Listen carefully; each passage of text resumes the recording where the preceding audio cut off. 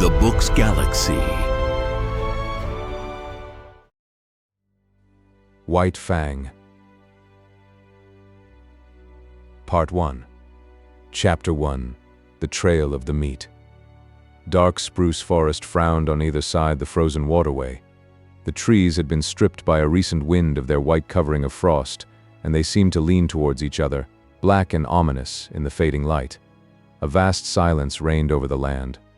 The land itself was a desolation, lifeless, without movement, so lone and cold that the spirit of it was not even that of sadness. There was a hint in it of laughter, but of a laughter more terrible than any sadness, a laughter that was mirthless as the smile of the Sphinx, a laughter cold as the frost and partaking of the grimness of infallibility. It was the masterful and incommunicable wisdom of eternity laughing at the futility of life and the effort of life. It was the wild, the savage, frozen-hearted Northland wild. But there was life, abroad in the land and defiant. Down the frozen waterway toiled a string of wolfish dogs. Their bristly fur was rimed with frost. Their breath froze in the air as it left their mouths, spouting forth in spumes of vapor that settled upon the hair of their bodies and formed into crystals of frost. Leather harness was on the dogs, and leather traces attached them to a sled which dragged along behind. The sled was without runners. It was made of stout birch bark, and its full surface rested on the snow. The front end of the sled was turned up, like a scroll, in order to force down and under the bore of soft snow that surged like a wave before it. On the sled, securely lashed, was a long and narrow oblong box. There were other things on the sled, blankets, an axe, and a coffee pot and frying pan, but prominent, occupying most of the space, was the long and narrow oblong box. In advance of the dogs on wide snowshoes toiled a man. At the rear of the sled toiled a second man. On the sled, in the box, lay a third man whose toil was over, a man whom the wild had conquered and beaten down until he would never move nor struggle again. It is not the way of the wild to like movement. Life is an offense to it, for life is movement, and the wild aims always to destroy movement. It freezes the water to prevent it running to the sea. It drives the sap out of the trees till they are frozen to their mighty hearts, and most ferociously and terribly of all does the wild harry and crush into submission man, who is the most restless of life, ever in revolt against the dictum that all movement must in the end come to the cessation of movement. But at front and rear, unawed and indomitable, toiled the two men who were not yet dead. Their bodies were covered with fur and soft-tanned leather. Eyelashes and cheeks and lips were so coated with the crystals from their frozen breath that their faces were not discernible. This gave them the seeming of ghostly masks, undertakers in a spectral world at the funeral of some ghost. But under it all they were men, penetrating the land of desolation and mockery and silence, puny adventurers bent on colossal adventure, pitting themselves against the might of a world as remote and alien and pulseless as the abysses of space.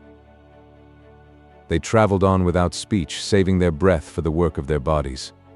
On every side was the silence, pressing upon them with a tangible presence. It affected their minds as the many atmospheres of deep water affect the body of the diver. It crushed them with the weight of unending vastness and unalterable decree. It crushed them into the remotest recesses of their own minds, pressing out of them, like juices from the grape, all the false ardors and exaltations and undue self-values of the human soul, until they perceived themselves finite and small, specks and motes, moving with weak cunning and little wisdom amidst the play and interplay of the great blind elements and forces.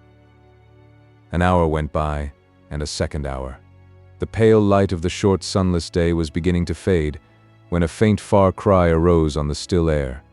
It soared upward with a swift rush, till it reached its topmost note, where it persisted, palpitant and tense, and then slowly died away. It might have been a lost soul wailing, had it not been invested with a certain sad fierceness and hungry eagerness. The front man turned his head until his eyes met the eyes of the man behind, and then, across the narrow oblong box, each nodded to the other. A second cry arose, piercing the silence with needle-like shrillness. Both men located the sound. It was to the rear, somewhere in the snow expanse they had just traversed. A third and answering cry arose, also to the rear and to the left of the second cry. "They're after us, Bill," said the man at the front. His voice sounded hoarse and unreal, and he had spoken with apparent effort. "Meat is scarce," answered his comrade. "I ain't seen a rabbit sign for days." Thereafter they spoke no more, though their ears were keen for the hunting cries that continued to rise behind them. At the fall of darkness, they swung the dogs into a cluster of spruce trees on the edge of the waterway and made a camp. The coffin, at the side of the fire, served for seat and table. The wolf dogs, clustered on the far side of the fire, snarled and bickered among themselves, but evinced no inclination to stray off into the darkness. "Seems to me, Henry, they're staying remarkable close to camp," Bill commented. Henry, squatting over the fire and settling the pot of coffee with a piece of ice, nodded. Nor did he speak till he had taken his seat on the coffin and begun to eat. "They know where their hides is safe," he said. "They'd sooner eat grub than be grub. They're pretty wise, them dogs." Bill shook his head. "Oh, I don't know." His comrade looked at him curiously. "First time I ever heard you say anything about their not being wise." "Henry," said the other, munching with deliberation the beans he was eating, "did you happen to notice the way them dogs kicked up when I was a-feedin' 'em?" "They did cut up more'n usual," Henry acknowledged. "How many dogs we got, Henry?" "6. Well, Henry." Bill stopped for a moment, in order that his words might gain greater significance. "As I was saying, Henry, we've got 6 dogs. I took 6 fish out of the bag. I gave 1 fish to each dog and, Henry, I was 1 fish short. You counted wrong. We've got 6 dogs," the other reiterated dispassionately. "I took out 6 fish. 1 ear didn't get no fish. I came back to the bag afterward and got him his fish." "We've only got 6 dogs," Henry said. "Henry," Bill went on, "I won't say they was all dogs, but there was 7 of 'em that got fish." Henry stopped eating to glance across the fire and count the dogs. "There's only 6 now," he said. "I saw the other one run off across the snow," Bill announced with cool positiveness. "I saw 7. Henry looked at him commiseratingly and said, "I'll be almighty glad when this trip's over." "What do you mean by that?" Bill demanded. "I mean that this load of RN is getting on your nerves, and that you're beginning to see things." "I thought of that," Bill answered gravely. "And so, when I saw it run off across the snow, I looked in the snow and saw its tracks. Then I counted the dogs and there was still 6 of 'em. The tracks is there in the snow now. Do you want to look at 'em? I'll show 'em to you." Henry did not reply, but munched on in silence until, the meal finished, he topped it with a final cup of coffee. He wiped his mouth with the back of his hand and said, "Then you're thinking as it was." A long wailing cry, fiercely sad, from somewhere in the darkness, had interrupted him. He stopped to listen to it, then he finished his sentence with a wave of his hand toward the sound of the cry. "One of them?" Bill nodded. "I'd a blame sight sooner think that than anything else. You noticed yourself the row the dogs made." Cry after cry, and answering cries, were turning the silence into a bedlam. From every side the cries arose, and the dogs betrayed their fear by huddling together, and so close to the fire that their hair was scorched by the heat. Bill threw on more wood, before lighting his pipe. "I'm thinking you're down in the mouth some," Henry said. "Henry." He sucked meditatively at his pipe for some time before he went on. "Henry, I was a-thinkin' what a blame sight luckier he is than you and me'll ever be." He indicated the third person by a downward thrust of the thumb to the box on which they sat. "You and me, Henry, when we die, we'll be lucky if we get enough stones over our carcasses to keep the dogs off of us." "But we ain't got people and money and all the rest like him," Henry rejoined. "Long-distance funerals is something you and me can't exactly afford. What gets me, Henry, is what a chap like this, that's a lord or something in his own country, and that's never had to bother about grub nor blankets, why he comes a-button round the godforsaken ends of the earth. That's what I can't exactly see." "He might have lived to a ripe old age if he'd stayed at home," Henry agreed. Bill opened his mouth to speak, but changed his mind. Instead, he pointed towards the wall of darkness that pressed about them from every side. There was no suggestion of form in the utter blackness. Only could be seen a pair of eyes gleaming like live coals. Henry indicated with his head a second pair, and a third. A circle of the gleaming eyes had drawn about their camp. Now and again a pair of eyes moved, or disappeared to appear again a moment later.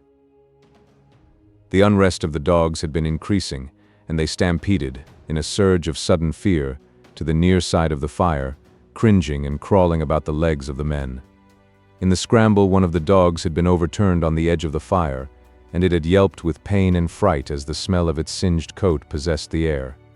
The commotion caused the circle of eyes to shift restlessly for a moment and even to withdraw a bit, but it settled down again as the dogs became quiet. "Henry, it's a blame misfortune to be out of ammunition." Bill had finished his pipe and was helping his companion to spread the bed of fur and blanket upon the spruce boughs which he had laid over the snow before supper. Henry grunted and began unlacing his moccasins. "How many cartridges did you say you had left?" he asked. "3," came the answer. "And I wished 'twas 300.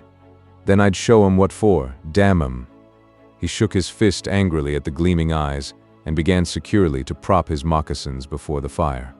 "And I wished this cold snapped break," he went on. "It's been 50 below for 2 weeks now. And I wished I'd never started on this trip, Henry. I don't like the looks of it. I don't feel right, somehow. And while I'm wishin', I wish the trip was over and done with, and you and me a-sittin' by the fire in Fort McGurry just about now and playing cribbage. That's what I wished." Henry grunted and crawled into bed.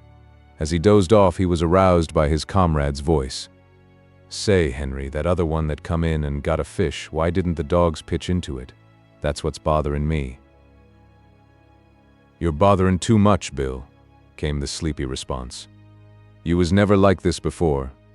You just shut up now and go to sleep, and you'll be all hunky-dory in the morning. Your stomach's sour. That's what's bothering you." The men slept, breathing heavily side by side under the one covering. The fire died down, and the gleaming eyes drew closer the circle they had flung about the camp. The dogs clustered together in fear, now and again snarling menacingly as a pair of eyes drew close. Once their uproar became so loud that Bill woke up. He got out of bed carefully, so as not to disturb the sleep of his comrade, and threw more wood on the fire. As it began to flame up, the circle of eyes drew farther back. He glanced casually at the huddling dogs. He rubbed his eyes and looked at them more sharply. Then he crawled back into the blankets. "Henry," he said. "Oh, Henry." Henry groaned as he passed from sleep to waking and demanded, "What's wrong now?" "Nothing," came the answer. "Only there's 7 of 'em again. I just counted." Henry acknowledged receipt of the information with a grunt that slid into a snore as he drifted back into sleep. In the morning, it was Henry who awoke first and routed his companion out of bed. Daylight was yet 3 hours away, though it was already 6 o'clock, and in the darkness Henry went about preparing breakfast, while Bill rolled the blankets and made the sled ready for lashing.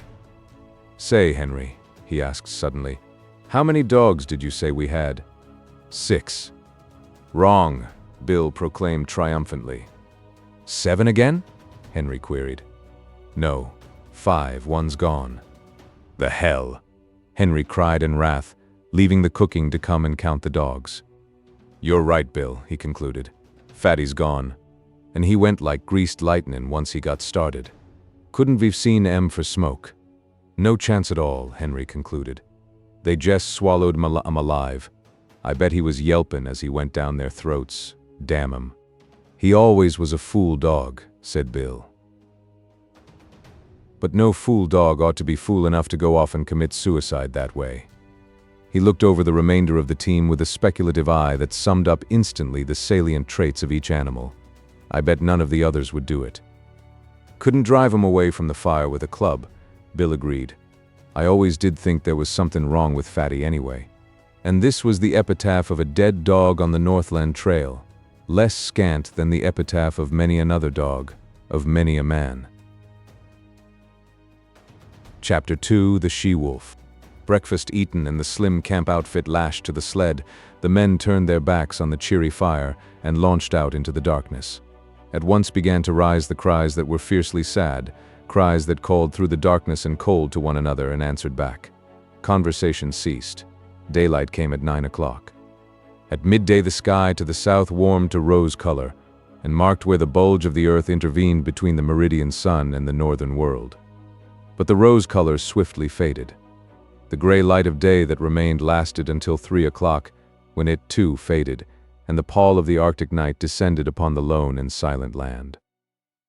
As darkness came on, the hunting cries to right and left and rear drew closer, so close that more than once they sent surges of fear through the toiling dogs, throwing them into short-lived panics. At the conclusion of one such panic, when he and Henry had got the dogs back in the traces, Bill said, "I wished they'd strike game somewheres and go away and leave us alone." "They do get on the nerves horrible," Henry sympathized. They spoke no more until camp was made. Henry was bending over and adding ice to the babbling pot of beans when he was startled by the sound of a blow, an exclamation from Bill, and a sharp snarling cry of pain from among the dogs. He straightened up in time to see a dim form disappearing across the snow into the shelter of the dark. Then he saw Bill standing amid the dogs, half triumphant, half crestfallen, in one hand a stout club, in the other the tail and part of the body of a sun-cured salmon. "It got half of it," he announced, "but I got a whack at it just the same. Do ye hear it squeal?" "What'd it look like?" Henry asked. "Couldn't see, but it had 4 legs and a mouth and hair and looked like any dog. Must be a tame wolf, I reckon. It's damned tame, whatever it is, comin' in here at feedin' time and gettin' its whack of fish." That night, when supper was finished and they sat on the oblong box and pulled at their pipes, the circle of gleaming eyes drew in even closer than before. "I wished they'd spring up a bunch of moose or something and go away and leave us alone," Bill said. Henry grunted with an intonation that was not all sympathy, and for a quarter of an hour they sat on in silence, Henry staring at the fire, and Bill at the circle of eyes that burned in the darkness just beyond the firelight. "I wished we was pullin' into McGurry right now," he began again. "Shut up your wishin' and your croakin'," Henry burst out angrily. "Your stomach's sour. That's what's ailin' you. Swallow a spoonful of sody, and you'll sweeten up wonderful and be more pleasant company." In the morning, Henry was aroused by fervid blasphemy that proceeded from the mouth of Bill.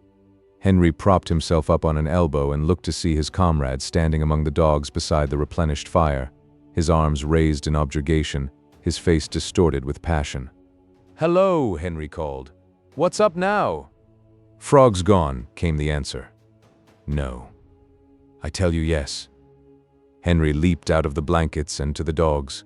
He counted them with care and then joined his partner in cursing the power of the wild that had robbed them of another dog. "Frog was the strongest dog of the bunch," Bill pronounced finally. "And he was no fool dog neither," Henry added. And so was recorded the second epitaph in 2 days. A gloomy breakfast was eaten, and the 4 remaining dogs were harnessed to the sled. The day was a repetition of the days that had gone before. The men toiled without speech across the face of the frozen world. The silence was unbroken save by the cries of their pursuers, that, unseen, hung upon their rear. With the coming of night in the mid-afternoon, the cries sounded closer as the pursuers drew in according to their custom, and the dogs grew excited and frightened, and were guilty of panics that tangled the traces and further depressed the 2 men. "There, that'll fix you fool critters," Bill said with satisfaction that night, standing erect at completion of his task. Henry left the cooking to come and see. Not only had his partner tied the dogs up, but he had tied them, after the Indian fashion, with sticks. About the neck of each dog he had fastened a leather thong. To this, and so close to the neck that the dog could not get his teeth to it, he had tied a stout stick 4 or 5 feet in length. The other end of the stick, in turn, was made fast to a stake in the ground by means of a leather thong. The dog was unable to gnaw through the leather at his own end of the stick. The stick prevented him from getting at the leather that fastened the other end. Henry nodded his head approvingly. "It's the only contraption that'll ever hold one ear," he said. "He can gnaw through leather as clean as a knife and just about half as quick. They all'll be here in the mornin' hunky-dory." "You just bet they will," Bill affirmed. "If one of 'em turns up missin', I'll go without my coffee." "They just know we ain't loaded to kill," Henry remarked at bedtime, indicating the gleaming circle that hemmed them in. "If we could put a couple of shots into 'em, they'd be more respectful." They come closer every night. Get the firelight out of your eyes and look hard there. Did you see that one? For some time, the two men amused themselves with watching the movement of vague forms on the edge of the firelight. By looking closely and steadily at where a pair of eyes burned in the darkness, the form of the animal would slowly take shape. They could even see these forms move at times. A sound among the dogs attracted the men's attention. One ear was uttering quick, eager whines, lunging at the length of his stick toward the darkness, and desisting now and again in order to make frantic attacks on the stick with his teeth. "Look at that, Bill," Henry whispered. Full into the firelight, with a stealthy, sidelong movement, glided a dog-like animal. It moved with commingled mistrust and daring, cautiously observing the men, its attention fixed on the dogs. One ear strained the full length of the stick toward the intruder and whined with eagerness. "That fool one ear don't seem scared much," Bill said in a low tone. "It's a she-wolf," Henry whispered back, "and that accounts for Fatty and Frog. She's the decoy for the pack. She draws out the dog and then all the rest pitches in and eats him up." The fire crackled. A log fell apart with a loud, spluttering noise. At the sound of it, the strange animal leaped back into the darkness. "Henry, I'm a-thinkin'," Bill announced. "Thinkin' what?" "I'm a-thinkin' that was the one I lambasted with the club." "Ain't the slightest doubt in the world," was Henry's response. "And right here I want to remark," Bill went on, "that animal's familiarity with campfires is suspicious and immoral." "It knows for certain more'n a self-respectin' wolf ought to know," Henry agreed. "A wolf that knows enough to come in with the dogs at feed in time has had experiences." "Old villain had a dog once that run away with the wolves," Bill cogitates aloud. "I ought to know. I shot it out of the pack in a moose pasture over on Little Stick. And old villain cried like a baby. Hadn't seen it for 3 years," he said. "Been with the wolves all that time." "I reckon you've called the turn, Bill. That wolf's a dog, and it's eaten fish many's the time from the hand of man. And if I get a chance at it, that wolf that's a dog will be just meat," Bill declared. "We can't afford to lose no more animals." "But you've only got 3 cartridges," Henry objected. "I'll wait for a dead sure shot," was the reply. In the morning, Henry renewed the fire and cooked breakfast to the accompaniment of his partner's snoring. "You was sleepin', Jez, too comfortable for anything," Henry told him, as he routed him out for breakfast. "I hadn't the heart to rouse you." Bill began to eat sleepily. He noticed that his cup was empty and started to reach for the pot, but the pot was beyond arm's length and beside Henry. "Say, Henry," he chided gently, "ain't you forgot something?" Henry looked about with great carefulness and shook his head. Bill held up the empty cup. "You don't get no coffee," Henry announced. "Ain't run out?" Bill asked anxiously. "Nope." "Ain't thinking it'll hurt my digestion?" "Nope." A flush of angry blood pervaded Bill's face. "Then it's just warm and anxious I am to be hearing you explain yourself," he said. "Spanker's gone," Henry answered. Without haste, with the air of one resigned to misfortune, Bill turned his head, and from where he sat counted the dogs. "How'd it happen?" he asked, apathetically. Henry shrugged his shoulders. "Don't know. Unless one ear gnawed ma loose. He couldn't have done it himself, that's sure. The darned cuss." Bill spoke gravely and slowly, with no hint of the anger that was raging within. "Jez, because he couldn't chew himself loose, he chews Spanker loose." "Well, Spanker's troubles is over anyway. I guess he's digested by this time and cavortin' over the landscape in the bellies of 20 different wolves," was Henry's epitaph on this, the latest lost dog. "Have some coffee, Bill." But Bill shook his head. "Go on," Henry pleaded, elevating the pot. Bill shoved his cup aside. "I'll be ding-dong-danged if I do. I said I wouldn't if airy dog turned up missin', and I won't." "It's darn good coffee," Henry said enticingly. But Bill was stubborn, and he ate a dry breakfast washed down with mumbled curses at one ear for the trick he had played. "I'll tie 'em up out of reach of each other tonight," Bill said as they took the trail. They had traveled little more than 100 yards when Henry, who was in front, bent down and picked up something with which his snowshoe had collided. It was dark, and he could not see it, but he recognized it by the touch. He flung it back, so that it struck the sled and bounced along until it fetched up on Bill's snowshoes. "Maybe you'll need that in your business," Henry said. Bill uttered an exclamation. It was all that was left of Spanker, the stick with which he had been tied. "They ate him hide and all," Bill announced. "The stick's as clean as a whistle. They've ate the leather off in both ends. They're damn hungry, Henry, and they'll have you and me guessing before this trip's over." Henry laughed defiantly. "I ain't been trailed this way by wolves before, but I've gone through a whole lot worse and kept my health. Takes more'n a handful of them pesky critters to do for yours truly, Bill, my son." I don't know, Bill muttered ominously. "Well, you'll know all right when we pull into McGurry." "I ain't feelin' special enthusiastic," Bill persisted. "You're off color. That's what's the matter with you," Henry dogmatized. "What you need is quinine, and I'm going to dose you up stiff as soon as we make McGurry." Bill grunted his disagreement with the diagnosis and lapsed into silence. The day was like all the days. Light came at 9 o'clock.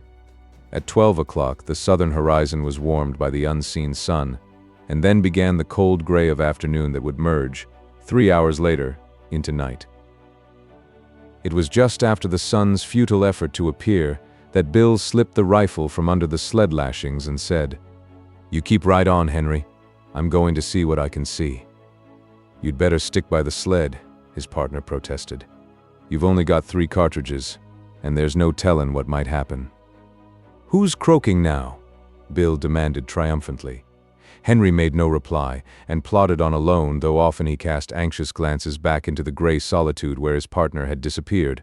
An hour later, taking advantage of the cutoffs around which the sled had to go, Bill arrived. "They're scattered and rangin' along wide," he said, "keeping up with us and lookin' for game at the same time. You see, they're sure of us, only they know they've got to wait to get us. In the meantime, they're willin' to pick up anything eatable that comes handy." "You mean they think they're sure of us?" Henry objected pointedly. But Bill ignored him. "I seen some of them. They're pretty thin. They ain't had a bite in weeks, I reckon, outside of Fatty and Frog and Spanker, and there's so many of 'em that didn't go far. They're remarkable thin. Their ribs is like washboards, and their stomachs is right up against their backbones. They're pretty desperate, I can tell you. They'll be going mad yet, and then watch out." A few minutes later, Henry, who was now traveling behind the sled, emitted a low warning whistle. Bill turned and looked, then quietly stopped the dogs. To the rear, from around the last bend and plainly into view, on the very trail they had just covered, trotted a furry, slinking form. Its nose was to the trail, and it trotted with a peculiar, sliding, effortless gait. When they halted, it halted, throwing up its head and regarding them steadily with nostrils that twitched as it caught and studied the scent of them. "It's the she-wolf," Bill answered. The dogs had lain down in the snow, and he walked past them to join his partner in the sled. Together they watched the strange animal that had pursued them for days and that had already accomplished the destruction of half their dog team. After a searching scrutiny, the animal trotted forward a few steps. This it repeated several times, till it was a short 100 yards away. It paused, head up, close by a clump of spruce trees, and with sight and scent studied the outfit of the watching men. It looked at them in a strangely wistful way, after the manner of a dog. But in its wistfulness there was none of the dog affection. It was a wistfulness bred of hunger, as cruel as its own fangs, as merciless as the frost itself. It was large for a wolf, its gaunt frame advertising the lines of an animal that was among the largest of its kind. "Stands pretty close to 2.5 feet at the shoulders," Henry commented, "and I'll bet it ain't far from 5 feet long." "Kind of strange color for a wolf," was Bill's criticism. "I never seen a red wolf before. Looks almost cinnamon to me." The animal was certainly not cinnamon-colored. Its coat was the true wolf coat. The dominant color was gray, and yet there was to it a faint reddish hue, a hue that was baffling, that appeared and disappeared, that was more like an illusion of the vision, now gray, distinctly gray, and again giving hints and glints of a vague redness of color not classifiable in terms of ordinary experience. "Looks for all the world like a big husky sled dog," Bill said. "I wouldn't be surprised to see it wag its tail." "Hello, you husky," he called. Come here, you, whatever your name is." "Ain't a bit scared of you," Henry laughed. Bill waved his hand at it threateningly and shouted loudly, but the animal betrayed no fear. The only change in it that they could notice was an accession of alertness. It still regarded them with the merciless wistfulness of hunger. They were meat, and it was hungry, and it would like to go in and eat them if it dared. "Look here, Henry," Bill said, unconsciously lowering his voice to a whisper because of what he imitated. "We've got 3 cartridges, but it's a dead shot. Couldn't miss it. It's got away with 3 of our dogs, and we oughter put a stop to it. What you say?" Henry nodded his consent. Bill cautiously slipped the gun from under the sled lashing. The gun was on the way to his shoulder, but it never got there, for in that instant the she-wolf leaped sidewise from the trail into the clump of spruce trees and disappeared. The 2 men looked at each other. Henry whistled long and comprehendingly. "I might have knowed it," Bill chided himself aloud as he replaced the gun. "Of course a wolf that knows enough to come in with the dogs at feedin' time, know all about shooting irons. I tell you right now, Henry, that critter's the cause of all our trouble. We'd have 6 dogs at the present time, 'stead of 3, if it wasn't for her. And I tell you right now, Henry, I'm going to get her. She's too smart to be shot in the open, but I'm going to lay for her. I'll bushwhack her as sure as my name is Bill." "You needn't stray off too far in doing it," his partner admonished. "If that pack ever starts to jump you, them 3 cartridges be worth no more'n 3 whoops in hell. Them animals is damn hungry, and once they start in, they'll sure get you, Bill." They camped early that night. 3 dogs could not drag the sled so fast nor for so long hours as could 6, and they were showing unmistakable signs of playing out. And the men went early to bed, Bill first seeing to it that the dogs were tied out of gnawing reach of one another. But the wolves were growing bolder, and the men were aroused more than once from their sleep. So near did the wolves approach that the dogs became frantic with terror, and it was necessary to replenish the fire from time to time in order to keep the adventurous marauders at safer distance. "I've heard sailors talk of sharks following a ship," Bill remarked, as he crawled back into the blankets after one such replenishing of the fire. "Well, them wolves is land sharks. They know their business better'n we do, and they ain't a-holdin' our trail this way for their health. They're going to get us. They're sure going to get us, Henry." "They've half got you already, a-talkin' like that," Henry retorted sharply. "A man's half-licked when he says he is, and you're half-eaten from the way you're going on about it." "They've got away with better men than you and me," Bill answered. "Oh, shet up your croakin'. You make me all fired tired." Henry rolled over angrily on his side, but was surprised that Bill made no similar display of temper. This was not Bill's way, for he was easily angered by sharp words. Henry thought long over it before he went to sleep, and as his eyelids fluttered down and he dozed off, the thought in his mind was, "There's no mistaking it, Bill's almighty blue. I'll have to cheer him up tomorrow." Chapter 3: The Hunger Cry. The day began auspiciously. They had lost no dogs during the night, and they swung out upon the trail and into the silence, the darkness, and the cold with spirits that were fairly light. Bill seemed to have forgotten his forebodings of the previous night, and even waxed facetious with the dogs when, at midday, they overturned the sled on a bad piece of trail. It was an awkward mix-up.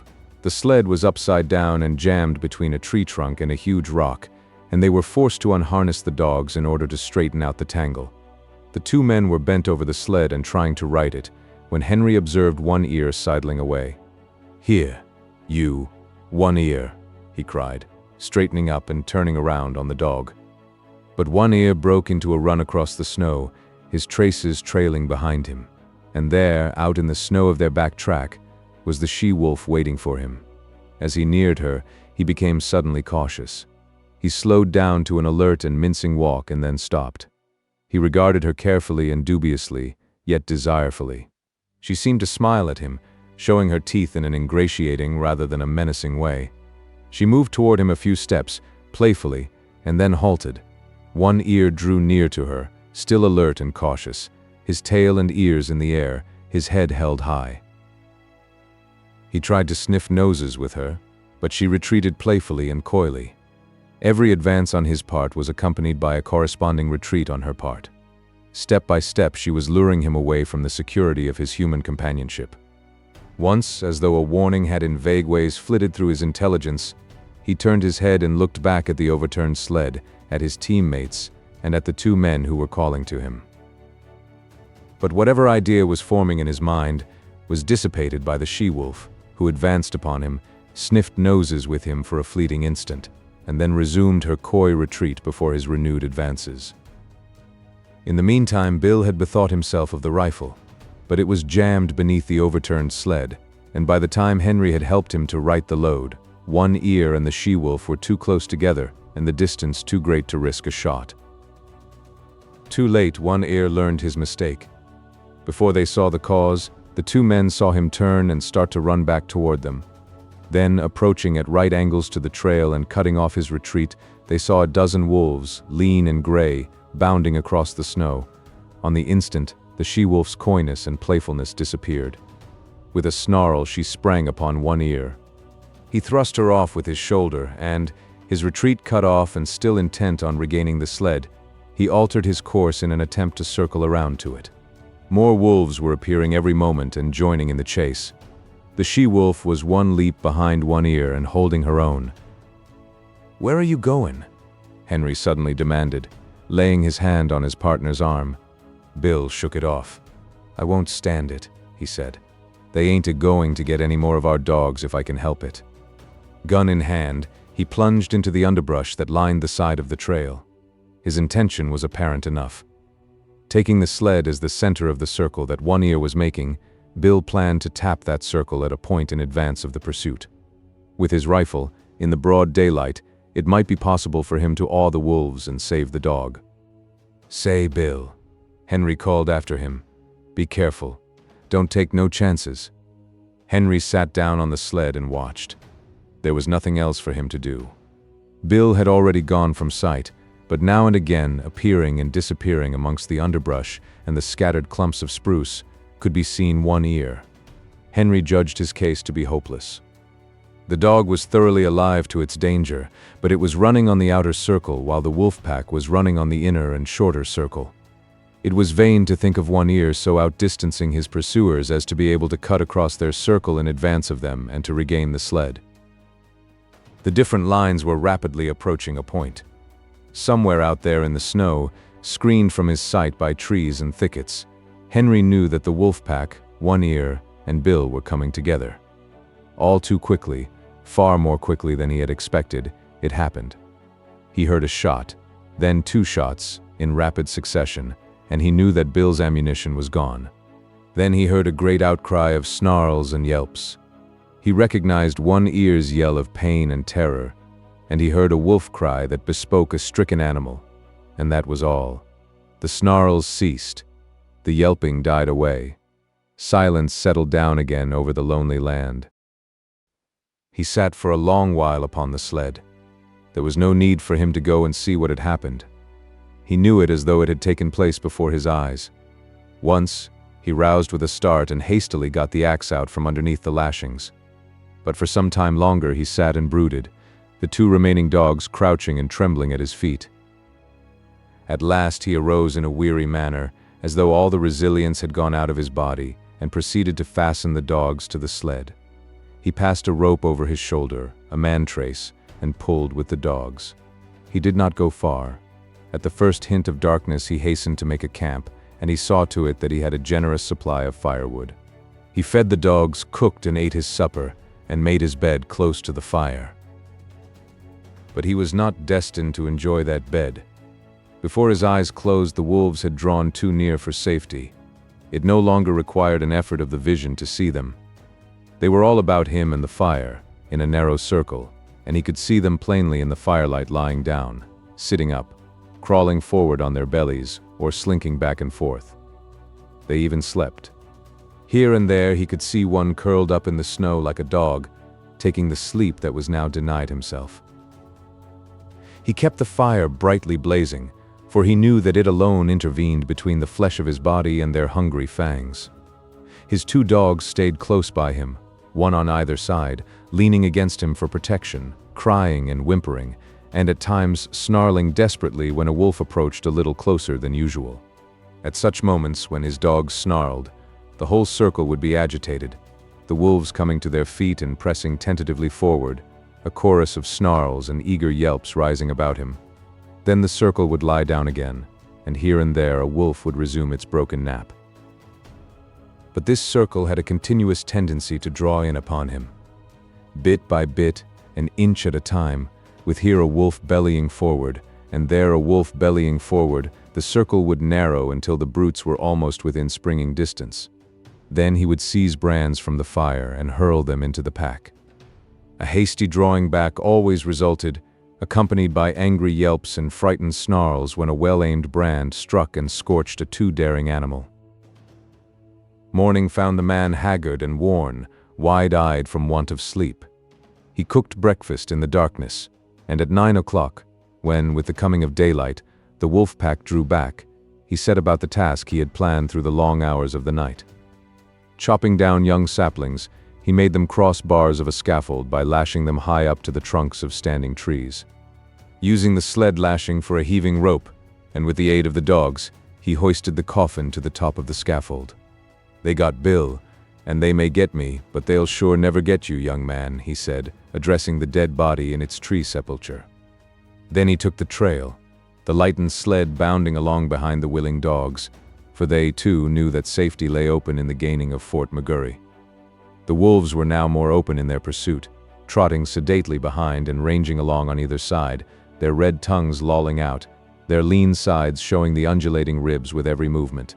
They were very lean, mere skin bags stretched over bony frames, with strings for muscles, so lean that Henry found it in his mind to marvel that they still kept their feet and did not collapse forthright in the snow. He did not dare travel until dark. At midday, not only did the sun warm the southern horizon, but it even thrust its upper rim, pale and golden, above the skyline. He received it as a sign. The days were growing longer. The sun was returning, but scarcely had the cheer of its light departed. Then he went into camp. There were still several hours of gray daylight and somber twilight, and he utilized them in chopping an enormous supply of firewood. With night came horror. Not only were the starving wolves growing bolder, but lack of sleep was telling upon Henry. He dozed despite himself, crouching by the fire, the blankets about his shoulders, the axe between his knees, and on either side a dog pressing close against him. He awoke once and saw in front of him, not a dozen feet away, a big gray wolf, one of the largest of the pack. And even as he looked, the brute deliberately stretched himself after the manner of a lazy dog, yawning full in his face and looking upon him with a possessive eye, as if in truth he were merely a delayed meal that was soon to be eaten. This certitude was shown by the whole pack. Fully a score he could count, staring hungrily at him or calmly sleeping in the snow. They reminded him of children gathered about a spread table and awaiting permission to begin to eat, and he was the food they were to eat. He wondered how and when the meal would begin. As he piled wood on the fire, he discovered an appreciation of his own body which he had never felt before. He watched his moving muscles and was interested in the cunning mechanism of his fingers. By the light of the fire, he crooked his fingers slowly and repeatedly, now one at a time, now all together, spreading them wide or making quick gripping movements. He studied the nail formation and prodded the fingertips, now sharply and again softly, gauging the while the nerve sensations produced. It fascinated him, and he grew suddenly fond of this subtle flesh of his that worked so beautifully and smoothly and delicately. Then he would cast a glance of fear at the wolf circle drawn expectantly about him, and like a blow the realization would strike him that this wonderful body of his, this living flesh, was no more than so much meat, a quest of ravenous animals, to be torn and slashed by their hungry fangs, to be sustenance to them as the moose and the rabbit had often been sustenance to him. He came out of a doze that was half nightmare to see the red-hued she-wolf before him. She was not more than half a dozen feet away, sitting in the snow and wistfully regarding him. The two dogs were whimpering and snarling at his feet, but she took no notice of them. She was looking at the man, and for some time he returned her look. There was nothing threatening about her. She looked at him merely with a great wistfulness, but he knew it to be the wistfulness of an equally great hunger. He was the food, and the sight of him excited in her the gustatory sensations. Her mouth opened, the saliva drooled forth, and she licked her chops with the pleasure of anticipation. A spasm of fear went through him. He reached hastily for a brand to throw at her, but even as he reached, and before his fingers had closed on the missile, she sprang back into safety, and he knew that she was used to having things thrown at her. She had snarled as she sprang away, baring her white fangs to their roots, all her wistfulness vanishing, being replaced by a carnivorous malignity that made him shudder. He glanced at the hand that held the brand, noticing the cunning delicacy of the fingers that gripped it, how they adjusted themselves to all the inequalities of the surface, curling over and under, and about the rough wood, and one little finger, too close to the burning portion of the brand, sensitively and automatically writhing back from the hurtful heat to a cooler gripping place. And in the same instant he seemed to see a vision of those same sensitive and delicate fingers being crushed and torn by the white teeth of the she-wolf. Never had he been so fond of this body of his as now when his tenure of it was so precarious. All night with burning brands he fought off the hungry pack. When he dozed despite himself, the whimpering and snarling of the dogs aroused him. Morning came, but for the first time the light of day failed to scatter the wolves. The man waited in vain for them to go. They remained in a circle about him and his fire, displaying an arrogance of possession that shook his courage born of the morning light. He made one desperate attempt to pull out on the trail, but the moment he left the protection of the fire, the boldest wolf leaped for him, but leaped short. He saved himself by springing back, the jaws snapping together a scant 6 inches from his thigh. The rest of the pack was now up and surging upon him, and a throwing of firebrands right and left was necessary to drive them back to a respectful distance. Even in the daylight he did not dare leave the fire to chop fresh wood. 20 feet away towered a huge dead spruce. He spent half the day extending his campfire to the tree, at any moment a half-dozen burning faggots ready at hand to fling at his enemies. Once at the tree, he studied the surrounding forest in order to fell the tree in the direction of the most firewood. The night was a repetition of the night before, save that the need for sleep was becoming overpowering. The snarling of his dogs was losing its efficacy. Besides, they were snarling all the time, and his benumbed and drowsy senses no longer took note of changing pitch and intensity. He awoke with a start. The she-wolf was less than a yard from him. Mechanically, at short range, without letting go of it, he thrust a brand full into her open and snarling mouth. She sprang away, yelling with pain, and while he took delight in the smell of burning flesh and hair, he watched her shaking her head and growling wrathfully a score of feet away. But this time, before he dozed again, he tied a burning pine knot to his right hand. His eyes were closed but few minutes when the burn of the flame on his flesh awakened him. For several hours he adhered to this program. Every time he was thus awakened, he drove back the wolves with flying brands, replenished the fire, and rearranged the pine knot on his hand.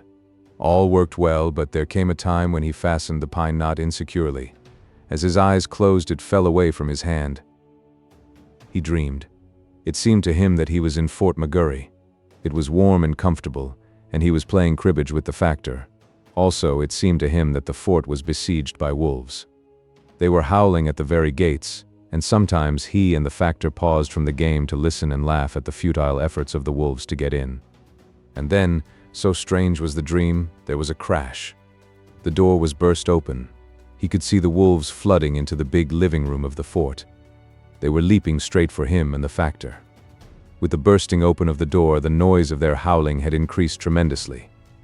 This howling now bothered him.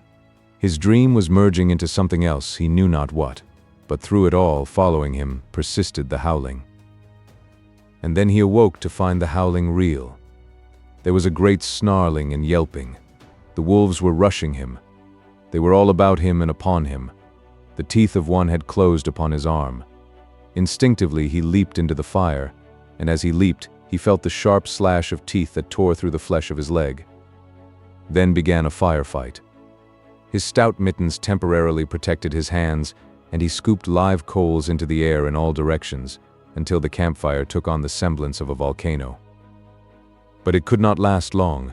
His face was blistering in the heat, his eyebrows and lashes were singed off, and the heat was becoming unbearable to his feet. With a flaming brand in each hand, he sprang to the edge of the fire. The wolves had been driven back. On every side, wherever the live coals had fallen, the snow was sizzling, and every little while a retiring wolf, with wild leap and snort and snarl, announced that one such live coal had been stepped upon. Flinging his brands at the nearest of his enemies, the man thrust his smoldering mittens into the snow and stamped about to cool his feet. His 2 dogs were missing, and he well knew that they had served as a course in the protracted meal which had begun days before with Fatty, the last course of which would likely be himself in the days to follow. "You ain't got me yet," he cried, savagely shaking his fist at the hungry beasts, and at the sound of his voice the whole circle was agitated. There was a general snarl, and the she-wolf slid up close to him across the snow and watched him with hungry wistfulness. He set to work to carry out a new idea that had come to him. He extended the fire into a large circle. Inside this circle he crouched, his sleeping outfit under him as a protection against the melting snow. When he had thus disappeared within his shelter of flame, the whole pack came curiously to the rim of the fire to see what had become of him. Hitherto they had been denied access to the fire, and they now settled down in a close-drawn circle, like so many dogs, blinking and yawning and stretching their lean bodies in the unaccustomed warmth. Then the she-wolf sat down, pointed her nose at a star, and began to howl. One by one the wolves joined her, till the whole pack, on haunches with noses pointed skyward, was howling its hunger cry. Dawn came, and daylight. The fire was burning low. The fuel had run out, and there was need to get more. The man attempted to step out of his circle of flame, but the wolves surged to meet him. Burning brands made them spring aside, but they no longer sprang back. In vain he strove to drive them back. As he gave up and stumbled inside his circle, a wolf leaped for him, missed, and landed with all 4 feet in the coals. It cried out with terror, at the same time snarling, and scrambled back to cool its paws in the snow. The man sat down on his blankets in a crouching position. His body leaned forward from the hips. His shoulders relaxed and drooping, and his head on his knees advertised that he had given up the struggle. Now and again he raised his head to note the dying down of the fire. The circle of flame and coals was breaking into segments with openings in between. These openings grew in size, the segments diminished. "I guess you can come and get me any time," he mumbled. "Anyway, I'm going to sleep." Once he awakened, and in an opening in the circle, directly in front of him, he saw the she-wolf gazing at him. Again he awakened, a little later, though it seemed hours to him. A mysterious change had taken place, so mysterious a change that he was shocked wider awake. Something had happened. He could not understand at first. Then he discovered it. The wolves were gone. Remained only the trampled snow to show how closely they had pressed him. Sleep was welling up and gripping him again. His head was sinking down upon his knees, when he roused with a sudden start. There were cries of men and churn of sleds, the creaking of harnesses, and the eager whimpering of straining dogs. 4 sleds pulled in from the riverbed to the camp among the trees. Half a dozen men were about the man who crouched in the center of the dying fire. They were shaking and prodding him into consciousness. He looked at them like a drunken man and maundered in strange, sleepy speech. "Red she-wolf. Come in with the dogs at feed in time. First she ate the dog food. Then she ate the dogs. And after that she ate Bill. Where's Lord Alfred?" One of the men bellowed in his ear, shaking him roughly. He shook his head slowly. "No, she didn't eat him. He's roosting in a tree at the last camp." "Dead?" the man shouted. "And in a box," Henry answered. He jerked his shoulder petulantly away from the grip of his questioner. "Say, you lemme alone. I'm just plump tuckered out. Goo night, everybody." His eyes fluttered and went shut. His chin fell forward on his chest, and even as they eased him down upon the blankets, his snores were rising on the frosty air. But there was another sound. Far and faint it was in the remote distance, the cry of the hungry wolf pack as it took the trail of other meat than the man it had just missed. Part 2, Chapter 1, The Battle of the Fangs. It was the she-wolf who had first caught the sound of men's voices and the whining of the sled dogs, and it was the she-wolf who was first to spring away from the cornered man in his circle of dying flame. The pack had been loath to forego the kill it had hunted down, and it lingered for several minutes, making sure of the sounds, and then it too sprang away on the trail made by the she-wolf. Running at the forefront of the pack was a large gray wolf, one of its several leaders. It was he who directed the pack's course on the heels of the she-wolf. It was he who snarled warningly at the younger members of the pack or slashed at them with his fangs when they ambitiously tried to pass him. And it was he who increased the pace when he sighted the she-wolf, now trotting slowly across the snow. She dropped in alongside by him, as though it were her appointed position, and took the pace of the pack.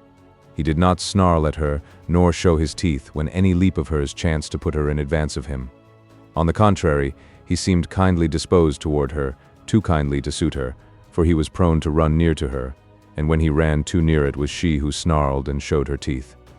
Nor was she above slashing his shoulder sharply on occasion. At such times he betrayed no anger. He merely sprang to the side and ran stiffly ahead for several awkward leaps, in carriage and conduct resembling an abashed country swain. This was his one trouble in the running of the pack, but she had other troubles. On her other side ran a gaunt old wolf, grizzled and marked with the scars of many battles.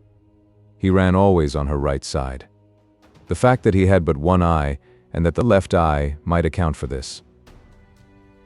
He, also, was addicted to crowding her, to veering toward her till his scarred muzzle touched her body, or shoulder, or neck.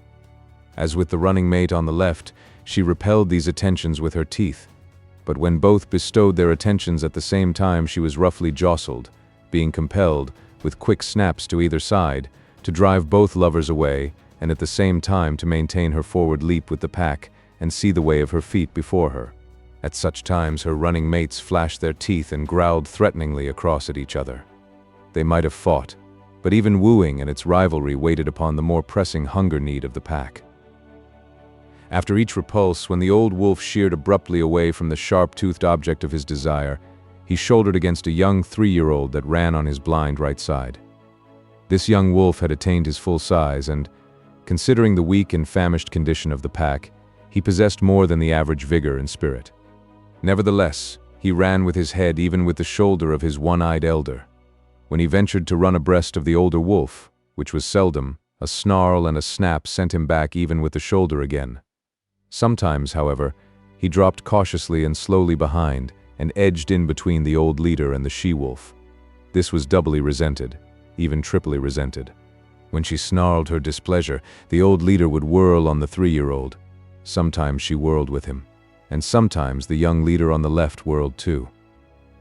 At such times, confronted by 3 sets of savage teeth, the young wolf stopped precipitately, throwing himself back on his haunches, with 4 legs stiff, mouth menacing, and mane bristling. This confusion in the front of the moving pack always caused confusion in the rear. The wolves behind collided with the young wolf and expressed their displeasure by administering sharp nips on his hind legs and flanks. He was laying up trouble for himself, for lack of food and short tempers went together. But with the boundless faith of youth he persisted in repeating the maneuver every little while, though it never succeeded in gaining anything for him but discomfiture. Had there been food, love-making and fighting would have gone on apace, and the pack formation would have been broken up. But the situation of the pack was desperate. It was lean with long-standing hunger. It ran below its ordinary speed. At the rear limped the weak members, the very young and the very old.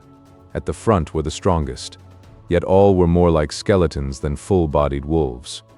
Nevertheless, with the exception of the ones that limped, the movements of the animals were effortless and tireless. Their stringy muscles seemed founts of inexhaustible energy. Behind every steel-like contraction of a muscle lay another steel-like contraction, and another, apparently without end. They ran many miles that day. They ran through the night, and the next day found them still running. They were running over the surface of a world frozen and dead. No life stirred. They alone moved through the vast inertness. They alone were alive, and they sought for other things that were alive in order that they might devour them and continue to live. They crossed low divides and ranged a dozen small streams in a lower-lying country before their quest was rewarded. Then they came upon moose. It was a big bull they first found. Here was meat and life, and it was guarded by no mysterious fires nor flying missiles of flame. Splay hooves and palmated antlers they knew, and they flung their customary patience and caution to the wind. It was a brief fight and fierce. The big bull was beset on every side. He ripped them open or split their skulls with shrewdly driven blows of his great hoofs. He crushed them and broke them on his large horns. He stamped them into the snow under him in the wallowing struggle. But he was foredoomed, and he went down with the she-wolf tearing savagely at his throat and with other teeth fixed everywhere upon him, devouring him alive, before ever his last struggles ceased or his last damage had been wrought. There was food in plenty. The bull weighed over 800 pounds, fully 20 pounds of meat per mouth for the 40-odd wolves of the pack. But if they could fast prodigiously, they could feed prodigiously, and soon a few scattered bones were all that remained of the splendid live brute that had faced the pack a few hours before. There was now much resting and sleeping. With full stomachs, bickering and quarreling began among the younger males, and this continued through the few days that followed before the breaking up of the pack.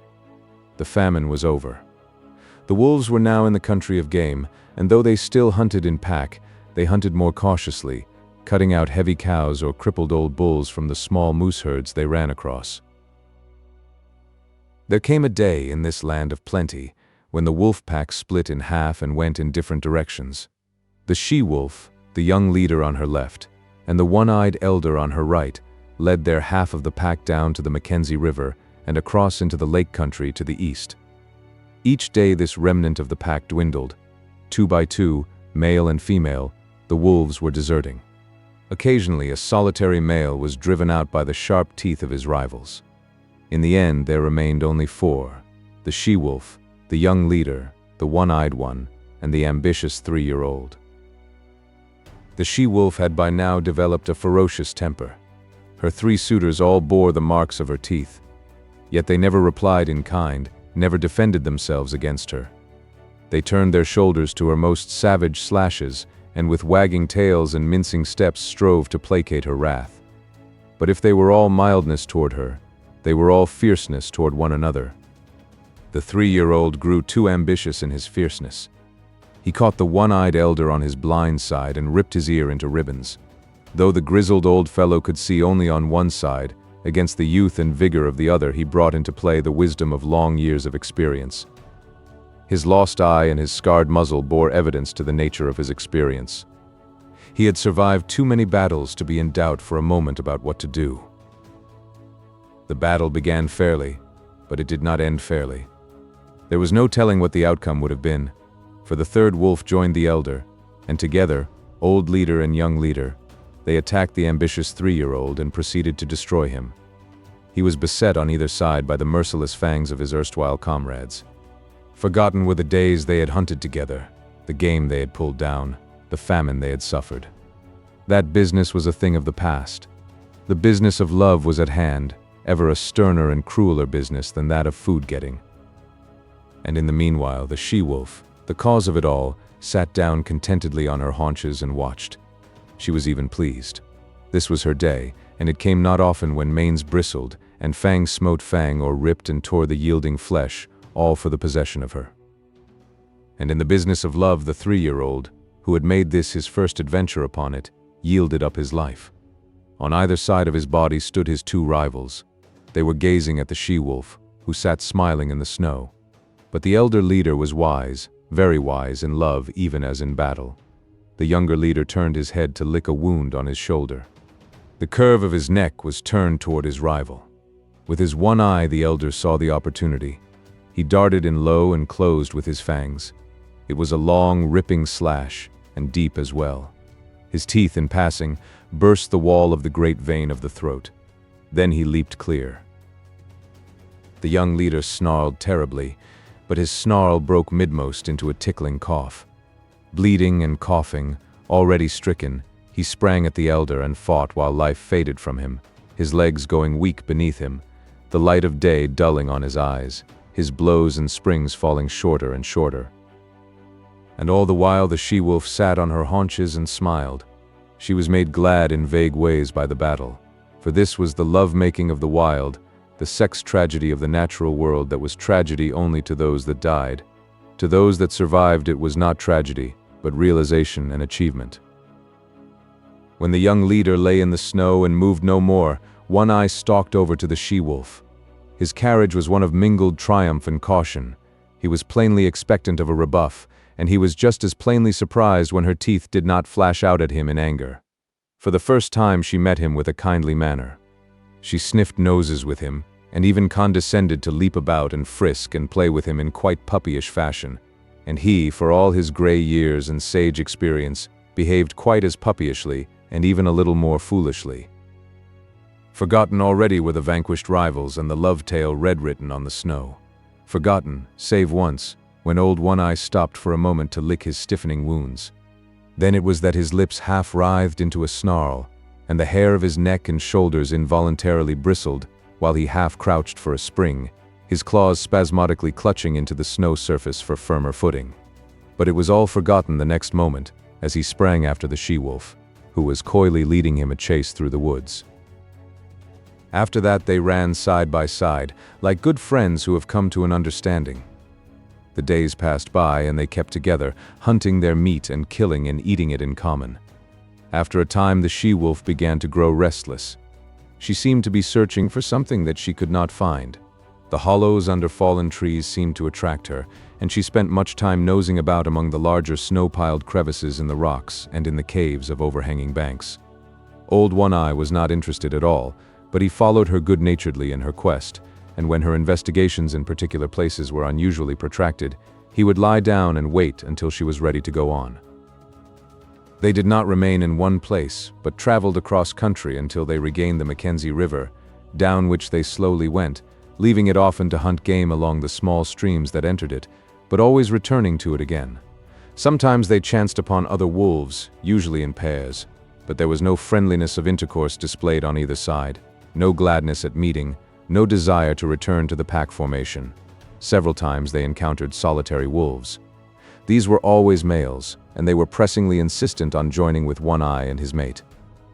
This he resented, and when she stood shoulder to shoulder with him, bristling and showing her teeth, the aspiring solitary ones would back off, turn tail, and continue on their lonely way. One moonlight night, running through the quiet forest, One Eye suddenly halted. His muzzle went up, his tail stiffened, and his nostrils dilated as he scented the air. One foot also he held up, after the manner of a dog. He was not satisfied, and he continued to smell the air, striving to understand the message borne upon it to him. One careless sniff had satisfied his mate, and she trotted on to reassure him. Though he followed her, he was still dubious, and he could not forbear an occasional halt in order more carefully to study the warning. She crept out cautiously on the edge of a large open space in the midst of the trees. For some time she stood alone. Then One Eye, creeping and crawling, every sense on the alert, every hair radiating infinite suspicion, joined her. They stood side by side, watching and listening and smelling. To their ears came the sounds of dogs wrangling and scuffling, the guttural cries of men, the sharper voices of scolding women, and once the shrill and plaintive cry of a child. With the exception of the huge bulks of the skin lodges, little could be seen save the flames of the fire, broken by the movements of intervening bodies, and the smoke rising slowly on the quiet air. But to their nostrils came the myriad smells of an Indian camp, carrying a story that was largely incomprehensible to One Eye, but every detail of which the she-wolf knew. She was strangely stirred, and sniffed with an increasing delight. But old One Eye was doubtful. He betrayed his apprehension, and started tentatively to go. She turned and touched his neck with her muzzle in a reassuring way, then regarded the camp again.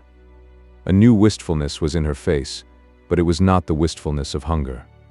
She was thrilling to a desire that urged her to go forward, to be in closer to that fire, to be squabbling with the dogs, and to be avoiding and dodging the stumbling feet of men. One Eye moved impatiently beside her. Her unrest came back upon her, and she knew again her pressing need to find the thing for which she searched. She turned and trotted back into the forest, to the great relief of One Eye, who trotted a little to the fore until they were well within the shelter of the trees. As they slid along, noiseless as shadows in the moonlight, they came upon a runway. Both noses went down to the footprints in the snow. These footprints were very fresh. One Eye ran ahead cautiously, his mate at his heels, The broad pads of their feet were spread wide, and in contact with the snow were like velvet.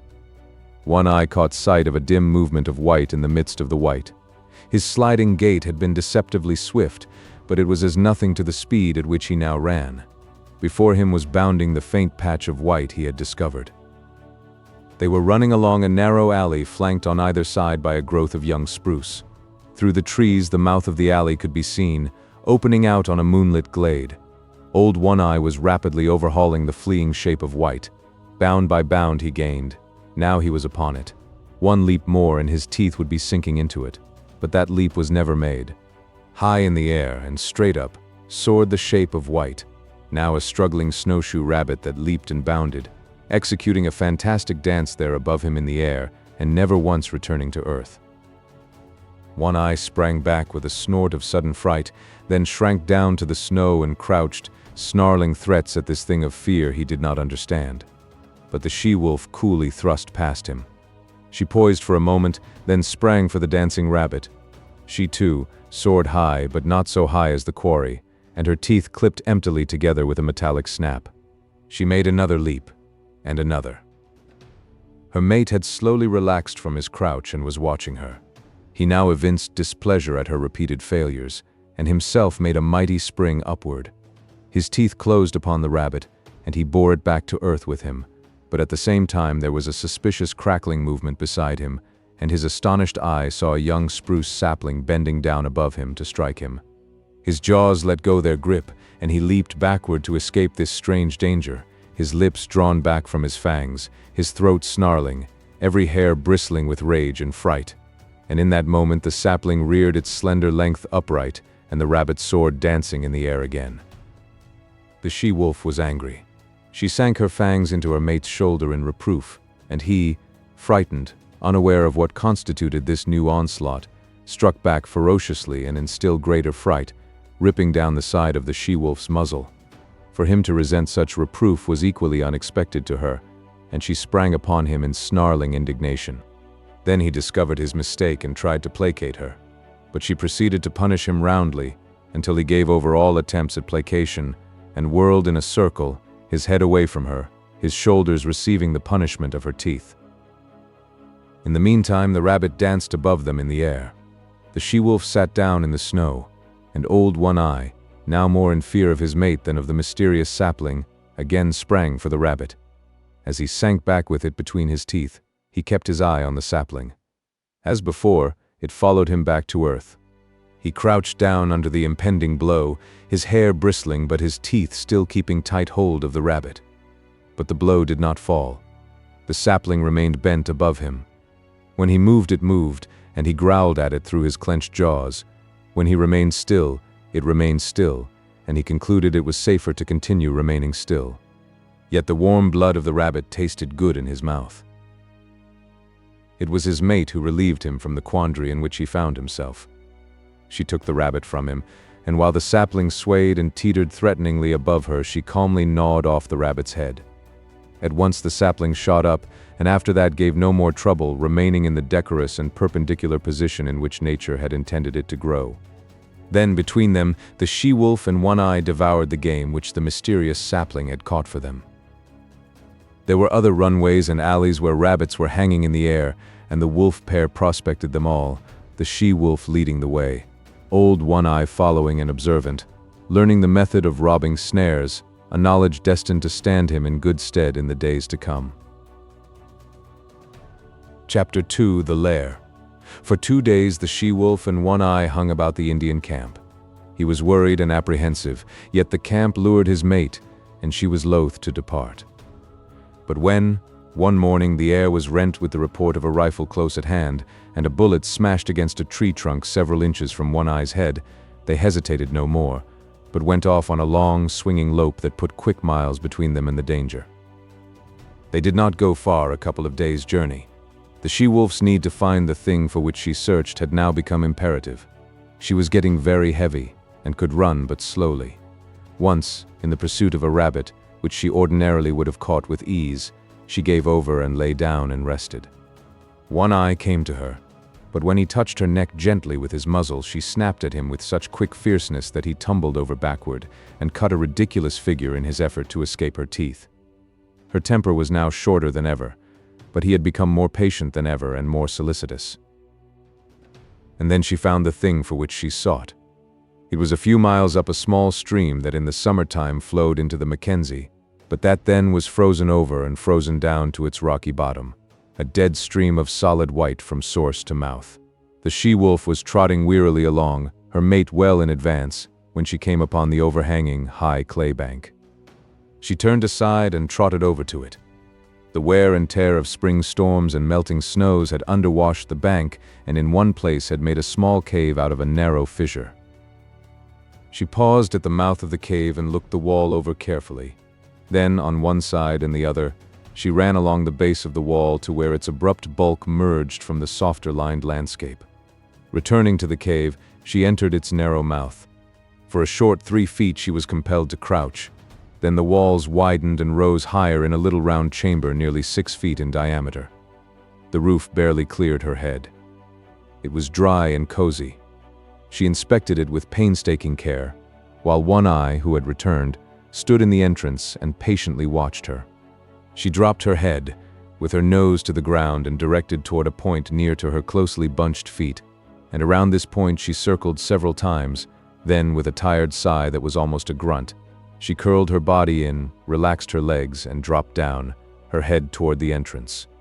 One eye, with pointed, interested ears, laughed at her, and beyond, outlined against the white light, she could see the brush of his tail waving good-naturedly.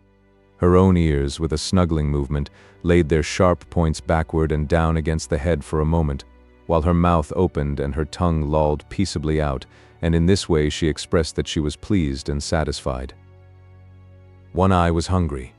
Though he lay down in the entrance and slept, his sleep was fitful. He kept awaking and cocking his ears at the bright world without, where the April sun was blazing across the snow. When he dozed, upon his ears would steal the faint whispers of hidden trickles of running water, and he would rouse and listen intently. The sun had come back, and all the awakening Northland world was calling to him. Life was stirring. The feel of spring was in the air, the feel of growing life under the snow, of sap ascending in the trees, of buds bursting the shackles of the frost. He cast anxious glances at his mate, but she showed no desire to get up. He looked outside, and 6 snowbirds fluttered across his field of vision. He started to get up, then looked back to his mate again and settled down and dozed. A shrill and minute singing stole upon his hearing. Once, and twice, he sleepily brushed his nose with his paw. Then he woke up. There, buzzing in the air at the tip of his nose, was a lone mosquito. It was a full-grown mosquito, one that had lain frozen in a dry log all winter, and that had now been thawed out by the sun. He could resist the call of the world no longer. Besides, he was hungry. He crawled over to his mate and tried to persuade her to get up, but she only snarled at him, and he walked out alone into the bright sunshine to find the snow surface soft underfoot and the traveling difficult. He went up the frozen bed of the stream, where the snow, shaded by the trees, was yet hard and crystalline. He was gone 8 hours, and he came back through the darkness hungrier than when he had started. He had found game, but he had not caught it. He had broken through the melting snow crust and wallowed, while the snowshoe rabbits had skimmed along on top lightly as ever. He paused at the mouth of the cave with a sudden shock of suspicion. Faint, strange sounds came from within. They were sounds not made by his mate, and yet they were remotely familiar. He bellied cautiously inside and was met by a warning snarl from the she-wolf. This he received without perturbation, though he obeyed it by keeping his distance. But he remained interested in the other sounds, faint, muffled sobbings and slubberings. His mate warned him irritably away, and he curled up and slept in the entrance. When morning came and a dim light pervaded the lair, he again sought after the source of the remotely familiar sounds. There was a new note in his mate's warning snarl. It was a jealous note, and he was very careful in keeping a respectful distance. Nevertheless, he made out, sheltering between her legs against the length of her body, 5 strange little bundles of life, very feeble, very helpless, making tiny whimpering noises, with eyes that did not open to the light. He was surprised. It was not the first time in his long and successful life that this thing had happened. It had happened many times, yet each time it was as fresh a surprise as ever to him. His mate looked at him anxiously. Every little while she emitted a low growl, and at times, when it seemed to her he approached too near, the growl shot up in her throat to a sharp snarl. Of her own experience she had no memory of the thing happening, but in her instinct, which was the experience of all the mothers of wolves, there lurked a memory of fathers that had eaten their newborn and helpless progeny. It manifested itself as a fear strong within her that made her prevent One Eye from more closely inspecting the cubs he had fathered. But there was no danger. Old One Eye was feeling the urge of an impulse that was, in turn, an instinct that had come down to him from all the fathers of wolves. He did not question it, nor puzzle over it.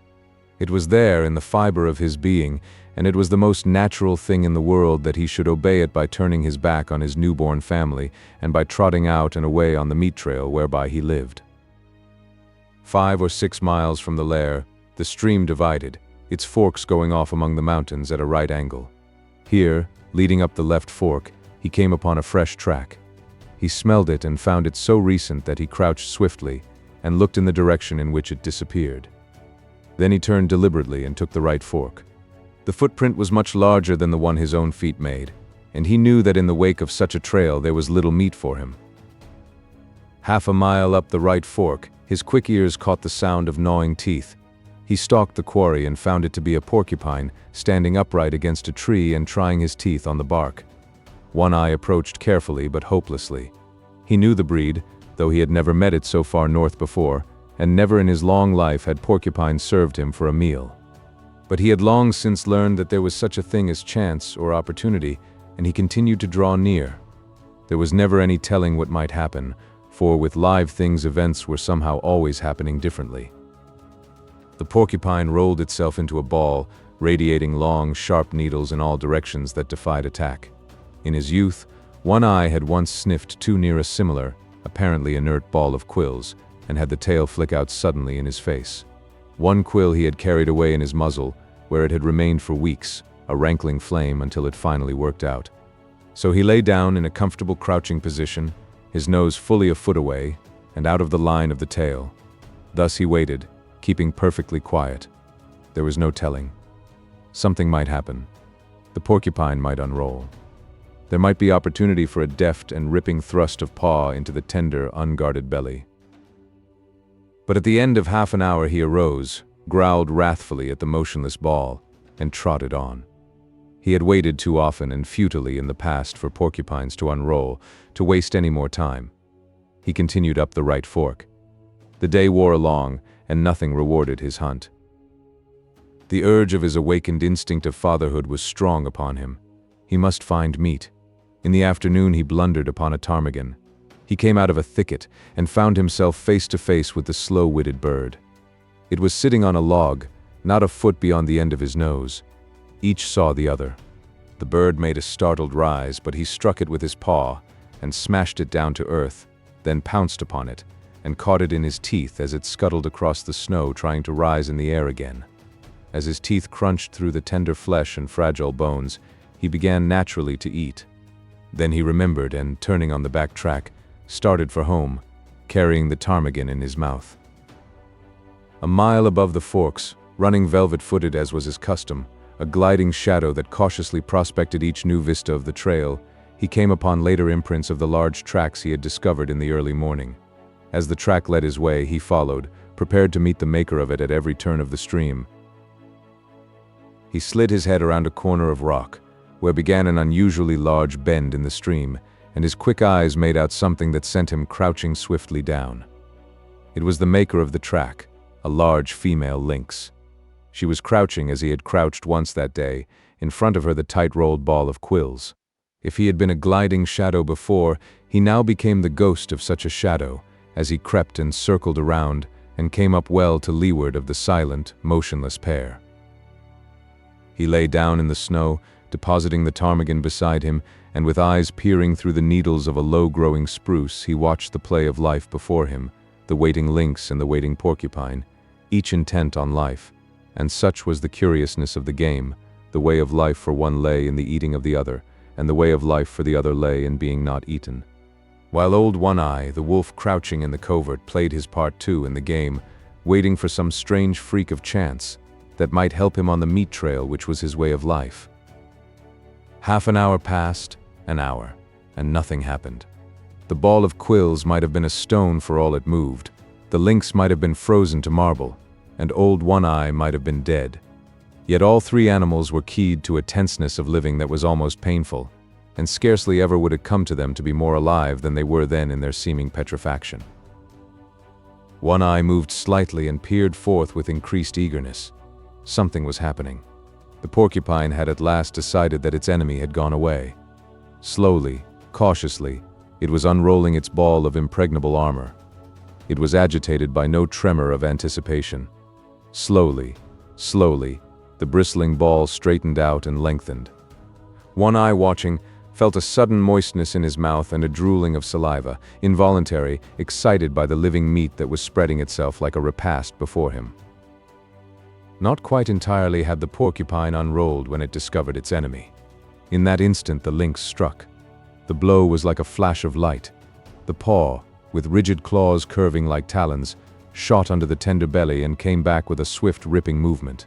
Had the porcupine been entirely unrolled, or had it not discovered its enemy a fraction of a second before the blow was struck, the paw would have escaped unscathed, but a side flick of the tail sank sharp quills into it as it was withdrawn. Everything had happened at once: the blow, the counterblow, the squeal of agony from the porcupine, the big cat's squall of sudden hurt and astonishment.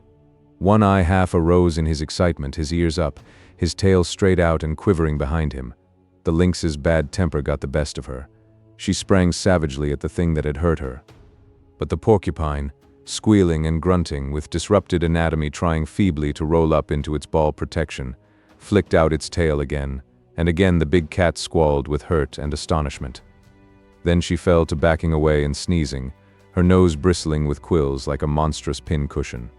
She brushed her nose with her paws, trying to dislodge the fiery darts, thrust it into the snow, and rubbed it against twigs and branches, and all the time leaping about, ahead, sidewise, up and down, in a frenzy of pain and fright. She sneezed continually, and her stub of a tail was doing its best toward lashing about by giving quick, violent jerks. She quit her antics and quieted down for a long minute. One-Eye watched. And even he could not repress a start and an involuntary bristling of hair along his back when she suddenly leaped, without warning, straight up in the air, at the same time emitting a long and most terrible squall. Then she sprang away, up the trail, squalling with every leap she made. It was not until her racket had faded away in the distance and died out that One-Eye ventured forth. He walked as delicately as though all the snow were carpeted with porcupine quills, erect and ready to pierce the soft pads of his feet. The porcupine met his approach with a furious squealing and a clashing of its long teeth. It had managed to roll up in a ball again, but it was not quite the old compact ball. Its muscles were too much torn for that. It had been ripped almost in half, and was still bleeding profusely. One-Eye scooped out mouthfuls of the blood-soaked snow, and chewed and tasted and swallowed. This served as a relish, and his hunger increased mightily, but he was too old in the world to forget his caution. He waited. He lay down and waited, while the porcupine grated its teeth and uttered grunts and sobs and occasional sharp little squeals. In a little while, One-Eye noticed that the quills were drooping and that a great quivering had set up. The quivering came to an end suddenly. There was a final defiant clash of the long teeth. Then all the quills drooped quite down, and the body relaxed and moved no more. With a nervous, shrinking paw, One-Eye stretched out the porcupine to its full length and turned it over on its back. Nothing had happened. It was surely dead. He studied it intently for a moment, then took a careful grip with his teeth and started off down the stream, partly carrying, partly dragging the porcupine, with head turned to the side so as to avoid stepping on the prickly mass. He recollected something, dropped the burden, and trotted back to where he had left the ptarmigan. He did not hesitate a moment. He knew clearly what was to be done, and this he did by promptly eating the ptarmigan. Then he returned and took up his burden. When he dragged the result of his day's hunt into the cave, the she-wolf inspected it, turned her muzzle to him and lightly licked him on the neck. But the next instant she was warning him away from the cubs with a snarl that was less harsh than usual, and that was more apologetic than menacing. Her instinctive fear of the father of her progeny was toning down. He was behaving as a wolf father should, and manifesting no unholy desire to devour the young lives she had brought into the world. Chapter 3: The Grey Cub. He was different from his brothers and sisters. Their hair already betrayed the reddish hue inherited from their mother, the she-wolf, while he alone, in this particular, took after his father. He was the one little grey cub of the litter. He had bred true to the straight wolf stock. In fact, he had bred true to old One Eye himself, physically, with but a single exception, and that was he had 2 eyes to his father's 1. The grey cub's eyes had not been open long, yet already he could see with steady clearness. And while his eyes were still closed, he had felt, tasted, and smelled.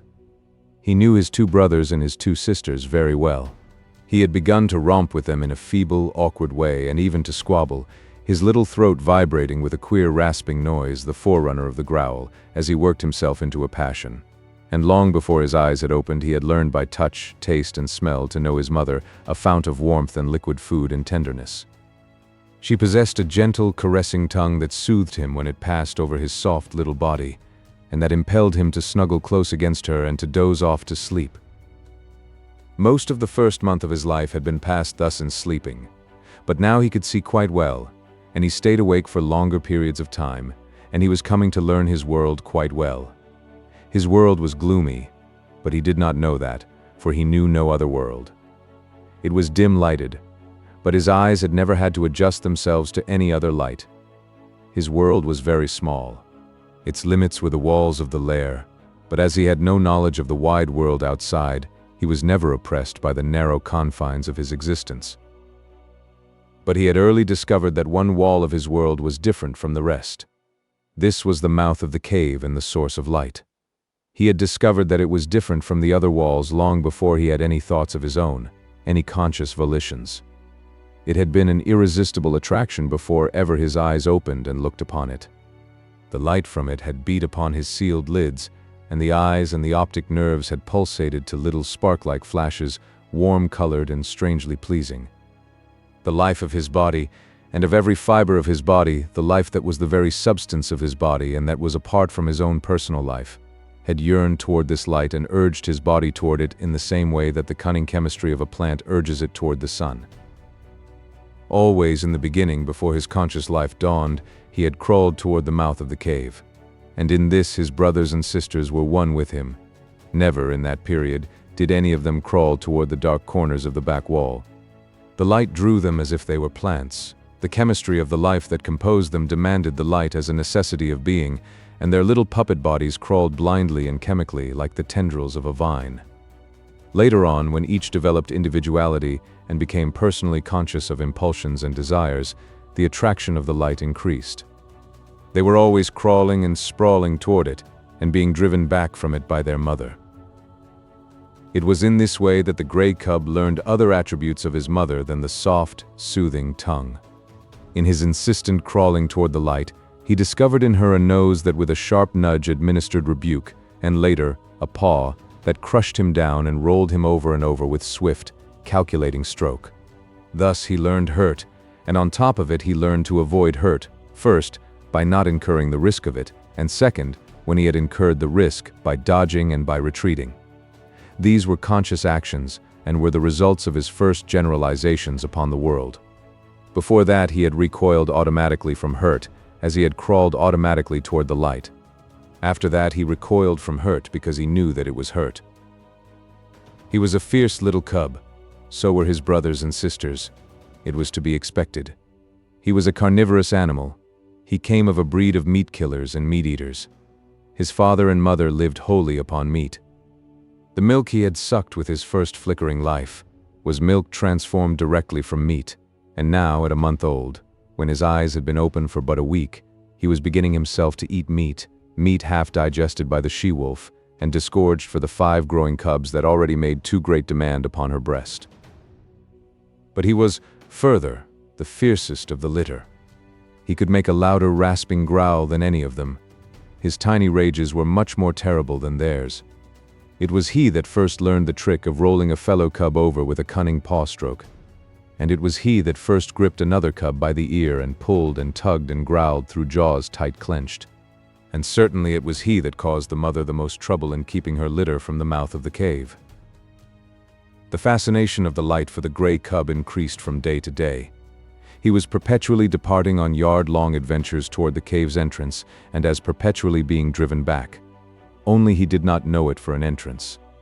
He did not know anything about entrances, passages whereby one goes from one place to another place. He did not know any other place, much less of a way to get there. So to him the entrance of the cave was a wall of light. As the sun was to the outside dweller, this wall was to him the sun of his world. It attracted him as a candle attracts a moth. He was always striving to attain it. The life that was so swiftly expanding within him urged him continually toward the wall of light. The life that was within him knew that it was the one way out, the way he was predestined to tread.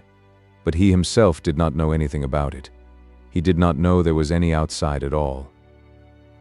There was one strange thing about this wall of light. His father, he had already come to recognize his father as the one other dweller in the world, a creature like his mother, who slept near the light and was a bringer of meat. His father had a way of walking right into the white far wall and disappearing.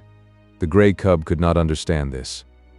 Though never permitted by his mother to approach that wall, he had approached the other walls and encountered hard obstruction on the end of his tender nose.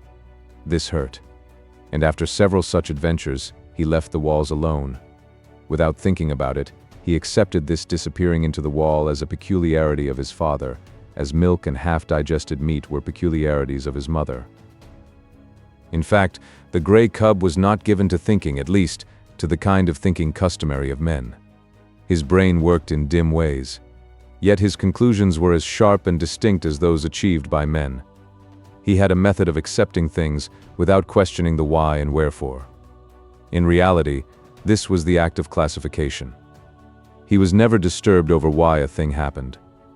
How it happened was sufficient for him. Thus, when he had bumped his nose on the back wall a few times, he accepted that he would not disappear into walls. In the same way he accepted that his father could disappear into walls, but he was not in the least disturbed by desire to find out the reason for the difference between his father and himself. Logic and physics were no part of his mental makeup. Like most creatures of the wild, he early experienced famine. There came a time when not only did the meat supply cease, but the milk no longer came from his mother's breast. At first, the cubs whimpered and cried, but for the most part they slept. It was not long before they were reduced to a coma of hunger.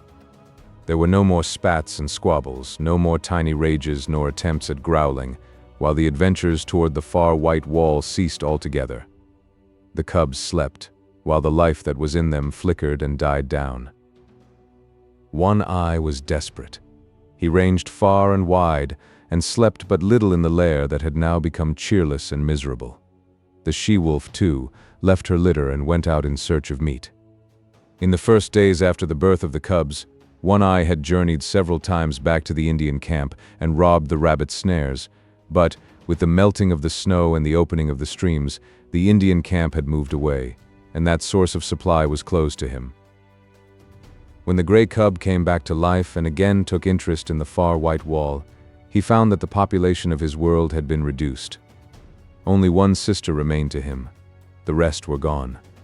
As he grew stronger, he found himself compelled to play alone, for the sister no longer lifted her head nor moved about. His little body rounded out with the meat he now ate, but the food had come too late for her. She slept continuously, a tiny skeleton flung round with skin in which the flame flickered lower and lower, and at last went out. Then there came a time when the gray cub no longer saw his father appearing and disappearing in the wall, nor lying down asleep in the entrance. This had happened at the end of a second and less severe famine. The she-wolf knew why One Eye never came back, but there was no way by which she could tell what she had seen to the gray cub. Hunting herself for meat up the left fork of the stream where lived the lynx, she had followed a day-old trail of One Eye, and she had found him, or what remained of him, at the end of the trail. There were many signs of the battle that had been fought, and of the lynx's withdrawal to her lair after having won the victory. Before she went away, the she-wolf had found this lair, but the signs told her that the lynx was inside, and she had not dared to venture in. After that, the she-wolf in her hunting avoided the left fork, for she knew that in the lynx's lair was a litter of kittens, and she knew the lynx for a fierce, bad-tempered creature and a terrible fighter. It was all very well for half a dozen wolves to drive a lynx, spitting and bristling, up a tree, but it was quite a different matter for a lone wolf to encounter a lynx, especially when the lynx was known to have a litter of hungry kittens at her back. But the wild is the wild, and motherhood is motherhood, at all times fiercely protective whether in the wild or out of it, and the time was to come when the she-wolf, for her gray cub's sake, would venture the left fork, and the lair in the rocks, and the lynx's wrath. Chapter 4. The Wall of the World. By the time his mother began leaving the cave on hunting expeditions, the cub had learned well the law that forbade his approaching the entrance. Not only had this law been forcibly and many times impressed on him by his mother's nose and paw, but in him the instinct of fear was developing. Never, in his brief cave life, had he encountered anything of which to be afraid, yet fear was in him. It had come down to him from a remote ancestry through 1,000 lives.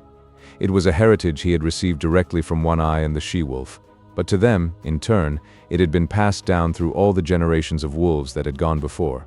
Fear, that legacy of the wild which no animal may escape nor exchange for pottage.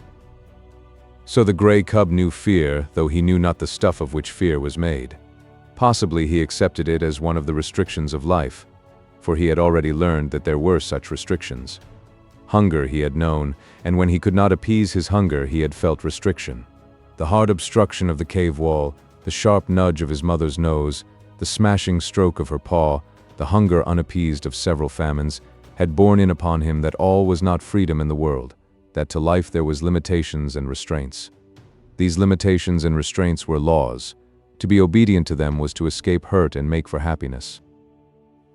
He did not reason the question out in this man fashion. He merely classified the things that hurt and the things that did not hurt, and after such classification he avoided the things that hurt, the restrictions and restraints, in order to enjoy the satisfactions and the remunerations of life. Thus it was that in obedience to the law laid down by his mother, and in obedience to the law of that unknown and nameless thing, fear, he kept away from the mouth of the cave. It remained to him a white wall of light. When his mother was absent, he slept most of the time, while during the intervals that he was awake he kept very quiet, suppressing the whimpering cries that tickled in his throat and strove for noise. Once, lying awake, he heard a strange sound in the white wall.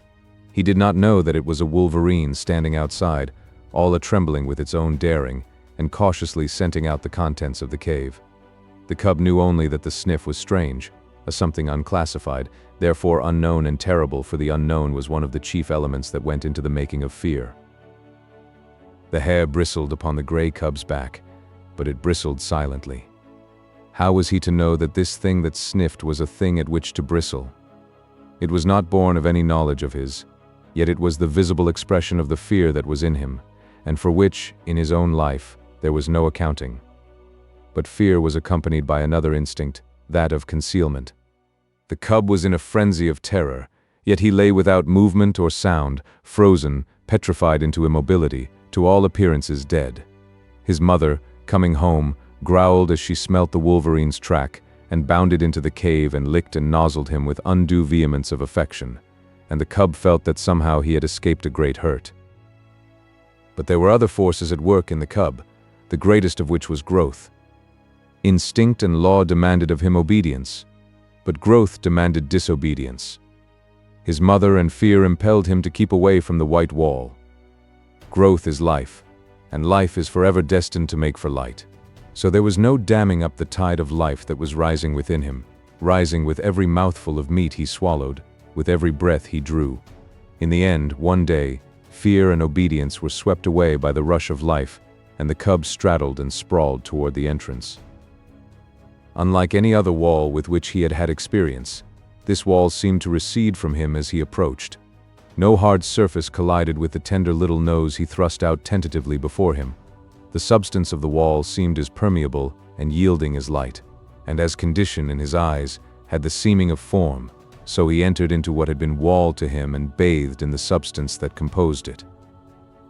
It was bewildering, He was sprawling through solidity, and ever the light grew brighter. Fear urged him to go back, but growth drove him on. Suddenly he found himself at the mouth of the cave. The wall inside which he had thought himself as suddenly leaped back before him to an immeasurable distance. The light had become painfully bright. He was dazzled by it.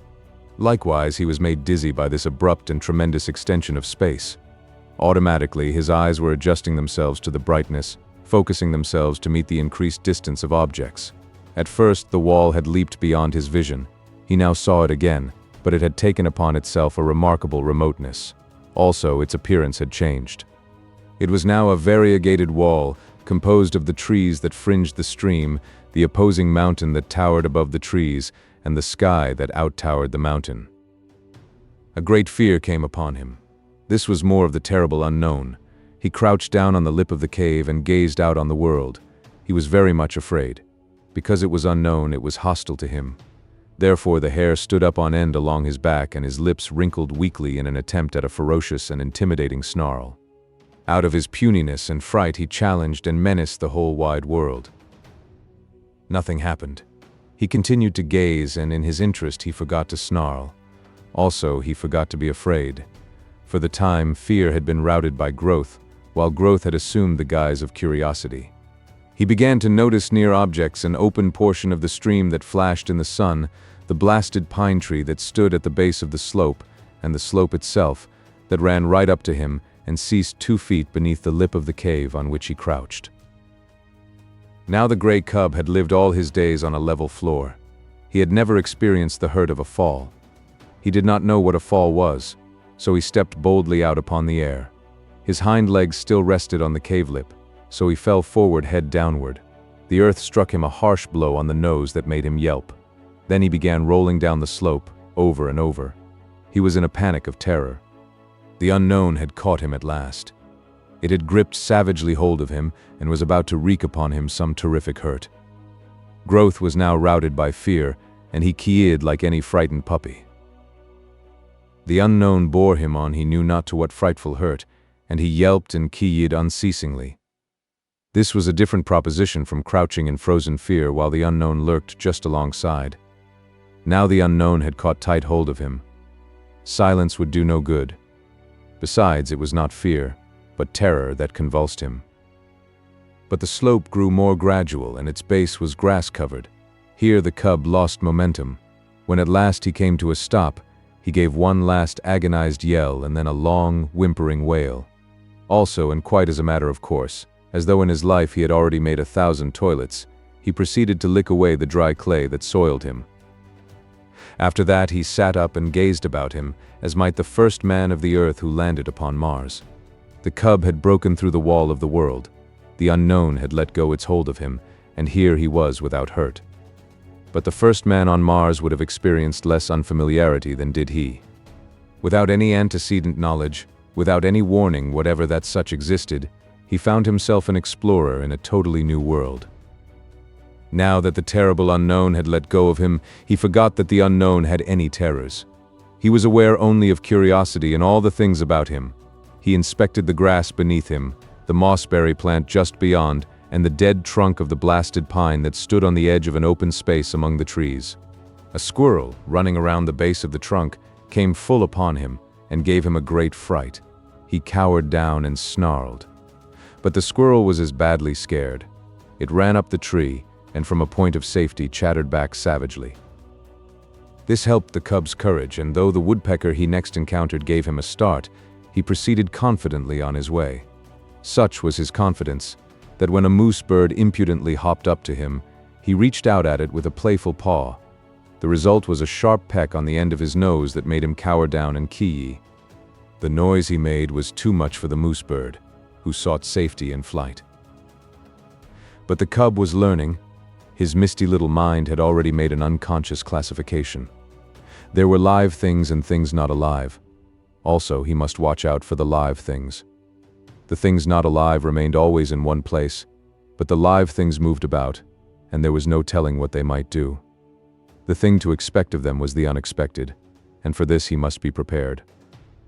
He traveled very clumsily. He ran into sticks and things. A twig that he thought a long way off, would the next instant hit him on the nose or rake along his ribs. There were inequalities of surface. Sometimes he overstepped and stubbed his nose. Quite as often he understepped and stubbed his feet. Then there were the pebbles and stones that turned under him when he trod upon them, and from them he came to know that the things not alive were not all in the same state of stable equilibrium as was his cave also, that small things not alive were more liable than large things to fall down or turn over. But with every mishap he was learning.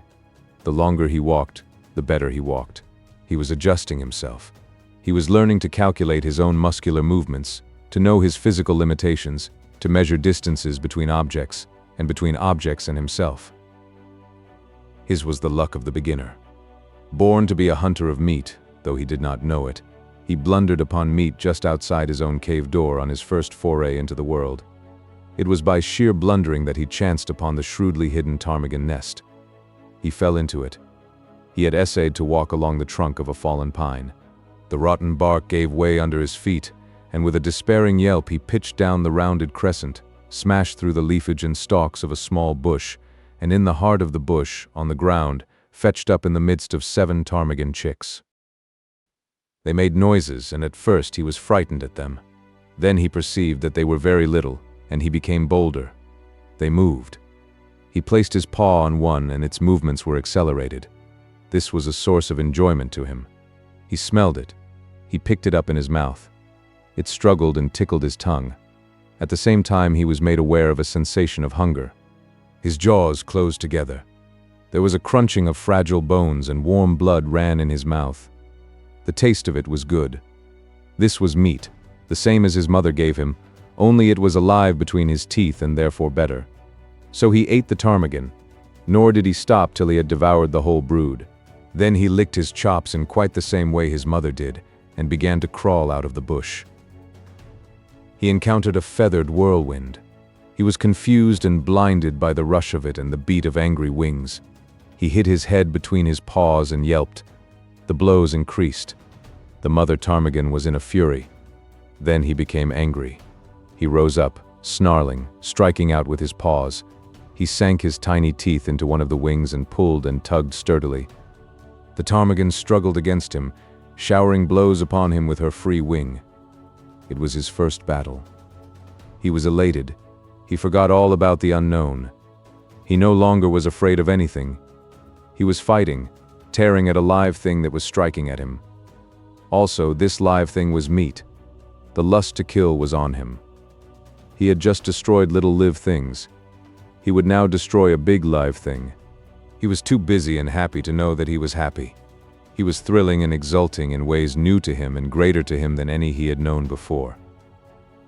He held on to the wing and growled between his tight-clenched teeth. The ptarmigan dragged him out of the bush. When she turned and tried to drag him back into the bush's shelter, he pulled her away from it and on into the open. And all the time she was making outcry and striking with her free wing, while feathers were flying like a snowfall. The pitch to which he was aroused was tremendous. All the fighting blood of his breed was up in him and surging through him. This was living, though he did not know it. He was realizing his own meaning in the world. He was doing that for which he was made, killing meat and battling to kill it. He was justifying his existence, than which life can do no greater. For life achieves its summit when it does to the uttermost that which it was equipped to do. After a time, the ptarmigan ceased her struggling. He still held her by the wing, and they lay on the ground and looked at each other. He tried to growl threateningly, ferociously. She pecked on his nose, which by now, what of previous adventures, was sore. He winced but held on. She pecked him again and again. From wincing he went to whimpering. He tried to back away from her, oblivious to the fact that by his hold on her he dragged her after him. A rain of pecks fell on his ill-used nose. The flood of fight ebbed down in him, and releasing his prey, he turned tail and scampered on across the open in inglorious retreat. He lay down to rest on the other side of the open, near the edge of the bushes, his tongue lolling out, his chest heaving and panting, his nose still hurting him and causing him to continue his whimper. But as he lay there, suddenly there came to him a feeling as of something terrible impending. The unknown with all its terrors rushed upon him, and he shrank back instinctively into the shelter of the bush. As he did so, a draft of air fanned him, and a large, winged body swept ominously and silently past. A hawk, driving down out of the blue, had barely missed him. While he lay in the bush, recovering from his fright and peering fearfully out, the mother ptarmigan on the other side of the open space fluttered out of the ravaged nest. It was because of her loss that she paid no attention to the winged bolt of the sky. But the cub saw, and it was a warning and a lesson to him, the swift downward swoop of the hawk, the short skim of its body just above the ground, the strike of its talons in the body of the ptarmigan's squawk of agony and fright, and the hawk's rush upward into the blue, carrying the ptarmigan away with it. It was a long time before the cub left its shelter. He had learned much. Live things were meat. They were good to eat. Also, live things, when they were large enough, could give hurt. It was better to eat small live things like ptarmigan chicks, and to let alone large live things like ptarmigan hens. Nevertheless, he felt a little prick of ambition, a sneaking desire to have another battle with that ptarmigan hen, only the hawk had carried her away. Maybe there were other ptarmigan hens. He would go and see. He came down a shelving bank to the stream. He had never seen water before. The footing looked good. There were no inequalities of surface. He stepped boldly out on it and went down, crying with fear, into the embrace of the unknown. It was cold, and he gasped, breathing quickly. The water rushed into his lungs instead of the air that had always accompanied his act of breathing. The suffocation he experienced was like the pang of death. To him it signified death. He had no conscious knowledge of death, but like every animal of the wild, he possessed the instinct of death. To him it stood as the greatest of hurts. It was the very essence of the unknown. It was the sum of the terrors of the unknown, the one culminating in unthinkable catastrophe that could happen to him, about which he knew nothing and about which he feared everything. He came to the surface, and the sweet air rushed into his open mouth. He did not go down again. Quite as though it had been a long-established custom of his, he struck out with all his legs and began to swim. The near bank was a yard away, but he had come up with his back to it, and the first thing his eyes rested upon was the opposite bank, toward which he immediately began to swim. The stream was a small one, but in the pool it widened out to a score of feet. Midway in the passage, the current picked up the cub and swept him downstream. He was caught in the miniature rapid at the bottom of the pool. Here was little chance for swimming.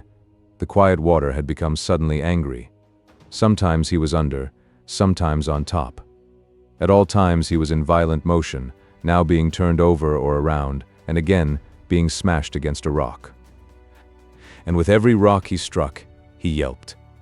His progress was a series of yelps, from which might have been adduced the number of rocks he encountered. Below the rapid was a second pool, and here, captured by the eddy, he was gently borne to the bank, and as gently deposited on a bed of gravel. He crawled frantically clear of the water and lay down. He had learned some more about the world. Water was not alive, yet it moved.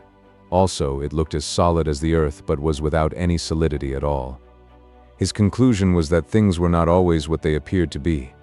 The cub's fear of the unknown was an inherited distrust, and it had now been strengthened by experience. Thenceforth, in the nature of things, he would possess an abiding distrust of appearances. He would have to learn the reality of a thing before he could put his faith into it. One other adventure was destined for him that day. He had recollected that there was such a thing in the world as his mother, and then there came to him a feeling that he wanted her more than all the rest of the things in the world. Not only was his body tired with the adventures it had undergone, but his little brain was equally tired. In all the days he had lived, it had not worked so hard as on this one day. Furthermore, he was sleepy. So he started out to look for the cave and his mother, feeling at the same time an overwhelming rush of loneliness and helplessness. He was sprawling along between some bushes when he heard a sharp, intimidating cry. There was a flash of yellow before his eyes. He saw a weasel leaping swiftly away from him. It was a small live thing, and he had no fear. Then, before him, at his feet, he saw an extremely small live thing, only several inches long, a young weasel, that, like himself, had disobediently gone out adventuring. It tried to retreat before him. He turned it over with his paw. It made a queer, grating noise. The next moment the flash of yellow reappeared before his eyes. He heard again the intimidating cry, and at the same instant received a sharp blow on the side of the neck and felt the sharp teeth of the mother weasel cut into his flesh. While he yelped and kee-yeed and scrambled backward, he saw the mother weasel leap upon her young one and disappear with it into the neighboring thicket. The cut of her teeth in his neck still hurt, but his feelings were hurt more grievously, and he sat down and weakly whimpered. This mother weasel was so small and so savage. He was yet to learn that for size and weight the weasel was the most ferocious, vindictive, and terrible of all the killers of the wild, but a portion of this knowledge was quickly to be his. He was still whimpering when the mother weasel reappeared. She did not rush him, now that her young one was safe. She approached more cautiously, and the cub had full opportunity to observe her lean, snake-like body, and her head erect, eager, and snake-like itself. Her sharp, menacing cry sent the hair bristling along his back, and he snarled warningly at her. She came closer and closer. There was a leap, swifter than his unpracticed sight, and the lean, yellow body disappeared for a moment out of the field of his vision. The next moment she was at his throat, her teeth buried in his hair and flesh. At first he snarled and tried to fight, but he was very young, and this was only his first day in the world, and his snarl became a whimper, his fight a struggle to escape. The weasel never relaxed her hold. She hung on, striving to press down with her teeth to the great vein where his lifeblood bubbled. The weasel was a drinker of blood, and it was ever her preference to drink from the throat of life itself. The gray cub would have died, and there would have been no story to write about him, had not the she-wolf come bounding through the bushes. The weasel let go the cub and flashed at the she-wolf's throat, missing, but getting a hold on the jaw instead. The she-wolf flirted her head like the snap of a whip, breaking the weasel's hold and flinging it high in the air. And, still in the air, the she-wolf's jaws closed on the lean, yellow body, and the weasel knew death between the crunching teeth. The cub experienced another access of affection on the part of his mother. Her joy at finding him seemed even greater than his joy at being found. She nozzled him and caressed him and licked the cuts made in him by the weasel's teeth. Then, between them, mother and cub, they ate the blood drinker, and after that went back to the cave and slept. Chapter 5: The Law of Meat. The cub's development was rapid. He rested for 2 days, and then ventured forth from the cave again. It was on this adventure that he found the young weasel whose mother he had helped eat, and he saw to it that the young weasel went the way of its mother. But on this trip he did not get lost.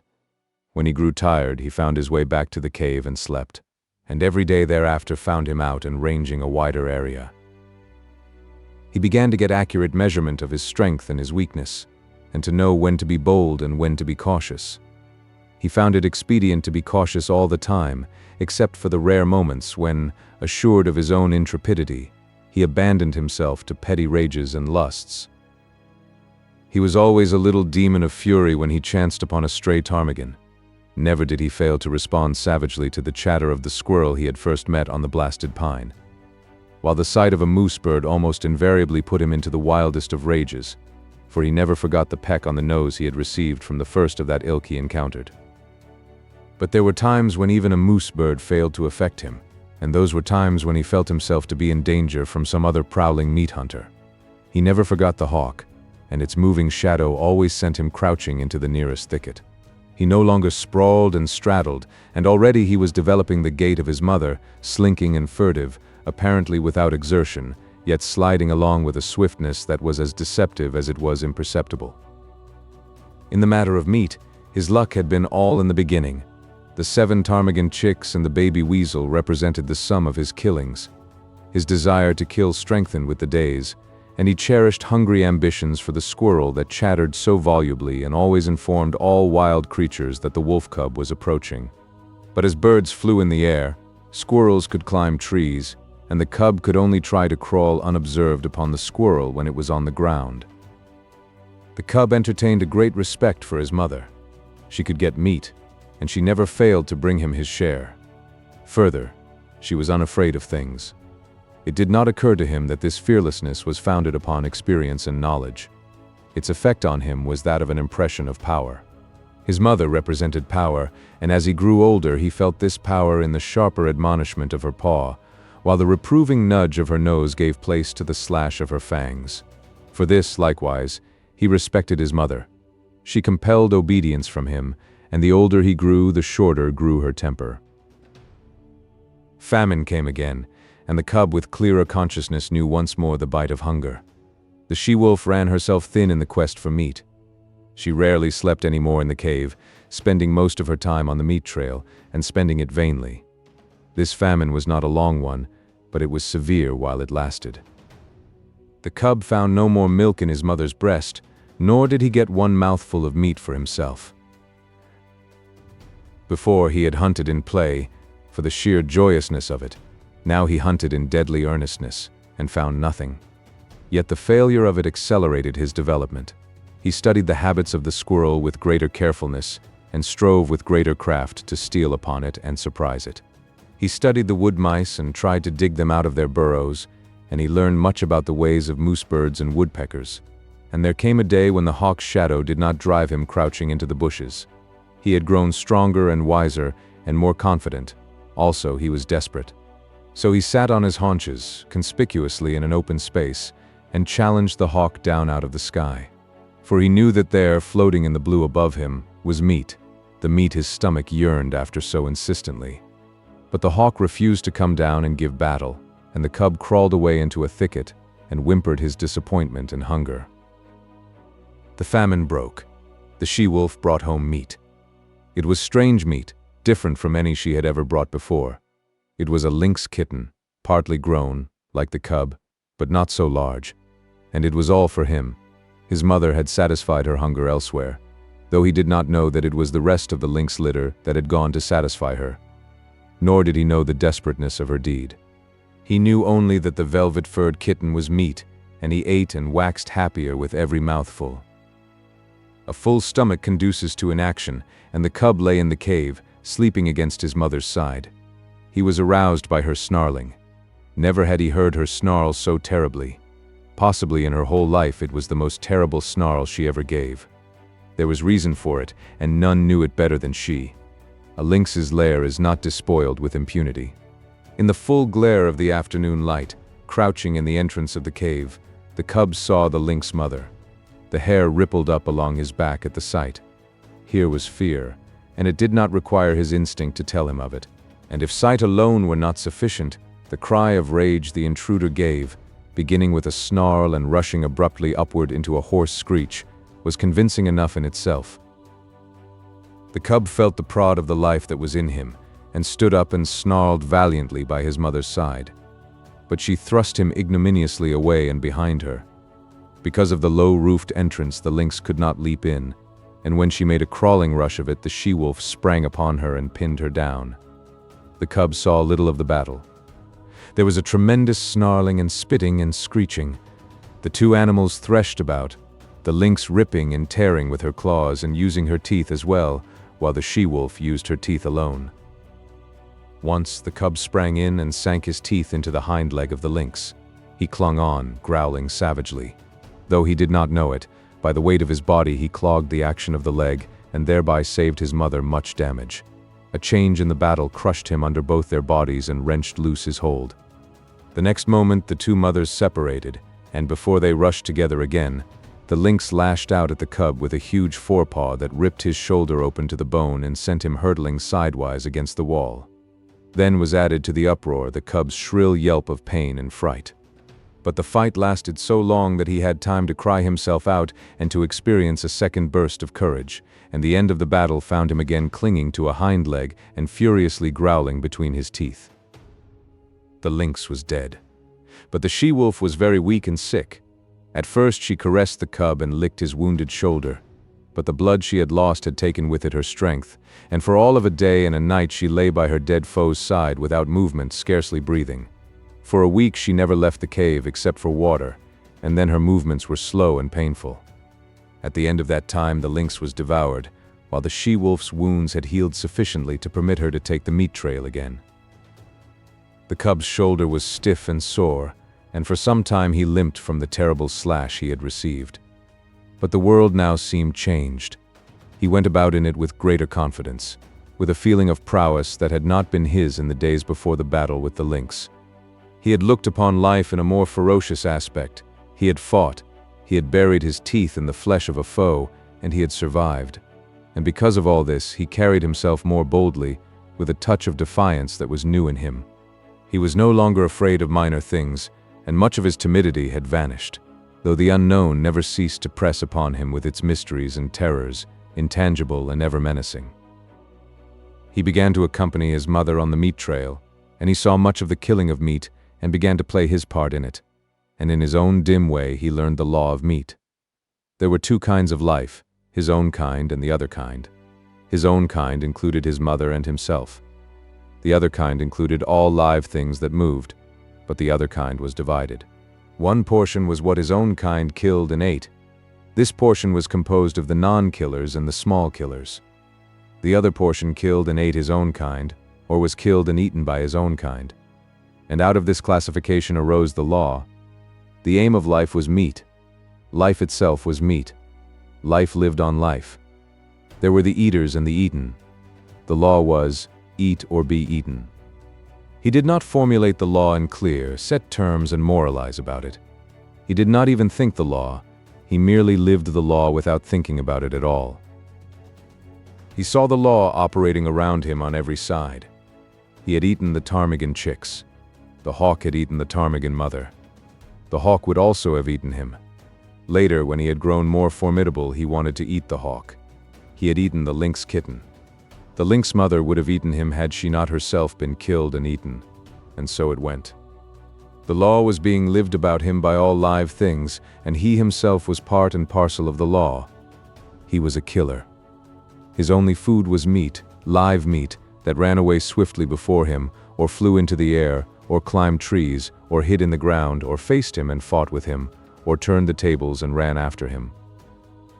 Had the cub thought in man fashion, he might have epitomized life as a voracious appetite and the world as a place wherein ranged a multitude of appetites, pursuing and being pursued, hunting and being hunted, eating and being eaten, all in blindness and confusion, with violence and disorder, a chaos of gluttony and slaughter, ruled over by chance, merciless, planless, endless.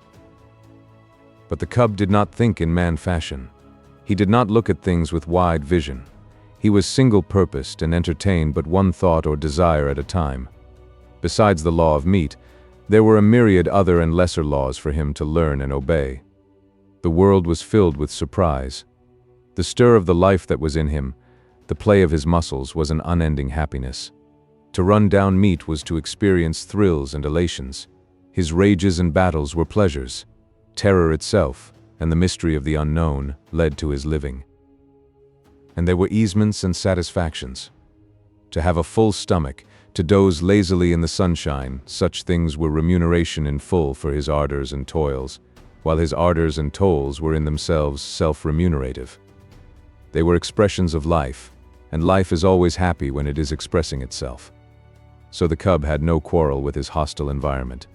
He was very much alive, very happy, and very proud of himself. Part 3. Chapter 1. The Makers of Fire. The cub came upon it suddenly. It was his own fault.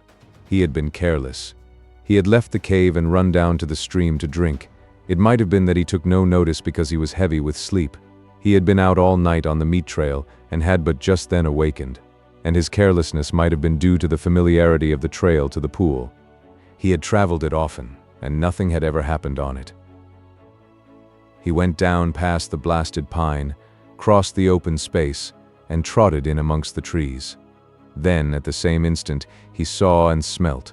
Before him, sitting silently on their haunches, were 5 live things, the like of which he had never seen before.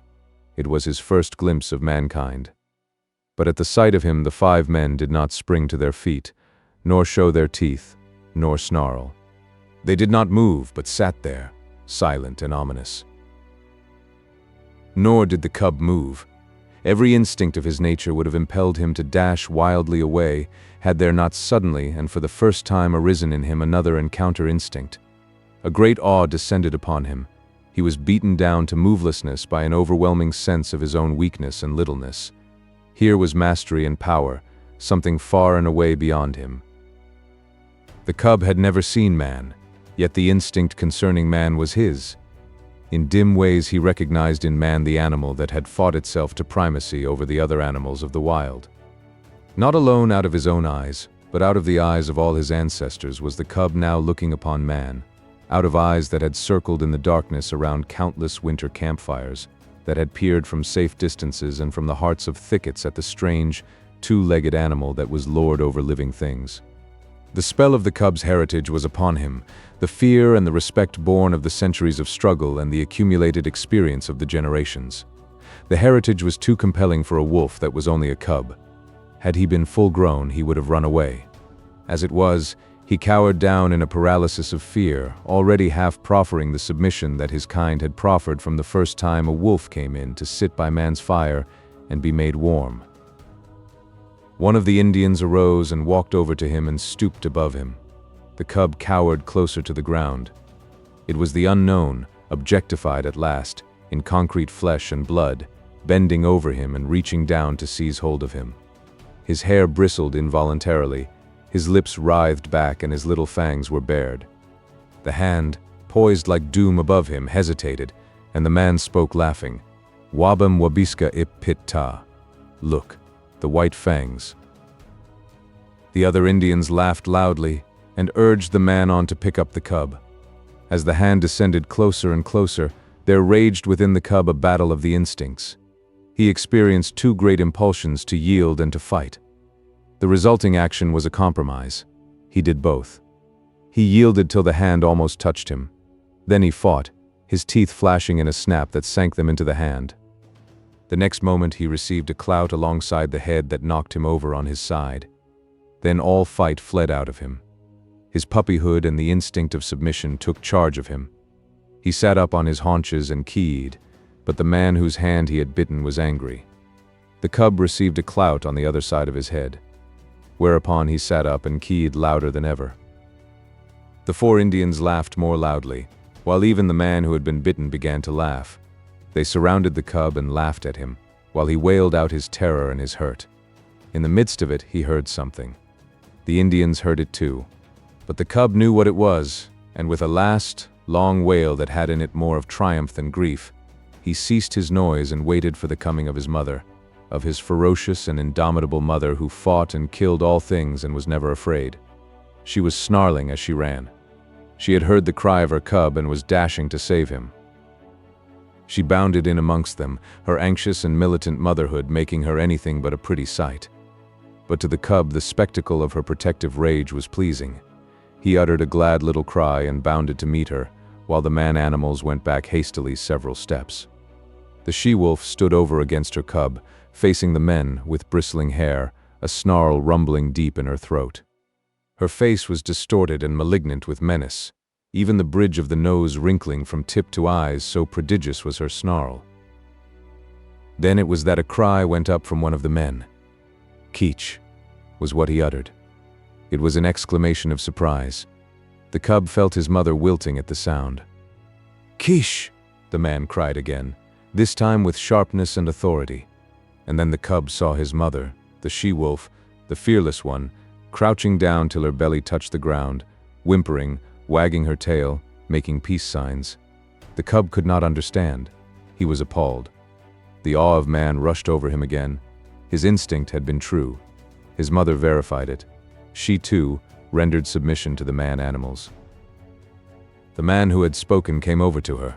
He put his hand upon her head, and she only crouched closer. She did not snap, nor threaten to snap. The other men came up and surrounded her, and felt her, and pawed her, which actions she made no attempt to resent. They were greatly excited, and made many noises with their mouths. These noises were not indication of danger, the cub decided, as he crouched near his mother, still bristling from time to time, but doing his best to submit. "It is not strange," an Indian was saying. "Her father was a wolf. It is true, her mother was a dog. But did not my brother tie her out in the woods all of 3 nights in the mating season? Therefore was the father of Keesh a wolf. It is a year, Gray Beaver, since she ran away," spoke a second Indian. "It is not strange, Salmon Tongue," Gray Beaver answered. "It was the time of the famine, and there was no meat for the dogs." "She has lived with the wolves," said a third Indian.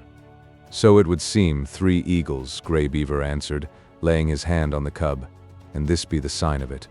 The cub snarled a little at the touch of the hand, and the hand flew back to administer a clout. Whereupon the cub covered its fangs and sank down submissively, while the hand, returning, rubbed behind his ears and up and down his back. "This be the sign of it," Grey Beaver went on. "It is plain that his mother is Quiche, but his father was a wolf. Wherefore is there in him little dog and much wolf. His fangs be white, and white Fang shall be his name. I have spoken. He is my dog. For was not Quiche my brother's dog, and is not my brother dead?" The cub, who had thus received a name in the world, lay and watched. For a time the man-animals continued to make their mouth noises. Then Grey Beaver took a knife from a sheath that hung around his neck and went into the thicket and cut a stick. White Fang watched him. He notched the stick at each end, and in the notches fastened strings of raw hide. One string he tied around the throat of Quiche.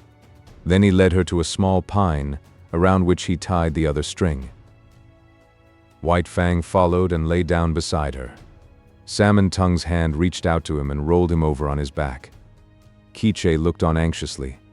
White Fang felt fear mounting in him again. He could not quite suppress a snarl, but he made no offer to snap. The hand, with fingers crooked and spread apart, rubbed his stomach in a playful way and rolled him from side to side. It was ridiculous and ungainly, lying there on his back with legs sprawling in the air. Besides, it was a position of such utter helplessness that White Fang's whole nature revolted against it. He could do nothing to defend himself. If this man-animal intended harm, White Fang knew that he could not escape it. How could he spring away with his 4 legs in the air above him? Yet submission made him master his fear, and he only growled softly. This growl he could not suppress, nor did the man-animal resent it by giving him a blow on the head. And furthermore, such was the strangeness of it, White Fang experienced an unaccountable sensation of pleasure as the hand rubbed back and forth. When he was rolled on his side, he ceased to growl. When the fingers pressed and prodded at the base of his ears, the pleasurable sensation increased, and when, with a final rub and scratch, the man left him alone and went away, all fear had died out of White Fang. He was to know fear many times in his dealing with man, yet it was a token of the fearless companionship with man that was ultimately to be his. After a time, White Fang heard strange noises approaching. He was quick in his classification, for he knew them at once for man-animal noises. A few minutes later, the remainder of the tribe, strung out as it was on the march, trailed in. There were more men and many women and children, 40 souls of them, and all heavily burdened with camp equipage and outfit. Also there were many dogs, and these, with the exception of the part-grown puppies, were likewise burdened with camp outfit. On their backs, in bags that fastened tightly around underneath, the dogs carried from 20 to 30 pounds of weight. White Fang had never seen dogs before, but at sight of them he felt that they were his own kind, only somehow different. But they displayed little difference from the wolf when they discovered the cub and his mother. There was a rush. White Fang bristled and snarled and snapped in the face of the open-mouthed oncoming wave of dogs and went down and under them, feeling the sharp slash of teeth in his body, himself biting and tearing at the legs and bellies above him. There was a great uproar. He could hear the snarl of Quiche as she fought for him, and he could hear the cries of the man-animals, the sound of clubs striking upon bodies, and the yelps of pain from the dogs so struck. Only a few seconds elapsed before he was on his feet again. He could now see the man-animals driving back the dogs with clubs and stones, defending him, saving him from the savage teeth of his kind that somehow was not his kind. And though there was no reason in his brain for a clear conception of so abstract a thing as justice, nevertheless, in his own way, he felt the justice of the man-animals, and he knew them for what they were, makers of law and executors of law. Also, he appreciated the power with which they administered the law. Unlike any animals he had ever encountered, they did not bite nor claw. They enforced their lives' strength with the power of dead things. Dead things did their bidding. Thus, sticks and stones, directed by these strange creatures, leaped through the air like living things, inflicting grievous hurts upon the dogs. To his mind, this was power unusual, power inconceivable and beyond the natural, power that was godlike. White Fang, in the very nature of him, could never know anything about gods. At the best, he could know only things that were beyond knowing, but the wonder and awe that he had of these man-animals in ways resembled what would be the wonder and awe of man at sight of some celestial creature on a mountaintop, hurling thunderbolts from either hand at an astonished world. The last dog had been driven back. The hubbub died down, and White Fang licked his hurts and meditated upon this, his first taste of pack cruelty and his introduction to the pack. He had never dreamed that his own kind consisted of more than one eye, his mother and himself. They had constituted a kind apart, and here, abruptly, he had discovered many more creatures apparently of his own kind. And there was a subconscious resentment that these, his kind at first sight, had pitched upon him and tried to destroy him. In the same way he resented his mother being tied with a stick, even though it was done by the superior man-animals. It savored of the trap, of bondage. Yet of the trap and of bondage he knew nothing. Freedom to roam and run and lie down at will had been his heritage, and here it was being infringed upon. His mother's movements were restricted to the length of a stick, and by the length of that same stick was he restricted, for he had not yet got beyond the need of his mother's side.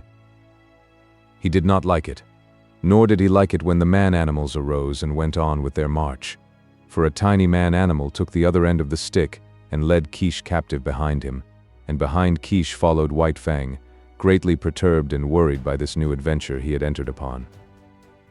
They went down the valley of the stream, far beyond White Fang's widest ranging, until they came to the end of the valley, where the stream ran into the Mackenzie River.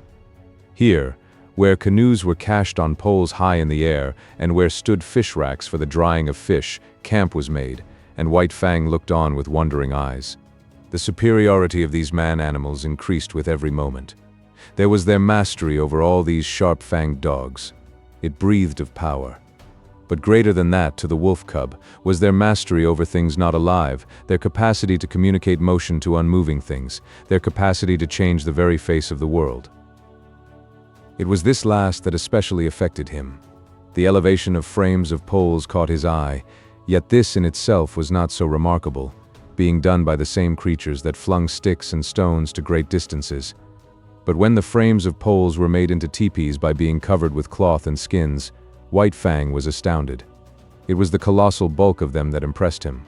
They arose around him on every side, like some monstrous quick-growing form of life. They occupied nearly the whole circumference of his field of vision. He was afraid of them. They loomed ominously above him, and when the breeze stirred them into huge movements, he cowered down in fear, keeping his eyes warily upon them, and prepared to spring away if they attempted to precipitate themselves upon him. But in a short while his fear of the teepees passed away. He saw the women and children passing in and out of them without harm, and he saw the dogs trying often to get into them, and being driven away with sharp words and flying stones. After a time, he left Quiche's side and crawled cautiously toward the wall of the nearest teepee. It was the curiosity of growth that urged him on, the necessity of learning and living and doing that brings experience. The last few inches to the wall of the teepee were crawled with painful slowness and precaution. The day's events had prepared him for the unknown to manifest itself in most stupendous and unthinkable ways. At last his nose touched the canvas. He waited. Nothing happened. Then he smelled the strange fabric, saturated with the man's smell. He closed on the canvas with his teeth and gave a gentle tug. Nothing happened, though the adjacent portions of the teepee moved. He tugged harder. There was a greater movement. It was delightful. He tugged still harder, and repeatedly until the whole teepee was in motion. Then the sharp cry of a squaw inside sent him scampering back to Quiche. But after that he was afraid no more of the looming bulks of the teepees. A moment later he was straying away again from his mother. Her stick was tied to a peg in the ground and she could not follow him. A part-grown puppy, somewhat larger and older than he, came toward him slowly, with ostentatious and belligerent importance. The puppy's name, as White Fang was afterward to hear him called, was Lip Lip. He had had experience in puppy fights and was already something of a bully. Lip Lip was White Fang's own kind, and, being only a puppy, did not seem dangerous, so White Fang prepared to meet him in a friendly spirit. But when the stranger's walk became stiff-legged and his lips lifted clear of his teeth, White Fang stiffened too and answered with lifted lips. They half-circled about each other, tentatively, snarling and bristling. This lasted several minutes, and White Fang was beginning to enjoy it, as a sort of game. But suddenly, with remarkable swiftness, Lip Lip leaped in, delivering a slashing snap, and leaped away again. The snap had taken effect on the shoulder that had been hurt by the lynx, and that was still sore deep down near the bone. The surprise and hurt of it brought a yelp out of White Fang, but the next moment, in a rush of anger, he was upon Lip Lip and snapping viciously. But Lip Lip had lived his life in camp and had fought many puppy fights. 3 times, 4 times, and half a dozen times, his sharp little teeth scored on the newcomer, until White Fang, yelping shamelessly, fled to the protection of his mother. It was the first of the many fights he was to have with Lip Lip, for they were enemies from the start, born so, with natures destined perpetually to clash. Kichi licked White Fang soothingly with her tongue and tried to prevail upon him to remain with her. But his curiosity was rampant, and several minutes later he was venturing forth on a new quest. He came upon one of the man-animals, Gray Beaver, who was squatting on his hams and doing something with sticks and dry moss spread before him on the ground. White Fang came near to him and watched. Gray Beaver made mouth noises which White Fang interpreted as not hostile, so he came still nearer. Women and children were carrying more sticks and branches to Gray Beaver. It was evidently an affair of moment. White Fang came in until he touched Gray Beaver's knee, so curious was he, and already forgetful that this was a terrible man-animal. Suddenly he saw a strange thing like mist beginning to arise from the sticks and moss beneath Gray Beaver's hands. Then, amongst the sticks themselves, appeared a live thing, twisting and turning, of a color like the color of the sun in the sky. White Fang knew nothing about fire. It drew him as the light, in the mouth of the cave, had drawn him in his early puppyhood.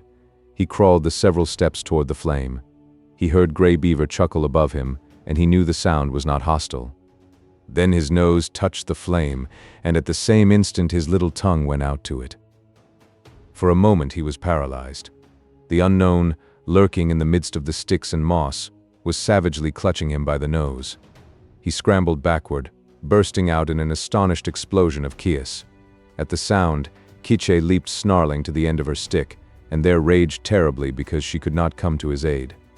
But Gray Beaver laughed loudly and slapped his thighs and told the happening to all the rest of the camp, till everybody was laughing uproariously. But White Fang sat on his haunches and keyed, a forlorn and pitiable little figure in the midst of the man-animals. It was the worst hurt he had ever known. Both nose and tongue had been scorched by the live thing, sun-colored, that had grown up under Gray Beaver's hands. He cried and cried interminably, and every fresh wail was greeted by bursts of laughter on the part of the man-animals. He tried to soothe his nose with his tongue, but the tongue was burnt too, and the two hurts coming together produced greater hurt, whereupon he cried more hopelessly and helplessly than ever. And then shame came to him. He knew laughter and the meaning of it. It is not given us to know how some animals know laughter and know when they are being laughed at, but it was this same way that White Fang knew it. And he felt shame that the man-animals should be laughing at him. He turned and fled away, not from the hurt of the fire, but from the laughter that sank even deeper and hurt in the spirit of him. And he fled to Quiche, raging at the end of her stick like an animal gone mad to Quiche, the one creature in the world who was not laughing at him. Twilight drew down and night came on, and White Fang lay by his mother's side. His nose and tongue still hurt, but he was perplexed by a greater trouble. He was homesick. He felt a vacancy in him, a need for the hush and quietude of the stream and the cave in the cliff. Life had become too populous. There were so many of the man-animals, men, women, and children, all making noises and irritations. And there were the dogs, ever squabbling and bickering, bursting into uproars and creating confusions. The restful loneliness of the only life he had known was gone. Here the very air was palpitant with life. It hummed and buzzed unceasingly. Continually changing its intensity and abruptly variant in pitch, it impinged on his nerves and senses, made him nervous and restless, and worried him with a perpetual imminence of happening. He watched the man-animals coming and going and moving about the camp. In fashion distantly resembling the way men look upon the gods they create, so looked White Fang upon the man-animals before him. They were superior creatures, of a verity, gods.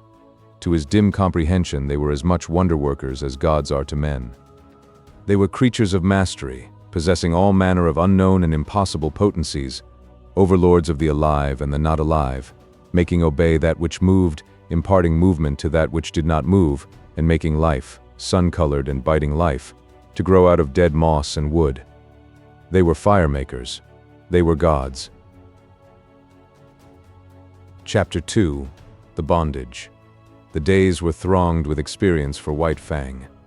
During the time that Quiche was tied by the stick, he ran about over all the camp, inquiring, investigating, learning.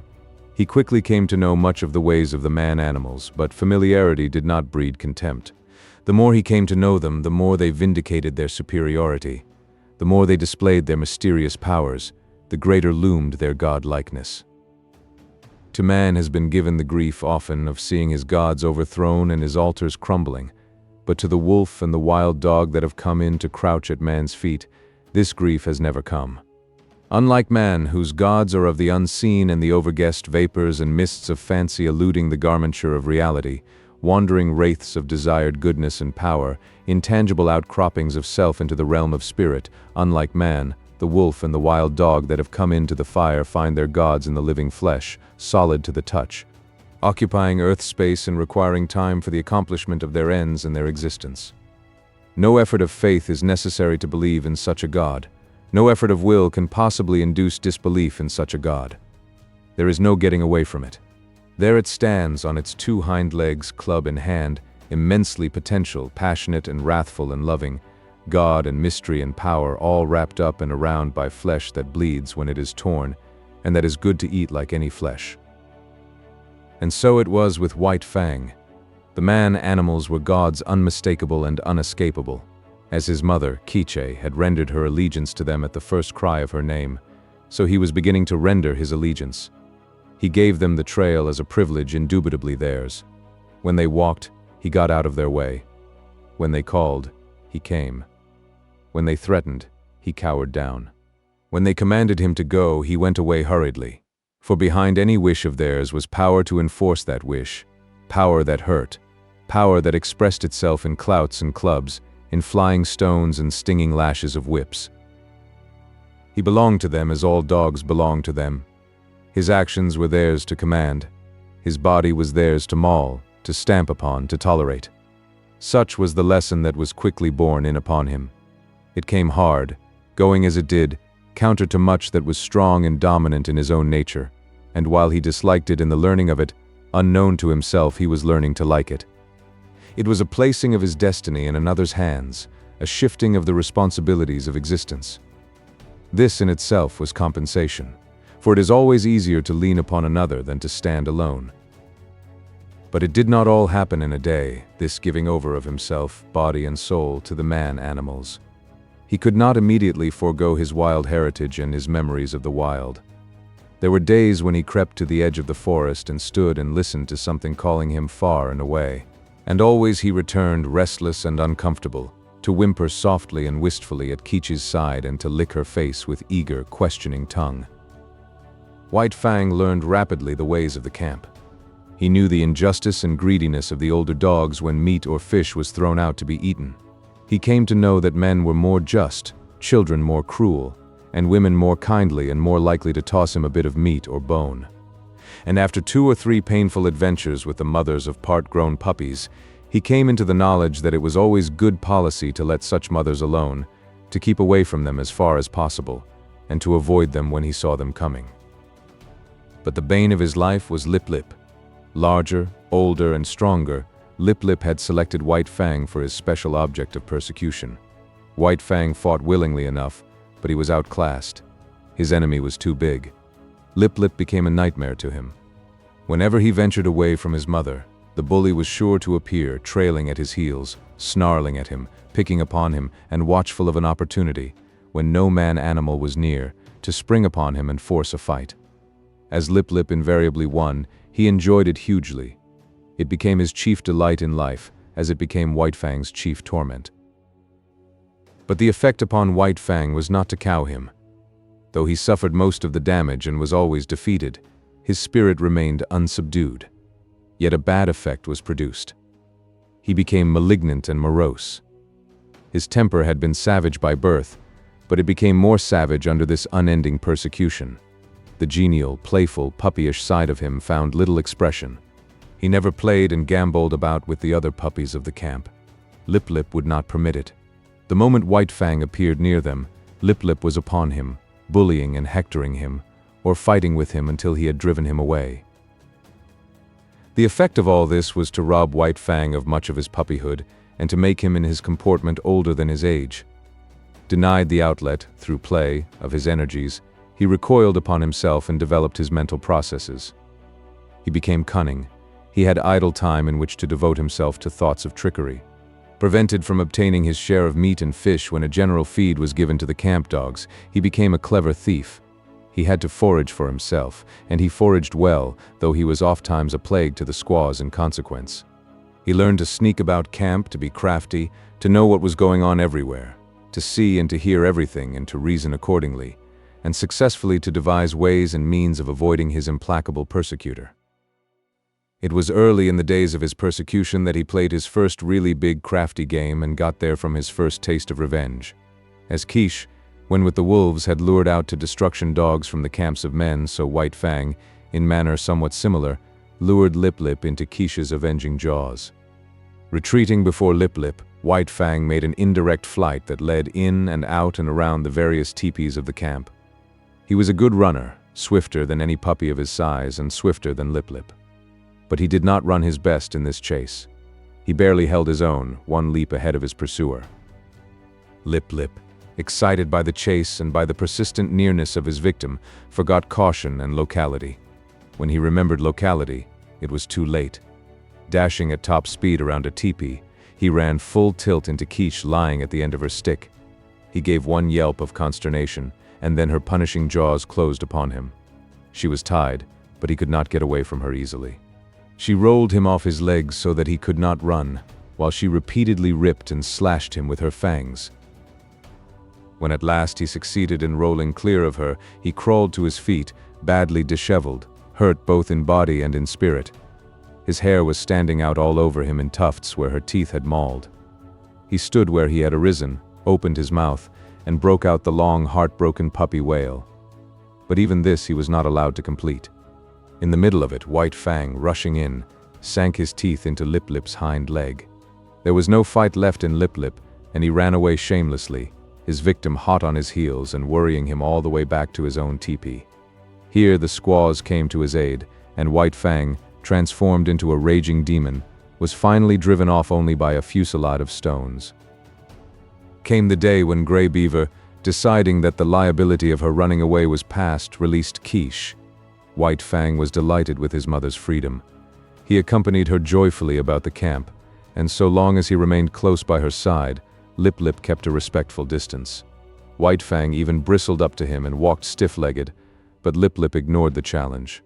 He was no fool himself, and whatever vengeance he desired to wreak, he could wait until he caught White Fang alone. Later on that day, Quiche and White Fang strayed into the edge of the woods next to the camp. He had led his mother there, step by step, and now when she stopped, he tried to inveigle her farther. The stream, the lair, and the quiet woods were calling to him, and he wanted her to come. He ran on a few steps, stopped, and looked back. She had not moved. He whined pleadingly and scurried playfully in and out of the underbrush. He ran back to her, licked her face, and ran on again, and still she did not move. He stopped and regarded her, all of an intentness and eagerness physically expressed that slowly faded out of him as she turned her head and gazed back at the camp. There was something calling to him out there in the open. His mother heard it too, but she heard also that other and louder call, the call of the fire and of man, the call which has been given alone of all animals to the wolf, to answer, to the wolf and the wild dog, who are brothers. Quiche turned and slowly trotted back toward camp.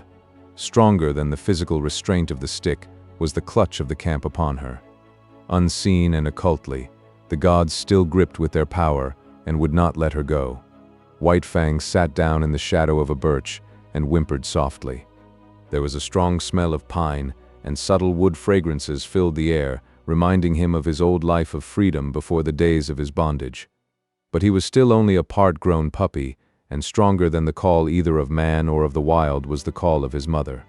All the hours of his short life he had depended upon her. The time was yet to come for independence. So he arose and trotted forlornly back to camp, pausing once and twice to sit down and whimper and to listen to the call that still sounded in the depths of the forest. In the wild, the time of a mother with her young is short, but under the dominion of man it is sometimes even shorter. Thus it was with White Fang. Gray Beaver was in the debt of 3 eagles. 3 Eagles was going away on a trip up the Mackenzie to the Great Slave Lake. A strip of scarlet cloth, a bearskin, 20 cartridges, and Keech went to pay the debt. White Fang saw his mother taken aboard 3 Eagles' canoe and tried to follow her. A blow from 3 Eagles knocked him backward to the land. The canoe shoved off. He sprang into the water and swam after it, deaf to the sharp cries of Gray Beaver to return. Even a man-animal, a god, White Fang ignored, such was the terror he was in of losing his mother. But gods are accustomed to being obeyed, and Gray Beaver wrathfully launched a canoe in pursuit. When he overtook White Fang, he reached down and by the nape of the neck lifted him clear of the water. He did not deposit him at once in the bottom of the canoe. Holding him suspended with one hand, with the other hand he proceeded to give him a beating. And it was a beating. His hand was heavy. Every blow was shrewd to hurt, and he delivered a multitude of blows. Impelled by the blows that rained upon him, now from this side, now from that, White Fang swung back and forth like an erratic and jerky pendulum. Varying were the emotions that surged through him. At first he had known surprise. Then came a momentary fear, when he yelped several times to the impact of the hand. But this was quickly followed by anger. His free nature asserted itself, and he showed his teeth and snarled fearlessly in the face of the wrathful god. This but served to make the god more wrathful. The blows came faster, heavier, more shrewd to hurt. Gray Beaver continued to beat, White Fang continued to snarl, but this could not last forever. One or the other must give over, and that one was White Fang. Fear surged through him again. For the first time he was being really manhandled. The occasional blows of sticks and stones he had previously experienced were as caresses compared with this. He broke down and began to cry and yelp. For a time each blow brought a yelp from him, but fear passed into terror, until finally his yelps were voiced in unbroken succession, unconnected with the rhythm of the punishment. At last Gray Beaver withheld his hand. White Fang, hanging limply, continued to cry. This seemed to satisfy his master, who flung him down roughly in the bottom of the canoe. In the meantime the canoe had drifted down the stream. Gray Beaver picked up the paddle. White Fang was in his way. He spurned him savagely with his foot. In that moment White Fang's free nature flashed forth again, and he sank his teeth into the moccasined foot. The beating that had gone before was as nothing compared with the beating he now received. Gray Beaver's wrath was terrible, likewise was White Fang's fright.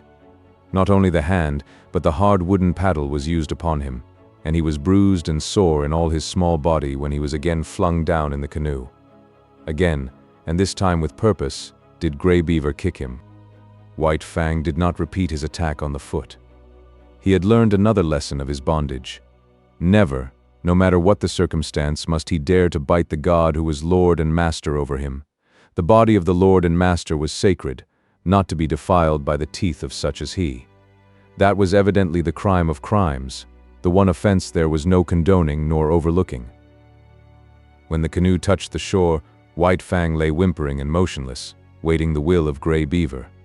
It was Gray Beaver's will that he should go ashore, for ashore he was flung, striking heavily on his side and hurting his bruises afresh.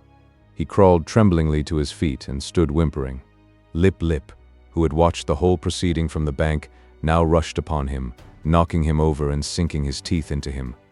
White Fang was too helpless to defend himself, and it would have gone hard with him had not Gray Beaver's foot shot out, lifting Lip Lip into the air with its violence so that he smashed down to earth a dozen feet away. This was the man-animal's justice, and even then, in his own pitiable plight, White Fang experienced a little grateful thrill. At Gray Beaver's heels he limped obediently through the village to the teepee, and so it came that White Fang learned that the right to punish was something the gods reserved for themselves and denied to the lesser creatures under them. That night, when all was still, White Fang remembered his mother and sorrowed for her. He sorrowed too loudly and woke up Grey Beaver, who beat him. After that, he mourned gently when the gods were around. But sometimes, straying off to the edge of the woods by himself, he gave vent to his grief and cried it out with loud whimperings and wailings. It was during this period that he might have hearkened to the memories of the lair and the stream and run back to the wild. But the memory of his mother held him. As the hunting man animals went out and came back, so she would come back to the village sometime. So he remained in his bondage waiting for her. But it was not altogether an unhappy bondage. There was much to interest him. Something was always happening. There was no end to the strange things these gods did, and he was always curious to see. Besides, he was learning how to get along with Grey Beaver. Obedience, rigid, undeviating obedience, was what was exacted of him, and in return he escaped beatings and his existence was tolerated. Nay, Grey Beaver himself sometimes tossed him a piece of meat and defended him against the other dogs in the eating of it. And such a piece of meat was of value. It was worth more, in some strange way, than a dozen pieces of meat from the hand of a squaw. Grey Beaver never petted nor caressed. Perhaps it was the weight of his hand, perhaps his justice, perhaps the sheer power of him, and perhaps it was all these things that influenced White Fang, for a certain tie of attachment was forming between him and his surly lord. Insidiously, and by remote ways as well as by the power of stick and stone and clout of hand, were the shackles of White Fang's bondage being riveted upon him. The qualities in his kind that in the beginning made it possible for them to come into the fires of men were qualities capable of development. They were developing in him, and the camp life, replete with misery as it was secretly endearing itself to him all the time. But White Fang was unaware of it. He knew only grief for the loss of Quiche, hope for her return, and a hungry yearning for the free life that had been his. Chapter 3. The Outcast. Lip Lip continued so to darken his days that White Fang became wickeder and more ferocious than it was his natural right to be. Savageness was a part of his makeup, but the savageness thus developed exceeded his makeup. He acquired a reputation for wickedness amongst the man-animals themselves. Wherever there was trouble and uproar in camp, fighting and squabbling or the outcry of a squaw over a bit of stolen meat, they were sure to find White Fang mixed up in it and usually at the bottom of it. They did not bother to look after the causes of his conduct. They saw only the effects, and the effects were bad. He was a sneak and a thief, a mischief maker, a fomenter of trouble, and irate squaws told him to his face, the while he eyed them alert and ready to dodge any quick-flung missile, that he was a wolf and worthless and bound to come to an evil end. He found himself an outcast in the midst of the populous camp. All the young dogs followed Lip Lip's lead. There was a difference between White Fang and them. Perhaps they sensed his wild wood breed and instinctively felt for him the enmity that the domestic dog feels for the wolf. But be that as it may, they joined with Lip Lip in the persecution. And, once declared against him, they found good reason to continue declared against him. One and all, from time to time, they felt his teeth, and to his credit, he gave more than he received. Many of them he could whip in single fight, but single fight was denied him. The beginning of such a fight was a signal for all the young dogs in camp to come running and pitch upon him. Out of this pack persecution he learned two important things: how to take care of himself in a mass fight against him, and how, on a single dog, to inflict the greatest amount of damage in the briefest space of time. To keep one's feet in the midst of the hostile mass meant life, and this he learnt well. He became cat-like in his ability to stay on his feet. Even grown dogs might hurtle him backward or sideways with the impact of their heavy bodies, and backward or sideways he would go, in the air or sliding on the ground, but always with his legs under him and his feet downward to the Mother Earth. When dogs fight, there are usually preliminaries to the actual combat, snarlings and bristlings and stiff-legged struttings, but White Fang learned to omit these preliminaries. Delay meant the coming against him of all the young dogs. He must do his work quickly and get away, so he learned to give no warning of his intention. He rushed in and snapped and slashed on the instant, without notice before his foe could prepare to meet him. Thus he learned how to inflict quick and severe damage. Also, he learned the value of surprise. A dog, taken off its guard, its shoulders slashed open, or its ear ripped in ribbons before it knew what was happening, was a dog half-whipped. Furthermore, it was remarkably easy to overthrow a dog taken by surprise, while a dog thus overthrown invariably exposed for a moment the soft underside of its neck, the vulnerable point at which to strike for its life. White Fang knew this point. It was a knowledge bequeathed to him directly from the hunting generation of wolves. So it was that White Fang's method when he took the offensive was, first to find a young dog alone, second, to surprise it and knock it off its feet, and third, to drive in with his teeth at the soft throat. Being but partly grown, his jaws had not yet become large enough nor strong enough to make his throat attack deadly, but many a young dog went around camp with a lacerated throat in token of White Fang's intention. And one day, catching one of his enemies alone on the edge of the woods, he managed, by repeatedly overthrowing him and attacking the throat, to cut the great vein and let out the life. There was a great row that night. He had been observed. The news had been carried to the dead dog's master. The squaws remembered all the instances of stolen meat, and Gray Beaver was beset by many angry voices. But he resolutely held the door of his tepee, inside which he had placed the culprit, and refused to permit the vengeance for which his tribespeople clamored. White Fang became hated by man and dog. During this period of his development, he never knew a moment's security. The tooth of every dog was against him, the hand of every man. He was greeted with snarls by his kind, with curses and stones by his gods. He lived tensely. He was always keyed up, alert for attack, wary of being attacked, with an eye for sudden and unexpected missiles, prepared to act precipitately and coolly, to leap in with a flash of teeth, or to leap away with a menacing snarl. As for snarling, he could snarl more terribly than any dog, young or old, in camp. The intent of the snarl is to warn or frighten, and judgment is required to know when it should be used. White Fang knew how to make it, and when to make it. Into his snarl he incorporated all that was vicious, malignant, and horrible. With nose serrated by continuous spasms, hair bristling in recurrent waves, tongue whipping out like a red snake and whipping back again, ears flattened down, eyes gleaming hatred, lips wrinkled back, and fangs exposed and dripping, he could compel a pause on the part of almost any assailant. A temporary pause when taken off his guard gave him the vital moment in which to think and determine his action. But often a pause so gained lengthened out until it evolved into a complete cessation from the attack. And before more than one of the grown dogs, White Fang's snarl enabled him to beat an honorable retreat. An outcast himself from the pack of the part-grown dogs, his sanguinary methods and remarkable efficiency made the pack pay for its persecution of him. Not permitted himself to run with the pack, the curious state of affairs obtained that no member of the pack could run outside the pack. White Fang would not permit it. What of his bushwhacking and waylaying tactics? The young dogs were afraid to run by themselves. With the exception of Lip Lip, they were compelled to hunch together for mutual protection against the terrible enemy they had made. A puppy alone by the riverbank meant a puppy dead or a puppy that aroused the camp with its shrill pain and terror, as it fled back from the wolf cub that had waylaid it. But White Fang's reprisals did not cease, even when the young dogs had learned thoroughly that they must stay together. He attacked them when he caught them alone, and they attacked him when they were bunched.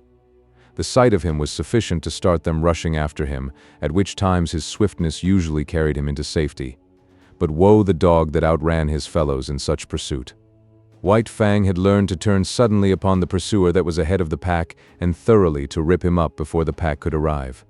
This occurred with great frequency, for, once in full cry, the dogs were prone to forget themselves in the excitement of the chase, while White Fang never forgot himself. Stealing backward glances as he ran, he was always ready to whirl around and down the overzealous pursuer that outran his fellows. Young dogs are bound to play, and out of the exigencies of the situation they realized their play in this mimic warfare. Thus it was that the hunt of White Fang became their chief game, a deadly game, withal, and at all times a serious game. He, on the other hand, being the fastest-footed, was unafraid to venture anywhere. During the period that he waited vainly for his mother to come back, he led the pack many a wild chase through the adjacent woods. But the pack invariably lost him. Its noise and outcry warned him of its presence. While he ran alone, velvet-footed, silently, a moving shadow among the trees after the manner of his father and mother before him. Further, he was more directly connected with the wild than they, and he knew more of its secrets and stratagems. A favorite trick of his was to lose his trail in running water, and then lie quietly in a nearby thicket while their baffled cries arose around him. Hated by his kind and by mankind, indomitable, perpetually warred upon and himself waging perpetual war, his development was rapid and one-sided. This was no soil for kindliness and affection to blossom in. Of such things he had not the faintest glimmering. The code he learned was to obey the strong and to oppress the weak. Gray Beaver was a god, and strong. Therefore White Fang obeyed him. But the dog younger or smaller than himself was weak, a thing to be destroyed. His development was in the direction of power. In order to face the constant danger of hurt and even of destruction, his predatory and protective faculties were unduly developed. He became quicker of movement than the other dogs, swifter of foot, craftier, deadlier, more lithe, more lean with iron-like muscle and sinew, more enduring, more cruel, more ferocious, and more intelligent. He had to become all these things, else he would not have held his own, nor survived the hostile environment in which he found himself. Chapter 4. The Trail of the Gods. In the fall of the year, when the days were shortening and the bite of the frost was coming into the air, White Fang got his chance for liberty. For several days there had been a great hubbub in the village. The summer camp was being dismantled, and the tribe, bag and baggage, was preparing to go off to the fall hunting. White Fang watched it all with eager eyes, and when the teepees began to come down and the canoes were loading at the bank, he understood. Already the canoes were departing, and some had disappeared down the river. Quite deliberately, he determined to stay behind. He waited his opportunity to slink out of camp to the woods. Here, in the running stream where ice was beginning to form, he hid his trail. Then he crawled into the heart of a dense thicket and waited. The time passed by, and he slept intermittently for hours. Then he was aroused by Gray Beaver's voice calling him by name. There were other voices. White Fang could hear Gray Beaver's squaw taking part in the search, and Mitsa, who was Gray Beaver's son. White Fang trembled with fear, and though the impulse came to crawl out of his hiding place, he resisted it. After a time the voices died away, and sometime after that he crept out to enjoy the success of his undertaking. Darkness was coming on, and for a while he played about among the trees, pleasuring in his freedom. Then, and quite suddenly, he became aware of loneliness. He sat down to consider, listening to the silence of the forest and perturbed by it. That nothing moved nor sounded seemed ominous. He felt the lurking of danger, unseen and unguessed. He was suspicious of the looming bulks of the trees and of the dark shadows that might conceal all manner of perilous things. Then it was cold. Here was no warm side of a teepee against which to snuggle. The frost was in his feet, and he kept lifting first one forefoot and then the other. He curved his bushy tail around to cover them, and at the same time he saw a vision. There was nothing strange about it. Upon his inward sight was impressed a succession of memory pictures. He saw the camp again, the teepees and the blaze of the fires. He heard the shrill voices of the women, the gruff basses of the men, and the snarling of the dogs. He was hungry, and he remembered pieces of meat and fish that had been thrown him. Here was no meat, nothing but a threatening and inedible silence. His bondage had softened him. Irresponsibility had weakened him. He had forgotten how to shift for himself. The night yawned about him. His senses, accustomed to the hum and bustle of the camp, used to the continuous impact of sights and sounds, were now left idle. There was nothing to do, nothing to see nor hear. They strained to catch some interruption of the silence and immobility of nature. They were appalled by inaction and by the feel of something terrible impending. He gave a great start of fright. A colossal and formless something was rushing across the field of his vision. It was a tree shadow flung by the moon, from whose face the clouds had been brushed away. Reassured, he whimpered softly, then he suppressed the whimper for fear that it might attract the attention of the lurking dangers. A tree, contracting in the cool of the night, made a loud noise. It was directly above him. He yelped in his fright. A panic seized him, and he ran madly toward the village. He knew an overpowering desire for the protection and companionship of man. In his nostrils was the smell of the camp smoke. In his ears the camp sounds and cries were ringing loud. He passed out of the forest and into the moonlit open where were no shadows nor darknesses. But no village greeted his eyes. He had forgotten. The village had gone away. His wild flight ceased abruptly. There was no place to which to flee. He slunk forlornly through the deserted camp, smelling the rubbish heaps and the discarded rags and tags of the gods. He would have been glad for the rattle of stones about him, flung by an angry squaw, glad for the hand of Grey Beaver descending upon him in wrath, while he would have welcomed with delight Lip and the whole snarling, cowardly pack. He came to where Grey Beaver's teepee had stood. In the center of the space it had occupied, he sat down. He pointed his nose at the moon. His throat was afflicted by rigid spasms, his mouth opened, and in a heartbroken cry bubbled up his loneliness and fear, his grief for Quiche, all his past sorrows and miseries as well as his apprehension of sufferings and dangers to come. It was the long wolf howl, full-throated and mournful, the first howl he had ever uttered. The coming of daylight dispelled his fears but increased his loneliness. The naked earth, which so shortly before had been so populous, thrust his loneliness more forcibly upon him. It did not take him long to make up his mind. He plunged into the forest and followed the riverbank down the stream. All day he ran. He did not rest. He seemed made to run on forever. His iron-like body ignored fatigue, and even after fatigue came, his heritage of endurance braced him to endless endeavor and enabled him to drive his complaining body onward. Where the river swung in against precipitous bluffs, he climbed the high mountains behind. Rivers and streams that entered the main river he forded or swam. Often he took to the rim ice that was beginning to form, and more than once he crashed through and struggled for life in the icy current. Always he was on the lookout for the trail of the gods where it might leave the river and proceed inland. White Fang was intelligent beyond the average of his kind, yet his mental vision was not wide enough to embrace the other bank of the Mackenzie. What if the trail of the gods led out on that side? It never entered his head.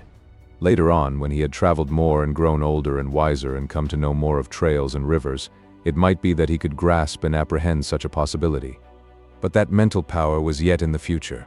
Just now he ran blindly, his own bank of the Mackenzie alone entering into his calculations. All night he ran, blundering in the darkness into mishaps and obstacles that delayed but did not daunt.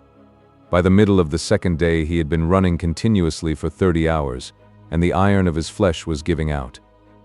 It was the endurance of his mind that kept him going. He had not eaten in 40 hours, and he was weak with hunger. The repeated drenchings in the icy water had likewise had their effect on him. His handsome coat was draggled. The broad pads of his feet were bruised and bleeding. He had begun to limp, and this limp increased with the hours.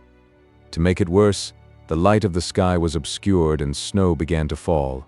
A raw, moist, melting, clinging snow, slippery underfoot, that hid from him the landscape he traversed, and that covered over the inequalities of the ground, so that the way of his feet was more difficult and painful.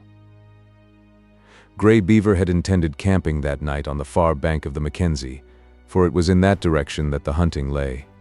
But on the near bank, shortly before dark, a moose coming down to drink had been espied by Clucooch, who was Grey Beaver's squaw. Now, had not the moose come down to drink, had not Mitsah been steering out of the course because of the snow, had not Clucooch sighted the moose, and had not Grey Beaver killed it with a lucky shot from his rifle, all subsequent things would have happened differently. Grey Beaver would not have camped on the near side of the Mackenzie, and White Fang would have passed by and gone on, either to die or to find his way to his wild brothers and become one of them, a wolf to the end of his days. Night had fallen. The snow was flying more thickly, and White Fang, whimpering softly to himself as he stumbled and limped along, came upon a fresh trail in the snow. So fresh was it that he knew it immediately for what it was. Whining with eagerness, he followed back from the riverbank and in among the trees. The camp sounds came to his ears. He saw the blaze of the fire, Clucooch cooking, and Grey Beaver squatting on his hams and mumbling a chunk of raw tallow. There was fresh meat in camp. White Fang expected a beating. He crouched and bristled a little at the thought of it. Then he went forward again. He feared and disliked the beating he knew to be waiting for him. But he knew further that the comfort of the fire would be his, the protection of the gods, the companionship of the dogs, the last, a companionship of enmity, but nonetheless a companionship and satisfying to his gregarious needs. He came cringing and crawling into the firelight. Gray Beaver saw him and stopped munching the tallow. White Fang crawled slowly, cringing and groveling in the abjectness of his abasement and submission. He crawled straight toward Gray Beaver, every inch of his progress becoming slower and more painful. At last he lay at the master's feet, into whose possession he now surrendered himself, voluntarily, body and soul. Of his own choice he came in to sit by man's fire and to be ruled by him. White Fang trembled, waiting for the punishment to fall upon him. There was a movement of the hand above him. He cringed involuntarily under the expected blow. It did not fall. He stole a glance upward. Gray Beaver was breaking the lump of tallow in half. Gray Beaver was offering him one piece of the tallow. Very gently and somewhat suspiciously, he first smelled the tallow and then proceeded to eat it. Gray Beaver ordered meat to be brought to him and guarded him from the other dogs while he ate. After that, grateful and content, White Fang lay at Gray Beaver's feet, gazing at the fire that warmed him, blinking and dozing, secure in the knowledge that the morrow would find him, not wandering forlorn through bleak forest stretches, but in the camp of the man-animals, with the gods to whom he had given himself, and upon whom he was now dependent. Chapter 5. The Covenant. When December was well along, Gray Beaver went on a journey up the Mackenzie. Mitsa and Klukooch went with him. One sled he drove himself, drawn by dogs he had traded for or borrowed.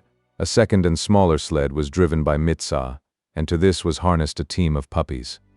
It was more of a toy affair than anything else, yet it was the delight of Mitsa, who felt that he was beginning to do a man's work in the world.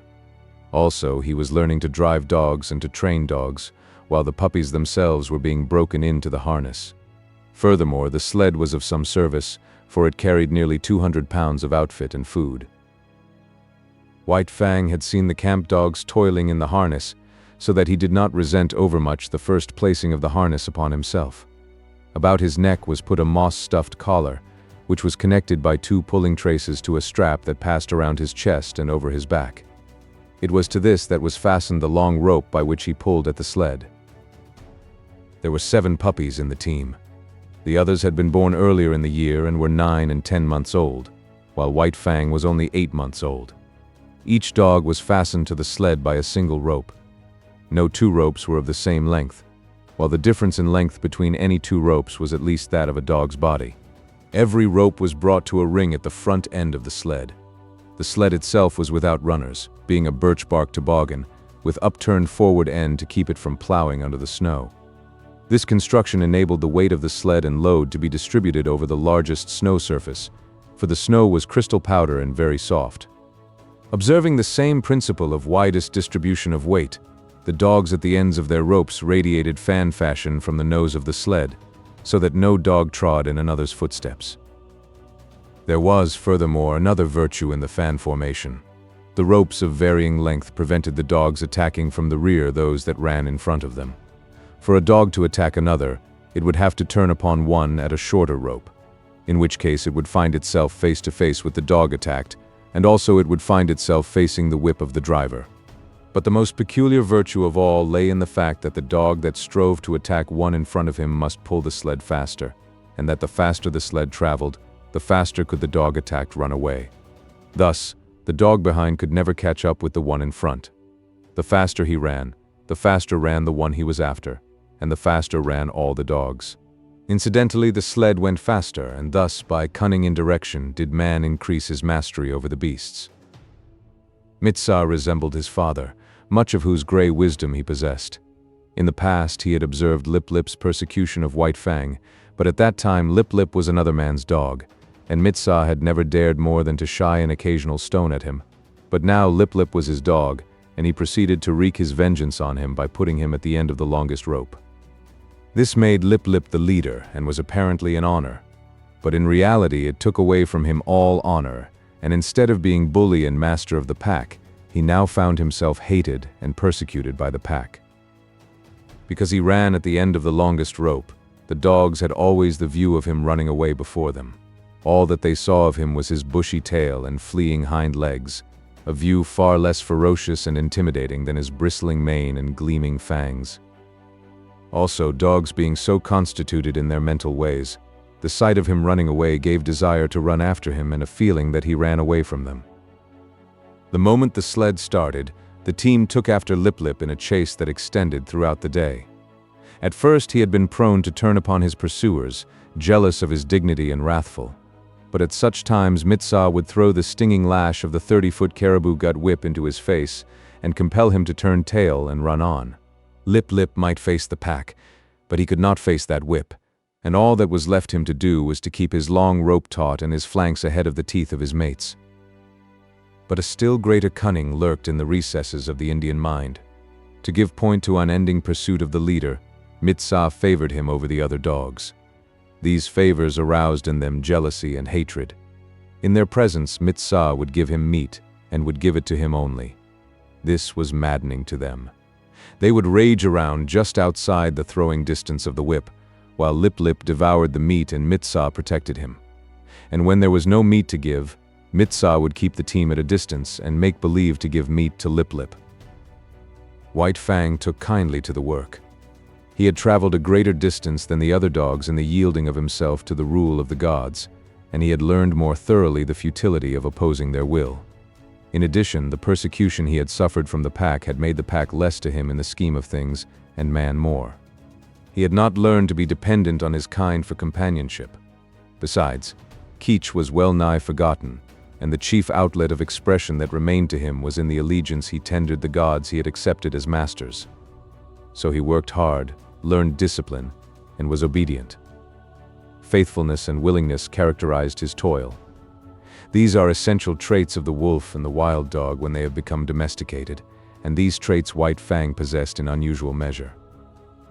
A companionship did exist between White Fang and the other dogs, but it was one of warfare and enmity. He had never learned to play with them. He knew only how to fight, and fight with them he did, returning to them 100-fold the snaps and slashes they had given him in the days when Lip Lip was leader of the pack.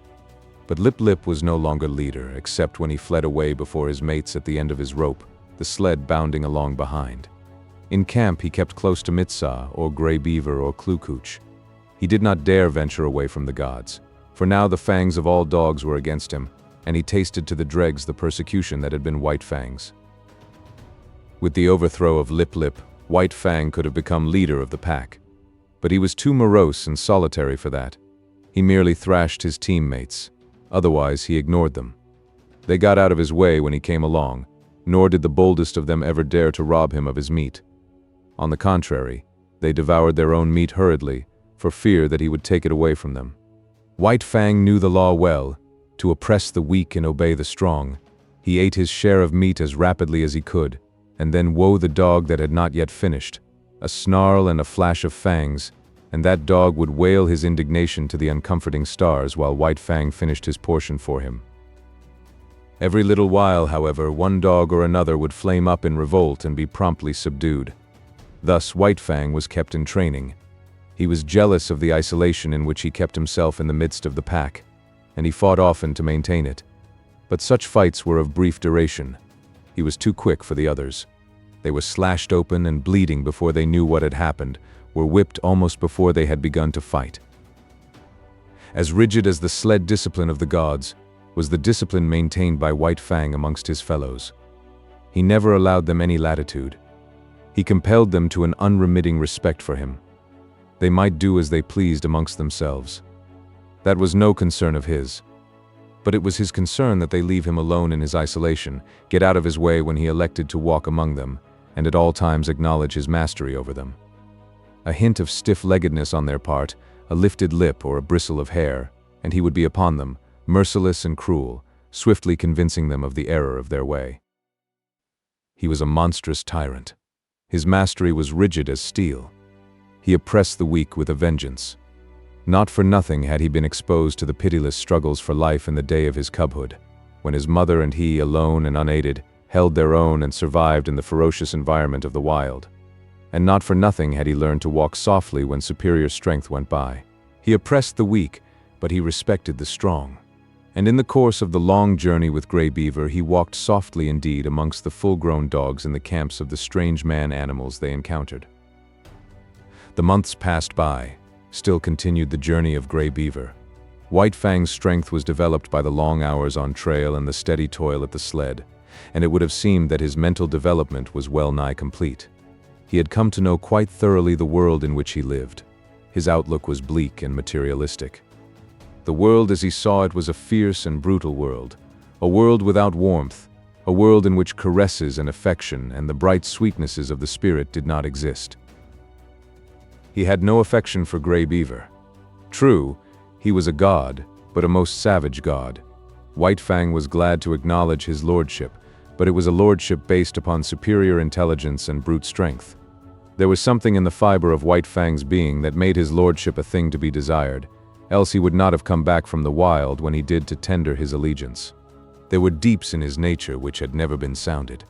A kind word, a caressing touch of the hand on the part of Grey Beaver might have sounded these deeps, but Grey Beaver did not caress, nor speak kind words. It was not his way.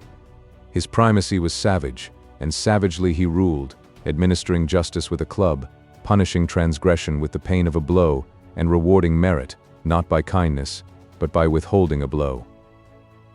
So White Fang knew nothing of the heaven a man's hand might contain for him. Besides, he did not like the hands of the man-animals. He was suspicious of them. It was true that they sometimes gave meat, but more often they gave hurt. Hands were things to keep away from. They hurled stones, wielded sticks and clubs and whips, administered slaps and clouts, and, when they touched him, were cunning to hurt with pinch and twist and wrench. In strange villages he had encountered the hands of the children and learned that they were cruel to hurt. Also, he had once nearly had an eye poked out by a toddling papoose.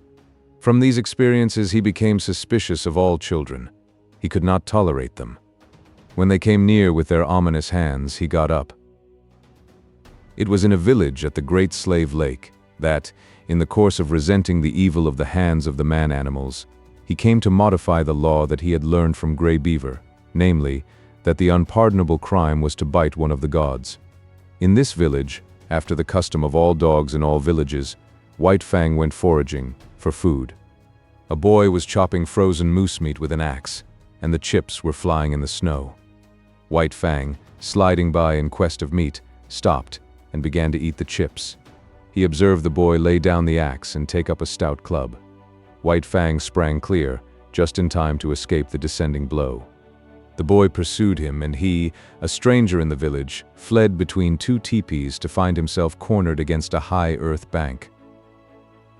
There was no escape for White Fang. The only way out was between the two teepees, and this the boy guarded. Holding his club prepared to strike, he drew in on his cornered quarry. White Fang was furious. He faced the boy bristling and snarling, his sense of justice outraged. He knew the law of forage. All the wastage of meat, such as the frozen chips, belonged to the dog that found it. He had done no wrong, broken no law, yet here was this boy preparing to give him a beating. White Fang scarcely knew what happened. He did it in a surge of rage, and he did it so quickly that the boy did not know either. All the boy knew was that he had in some unaccountable way been overturned into the snow, and that his club hand had been ripped wide open by White Fang's teeth. But White Fang knew that he had broken the law of the gods. He had driven his teeth into the sacred flesh of one of them, and could expect nothing but a most terrible punishment. He fled away to Grey Beaver, behind whose protecting legs he crouched when the bitten boy and the boy's family came, demanding vengeance. But they went away with vengeance unsatisfied. Grey Beaver defended White Fang. So did Mitsa and Cooch. White Fang, listening to the wordy war and watching the angry gestures, knew that his act was justified. And so it came that he learned there were gods and gods. There were his gods, and there were other gods, and between them there was a difference. Justice or injustice, it was all the same. He must take all things from the hands of his own gods. But he was not compelled to take injustice from the other gods. It was his privilege to resent it with his teeth. And this also was a law of the gods. Before the day was out, White Fang was to learn more about this law. Mitsa, alone, gathering firewood in the forest, encountered the boy that had been bitten. With him were other boys. Hot words passed. Then all the boys attacked Mitsa. It was going hard with him. Blows were raining upon him from all sides. White Fang looked on at first. This was an affair of the gods, and no concern of his. Then he realized that this was Mitsa, one of his own particular gods, who was being maltreated. It was no reasoned impulse that made White Fang do what he then did. A mad rush of anger sent him leaping in amongst the combatants. 5 minutes later, the landscape was covered with fleeing boys, many of whom dripped blood upon the snow in token that White Fang's teeth had not been idle. When Mitsa told the story in camp, Grey Beaver ordered meat to be given to White Fang. He ordered much meat to be given, and White Fang, gorged and sleepy by the fire, knew that the law had received its verification. It was in line with these experiences that White Fang came to learn the law of property and the duty of the defense of property. From the protection of his god's body to the protection of his god's possessions was a step, and this step he made.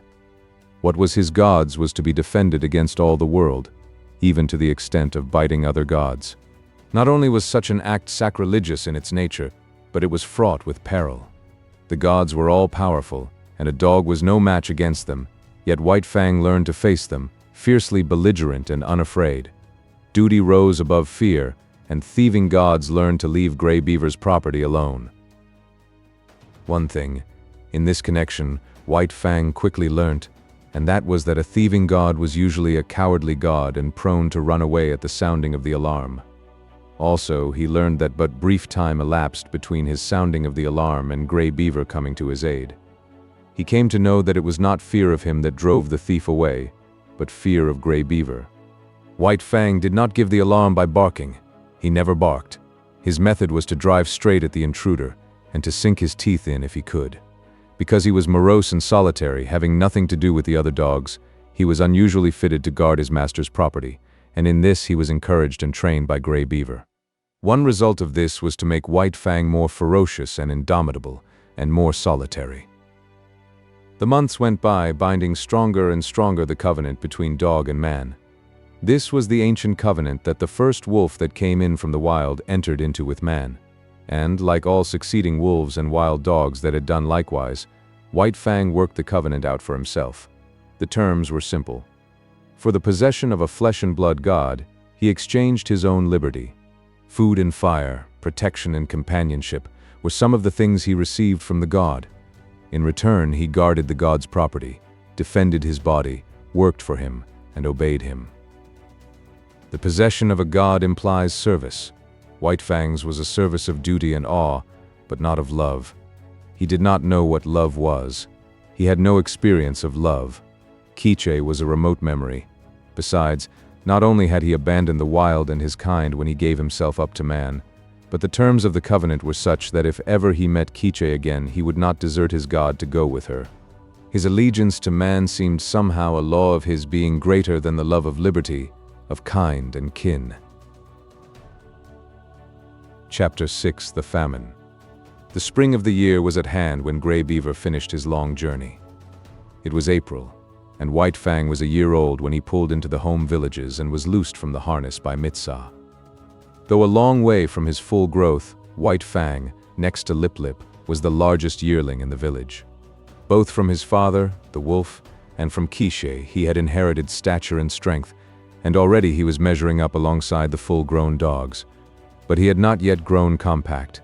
His body was slender and rangy, and his strength more stringy than massive. His coat was the true wolf gray, and to all appearances he was true wolf himself. The quarter strain of dog he had inherited from Quiche had left no mark on him physically, though it had played its part in his mental makeup.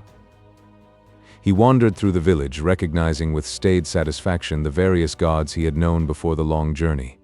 Then there were the dogs, puppies growing up like himself, and grown dogs that did not look so large and formidable as the memory pictures he retained of them. Also, he stood less in fear of them than formerly, stalking among them with a certain careless ease that was as new to him as it was enjoyable. There was Basique, a grizzled old fellow that in his younger days had but to uncover his fangs to send White Fang cringing and crouching to the right about. From him, White Fang had learned much of his own insignificance. and from him he was now to learn much of the change and development that had taken place in himself. While Basic had been growing weaker with age, White Fang had been growing stronger with youth. It was at the cutting up of a moose, fresh killed, that White Fang learned of the changed relations in which he stood to the dog world. He had got for himself a hoof and part of the shin bone, to which quite a bit of meat was attached. Withdrawn from the immediate scramble of the other dogs, in fact out of sight behind a thicket, he was devouring his prize, when Basic rushed in upon him. Before he knew what he was doing, he had slashed the intruder twice and sprung clear. Basic was surprised by the other's temerity and swiftness of attack. He stood, gazing stupidly across at White Fang, the raw, red shin bone between them. Basic was old, and already he had come to know the increasing valor of the dogs it had been his wont to bully. Bitter experiences these, which perforce he swallowed, calling upon all his wisdom to cope with them. In the old days he would have sprung upon White Fang in a fury of righteous wrath. But now his waning powers would not permit such a course. He bristled fiercely and looked ominously across the shin bone at White Fang. And White Fang, resurrecting quite a deal of the old awe, seemed to wilt and to shrink in upon himself and grow small, as he cast about in his mind for a way to beat a retreat not too inglorious. And right here Basic erred. Had he contented himself with looking fierce and ominous, all would have been well. White Fang, on the verge of retreat, would have retreated, leaving the meat to him. But Basic did not wait. He considered the victory already his, and stepped forward to the meat. As he bent his head carelessly to smell it, White Fang bristled slightly. Even then it was not too late for Basic to retrieve the situation. Had he merely stood over the meat, head up and glowering, White Fang would ultimately have slunk away. But the fresh meat was strong in Basic's nostrils, and greed urged him to take a bite of it. This was too much for White Fang. Fresh upon his months of mastery over his own teammates, it was beyond his self-control to stand idly by while another devoured the meat that belonged to him. He struck, after his custom, without warning. With the first slash, Basic's right ear was ripped into ribbons. He was astounded at the suddenness of it. But more things, and most grievous ones, were happening with equal suddenness. He was knocked off his feet. His throat was bitten. While he was struggling to his feet, the young dog sank teeth twice into his shoulder. The swiftness of it was bewildering. He made a futile rush at White Fang, clipping the empty air with an outraged snap. The next moment his nose was laid open, and he was staggering backward away from the meat. The situation was now reversed. White Fang stood over the shin bone, bristling and menacing, while Basic stood a little way off, preparing to retreat. He dared not risk a fight with this young lightning flash, and again he knew, and more bitterly, the enfeeblement of oncoming age. His attempt to maintain his dignity was heroic. Calmly turning his back upon young dog and shin bone, as though both were beneath his notice and unworthy of his consideration, he stalked grandly away. Nor until well out of sight did he stop to lick his bleeding wounds. The effect on White Fang was to give him a greater faith in himself and a greater pride. He walked less softly among the grown dogs. His attitude toward them was less compromising. Not that he went out of his way looking for trouble. Far from it. But upon his way he demanded consideration. He stood upon his right to go his way unmolested and to give trail to no dog. He had to be taken into account. That was all. He was no longer to be disregarded and ignored, as was the lot of puppies, and as continued to be the lot of the puppies that were his team mates. They got out of the way, gave trail to the grown dogs, and gave up meat to them under compulsion. But White Fang, uncompanionable, solitary, morose, scarcely looking to right or left, redoubtable, forbidding of aspect, remote and alien, was accepted as an equal by his puzzled elders. They quickly learned to leave him alone, neither venturing hostile acts nor making overtures of friendliness. If they left him alone, he left them alone, a state of affairs that they found, after a few encounters, to be preeminently desirable. In midsummer, White Fang had an experience. Trotting along in his silent way to investigate a new teepee which had been erected on the edge of the village, while he was away with the hunters after moose, he came full upon Quiche. He paused and looked at her.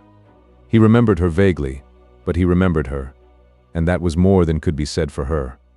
She lifted her lip at him in the old snarl of menace, and his memory became clear. His forgotten cubhood, all that was associated with that familiar snarl, rushed back to him. Before he had known the gods, she had been to him the centerpin of the universe. The old familiar feelings of that time came back upon him, surged up within him. He bounded towards her joyously, and she met him with shrewd fangs that laid his cheek open to the bone. He did not understand. He backed away, bewildered and puzzled. But it was not Keisha's fault. A wolf mother was not made to remember her cubs of a year or so before. So she did not remember White Fang. He was a strange animal, an intruder, and her present litter of puppies gave her the right to resent such intrusion. One of the puppies sprawled up to White Fang. They were half-brothers, only they did not know it. White Fang sniffed the puppy curiously, whereupon Keich rushed upon him, gashing his face a second time. He backed farther away. All the old memories and associations died down again and passed into the grave from which they had been resurrected. He looked at Keich licking her puppy and stopping now and then to snarl at him. She was without value to him. He had learned to get along without her. Her meaning was forgotten. There was no place for her in his scheme of things, as there was no place for him in hers. He was still standing, stupid and bewildered, the memories forgotten, wondering what it was all about, when Keisha attacked him a third time, intent on driving him away altogether from the vicinity. And White Fang allowed himself to be driven away. This was a female of his kind, and it was a law of his kind that the males must not fight the females.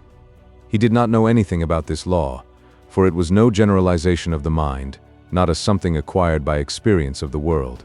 He knew it as a secret prompting, as an urge of instinct, of the same instinct that made him howl at the moon and stars of nights, and that made him fear death and the unknown. The months went by. White Fang grew stronger, heavier, and more compact, while his character was developing along the lines laid down by his heredity and his environment. His heredity was a life stuff that may be likened to clay. It possessed many possibilities, was capable of being molded into many different forms. Environment served to model the clay, to give it a particular form. Thus, had White Fang never come into the fires of man, the wild would have molded him into a true wolf. But the gods had given him a different environment, and he was molded into a dog that was rather wolfish, but that was a dog and not a wolf. And so, according to the clay of his nature and the pressure of his surroundings, his character was being molded into a certain particular shape. There was no escaping it. He was becoming more morose, more uncompanionable, more solitary, more ferocious, while the dogs were learning more and more that it was better to be at peace with him than at war. And Grey Beaver was coming to prize him more greatly with the passage of each day. White Fang, seeming to sum up strength in all his qualities, nevertheless suffered from one besetting weakness. He could not stand being laughed at. The laughter of men was a hateful thing. They might laugh among themselves about anything they pleased except himself, and he did not mind. But the moment laughter was turned upon him, he would fly into a most terrible rage. Grave, dignified, somber, a laugh made him frantic to ridiculousness. It so outraged him and upset him that for hours he would behave like a demon, and woe to the dog that at such times ran foul of him. He knew the law too well to take it out on Grey Beaver. Behind Grey Beaver were a club and Godhead. But behind the dogs there was nothing but space, and into this space they flew when White Fang came on the scene, made mad by laughter. In the third year of his life there came a great famine to the Mackenzie Indians. In the summer the fish failed. In the winter the caribou forsook their accustomed track. Moose were scarce, the rabbits almost disappeared, hunting and preying animals perished. Denied their usual food supply, weakened by hunger, they fell upon and devoured one another. Only the strong survived. White Fang's gods were always hunting animals. The old and the weak of them died of hunger. There was wailing in the village, where the women and children went without in order that what little they had might go into the bellies of the lean and hollow-eyed hunters who trod the forest in the vain pursuit of meat. To such extremity were the gods driven that they ate the soft-tanned leather of their moccasins and mittens, while the dogs ate the harnesses off their backs and the very whiplashes. Also, the dogs ate one another, and also the gods ate the dogs. The weakest and the more worthless were eaten first. The dogs that still lived looked on and understood. A few of the boldest and wisest forsook the fires of the gods, which had now become a shambles, and fled into the forest, where, in the end, they starved to death or were eaten by wolves. In this time of misery, White Fang, too, stole away into the woods. He was better fitted for the life than the other dogs, for he had the training of his cubhood to guide him. Especially adept did he become in stalking small living things. He would lie concealed for hours, following every movement of a cautious tree squirrel, waiting, with a patience as huge as the hunger he suffered from, until the squirrel ventured out upon the ground. Even then, White Fang was not premature. He waited until he was sure of striking before the squirrel could gain a tree refuge. Then, and not until then, would he flash from his hiding place, a gray projectile, incredibly swift, never failing its mark, the fleeing squirrel that fled not fast enough. Successful as he was with squirrels, there was one difficulty that prevented him from living and growing fat on them. There were not enough squirrels, so he was driven to hunt still smaller things.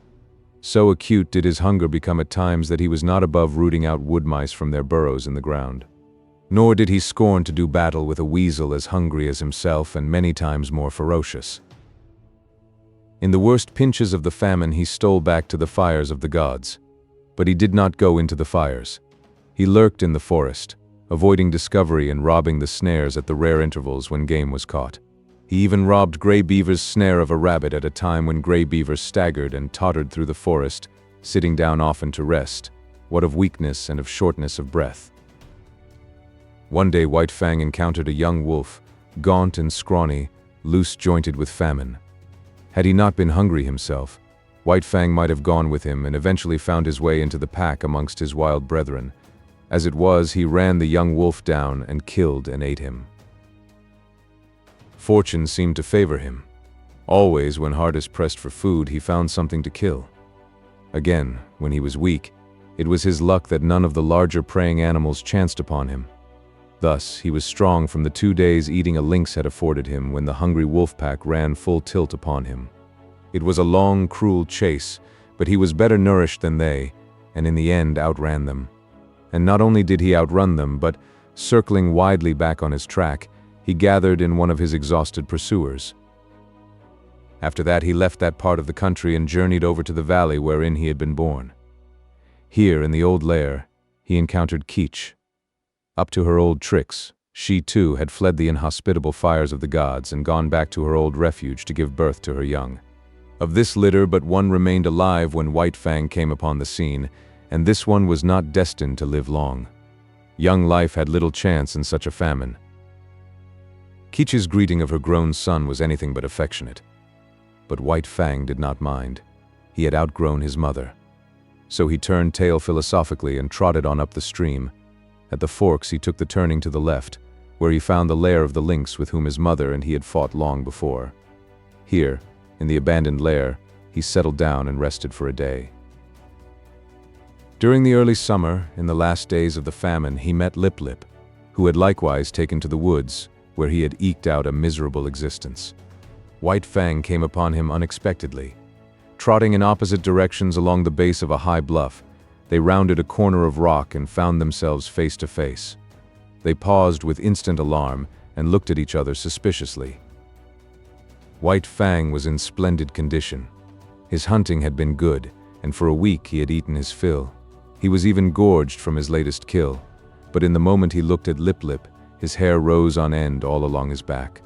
It was an involuntary bristling on his part, the physical state that in the past had always accompanied the mental state produced in him by Lip Lip's bullying and persecution. As in the past he had bristled and snarled at sight of Lip Lip, so now, and automatically, he bristled and snarled. He did not waste any time. The thing was done thoroughly and with dispatch. Lip Lip essayed to back away, but White Fang struck him hard, shoulder to shoulder. Lip Lip was overthrown and rolled upon his back. White Fang's teeth drove into the scrawny throat.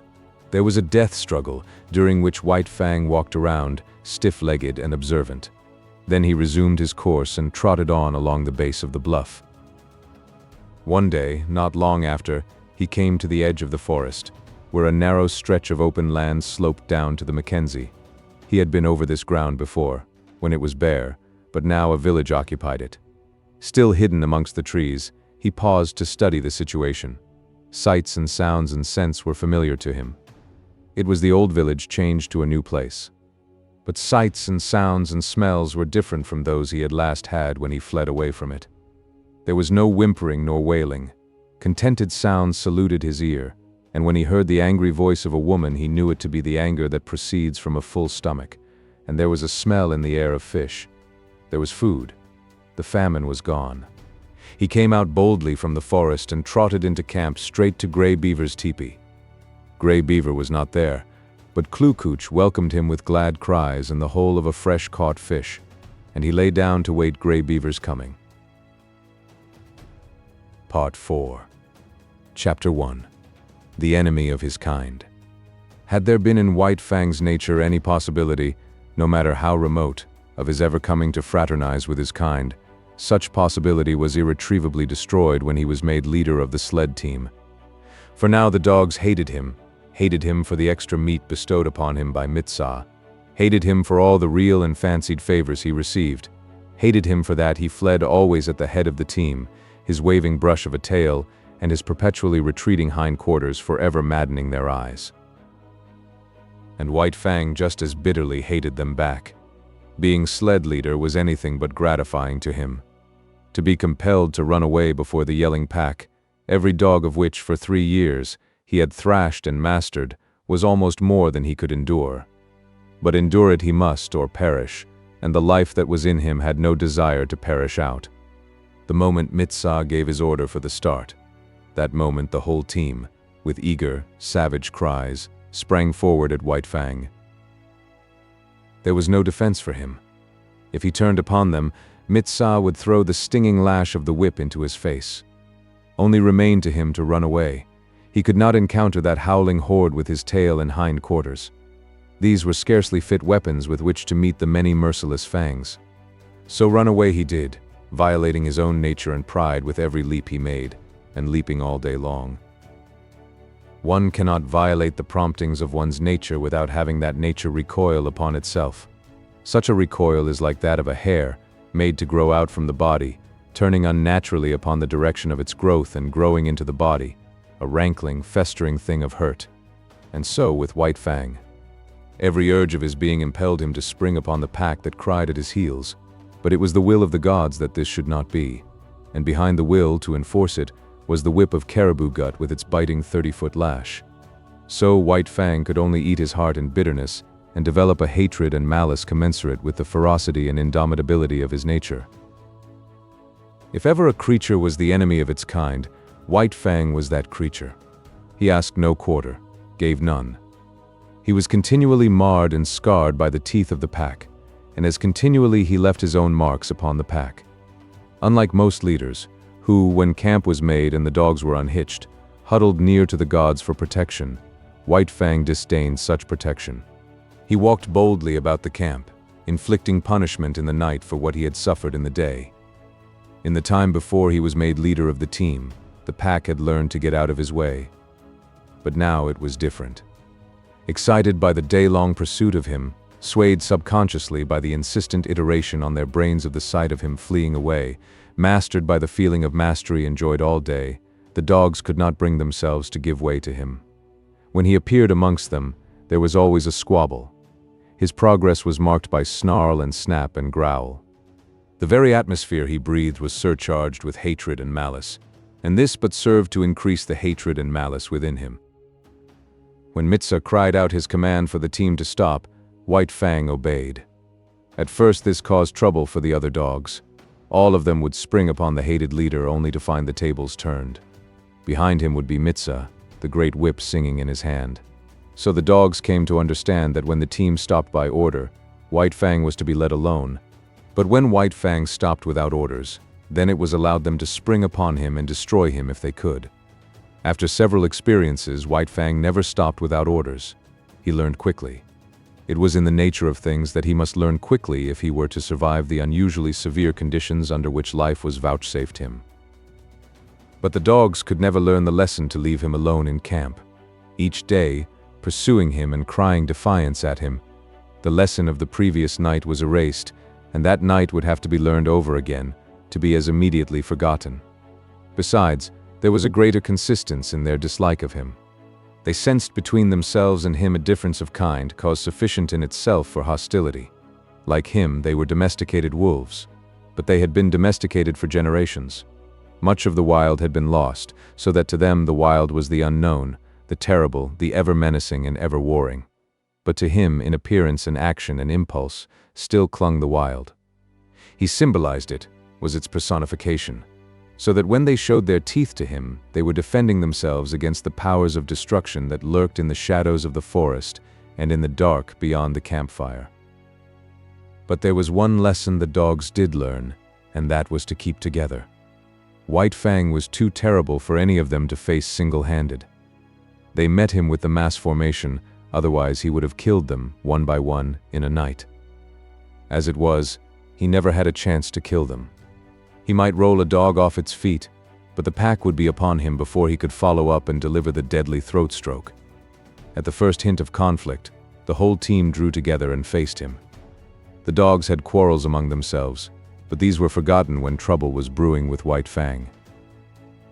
On the other hand, try as they would, they could not kill White Fang. He was too quick for them, too formidable, too wise. He avoided tight places and always backed out of it when they bade fair to surround him. While, as for getting him off his feet, there was no dog among them capable of doing the trick. His feet clung to the earth with the same tenacity that he clung to life. For that matter, life and footing were synonymous in this unending warfare with the pack, and none knew it better than White Fang. So he became the enemy of his kind, domesticated wolves that they were, softened by the fires of man, weakened in the sheltering shadow of man's strength. White Fang was bitter and implacable. The clay of him was so molded. He declared a vendetta against all dogs, and so terribly did he live this vendetta that Gray Beaver, fierce savage himself, could not but marvel at White Fang's ferocity. Never, he swore, had there been the like of this animal, and the Indians in strange villages swore likewise when they considered the tale of his killings amongst their dogs. When White Fang was nearly 5 years old, Gray Beaver took him on another great journey, and long remembered was the havoc he worked amongst the dogs of the many villages along the Mackenzie, across the Rockies, and down the Porcupine to the Yukon. He reveled in the vengeance he wreaked upon his kind. They were ordinary, unsuspecting dogs. They were not prepared for his swiftness and directness, for his attack without warning. They did not know him for what he was, a lightning flash of slaughter. They bristled up to him, stiff-legged and challenging, while he, wasting no time on elaborate preliminaries, snapping into action like a steel spring, was at their throats and destroying them before they knew what was happening, and while they were yet in the throes of surprise. He became an adept at fighting. He economized. He never wasted his strength, never tussled. He was in too quickly for that, and if he missed, was out again too quickly. The dislike of the wolf for close quarters was his to an unusual degree. He could not endure a prolonged contact with another body. It smacked of danger. It made him frantic. He must be away, free, on his own legs, touching no living thing. It was the wild still clinging to him, asserting itself through him. This feeling had been accentuated by the Ishmaelite life he had led from his puppyhood. Danger lurked in contacts. It was the trap, ever the trap, the fear of it lurking deep in the life of him, woven into the fiber of him. In consequence, the strange dogs he encountered had no chance against him. He eluded their fangs. He got them or got away, himself untouched in either event. In the natural course of things, there were exceptions to this. There were times when several dogs, pitching onto him, punished him before he could get away, and there were times when a single dog scored deeply on him. But these were accidents. In the main, so efficient a fighter had he become, he went his way unscathed. Another advantage he possessed was that of correctly judging time and distance. Not that he did this consciously, however. He did not calculate such things. It was all automatic. His eyes saw correctly, and the nerves carried the vision correctly to his brain. The parts of him were better adjusted than those of the average dog. They worked together more smoothly and steadily. His was a better, far better, nervous, mental, and muscular coordination. When his eyes conveyed to his brain the moving image of an action, his brain, without conscious effort, knew the space that limited that action and the time required for its completion. Thus, he could avoid the leap of another dog, or the drive of its fangs, and at the same moment could seize the infinitesimal fraction of time in which to deliver his own attack. Body and brain, his was a more perfected mechanism. Not that he was to be praised for it. Nature had been more generous to him than to the average animal, that was all. It was in the summer that White Fang arrived at Fort Yukon. Gray Beaver had crossed the great watershed between Mackenzie and the Yukon in the late winter, and spent the spring in hunting among the western outlying spurs of the Rockies. Then, after the breakup of the ice on the Porcupine, he had built a canoe and paddled down that stream to where it effected its junction with the Yukon just under the Arctic Circle. Here stood the old Hudson's Bay Company fort, and here were many Indians, much food, and unprecedented excitement. It was the summer of 1898, and thousands of gold hunters were going up the Yukon to Dawson and the Klondike. Still hundreds of miles from their goal, nevertheless, many of them had been on the way for a year, and the least any of them had traveled to get that far was 5,000 miles, while some had come from the other side of the world. Here Gray Beaver stopped. A whisper of the gold rush had reached his ears, and he had come with several bales of furs and another of gut-sewn mittens and moccasins. He would not have ventured so long a trip had he not expected generous profits. But what he had expected was nothing to what he realized. His wildest dreams had not exceeded 100%. Profit, he made 1,000%. And like a true Indian, he settled down to trade carefully and slowly, even if it took all summer and the rest of the winter to dispose of his goods. It was at Fort Yukon that White Fang saw his first white men. As compared with the Indians he had known, they were to him another race of beings, a race of superior gods. They impressed him as possessing superior power, and it is on power that Godhead rests. White Fang did not reason it out, did not in his mind make the sharp generalization that the white gods were more powerful. It was a feeling, nothing more, and yet none the less potent. As, in his puppyhood, the looming bulks of the teepees man-reared had affected him as manifestations of power, so was he affected now by the houses and the huge fort, all of massive logs. Here was power. Those white gods were strong. They possessed greater mastery over matter than the gods he had known, most powerful among which was Gray Beaver. And yet Gray Beaver was as a child god among these white-skinned ones. To be sure, White Fang only felt these things. He was not conscious of them. Yet it is upon feeling, more often than thinking, that animals act. And every act White Fang now performed was based upon the feeling that the white men were the superior gods. In the first place, he was very suspicious of them. There was no telling what unknown terrors were theirs, what unknown hurts they could administer. He was curious to observe them, fearful of being noticed by them. For the first few hours he was content with slinking around and watching them from a safe distance. Then he saw that no harm befell the dogs that were near to them, and he came in closer. In turn, he was an object of great curiosity to them. His wolfish appearance caught their eyes at once, and they pointed him out to one another. This act of pointing put White Fang on his guard, and when they tried to approach him, he showed his teeth and backed away. Not one succeeded in laying a hand on him, and it was well that they did not. White Fang soon learned that very few of these gods, not more than a dozen, lived at this place. Every 2 or 3 days a steamer, another and colossal manifestation of power, came into the bank and stopped for several hours. The white men came from off these steamers and went away on them again. There seemed untold numbers of these white men. In the first day or so, he saw more of them than he had seen Indians in all his life, and as the days went by they continued to come up the river, stop, and then go on up the river out of sight. But if the white gods were all-powerful, their dogs did not amount to much. This White Fang quickly discovered by mixing with those that came ashore with their masters. They were irregular shapes and sizes. Some were short-legged, too short. Others were long-legged, too long. They had hair instead of fur, and a few had very little hair at that. And none of them knew how to fight. As an enemy of his kind, it was in White Fang's province to fight with them. This he did, and he quickly achieved for them a mighty contempt. They were soft and helpless, made much noise, and floundered around clumsily, trying to accomplish by main strength what he accomplished by dexterity and cunning. They rushed bellowing at him. He sprang to the side. They did not know what had become of him, and in that moment he struck them on the shoulder, rolling them off their feet and delivering his stroke at the throat.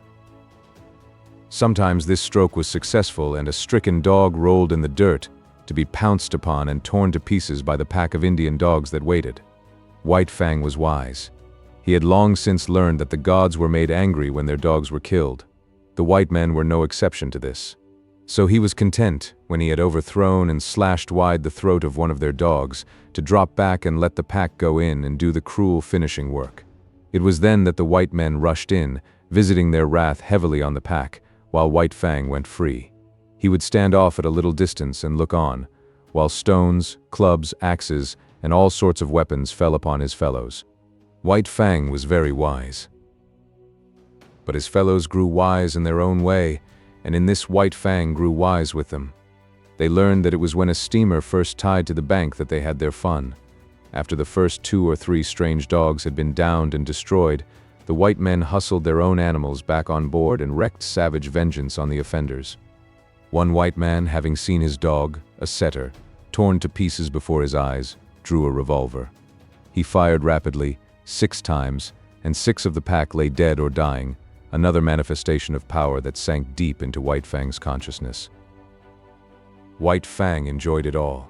He did not love his kind, and he was shrewd enough to escape hurt himself. At first, the killing of the white men's dogs had been a diversion. After a time it became his occupation. There was no work for him to do. Gray Beaver was busy trading and getting wealthy. So White Fang hung around the landing with the disreputable gang of Indian dogs, waiting for steamers. With the arrival of a steamer, the fun began. After a few minutes, by the time the white men had got over their surprise, the gang scattered. The fun was over until the next steamer should arrive. But it can scarcely be said that White Fang was a member of the gang. He did not mingle with it, but remained aloof, always himself, and was even feared by it. It is true, he worked with it. He picked the quarrel with the strange dog while the gang waited, and when he had overthrown the strange dog, the gang went in to finish it. But it is equally true that he then withdrew, leaving the gang to receive the punishment of the outraged gods. It did not require much exertion to pick these quarrels.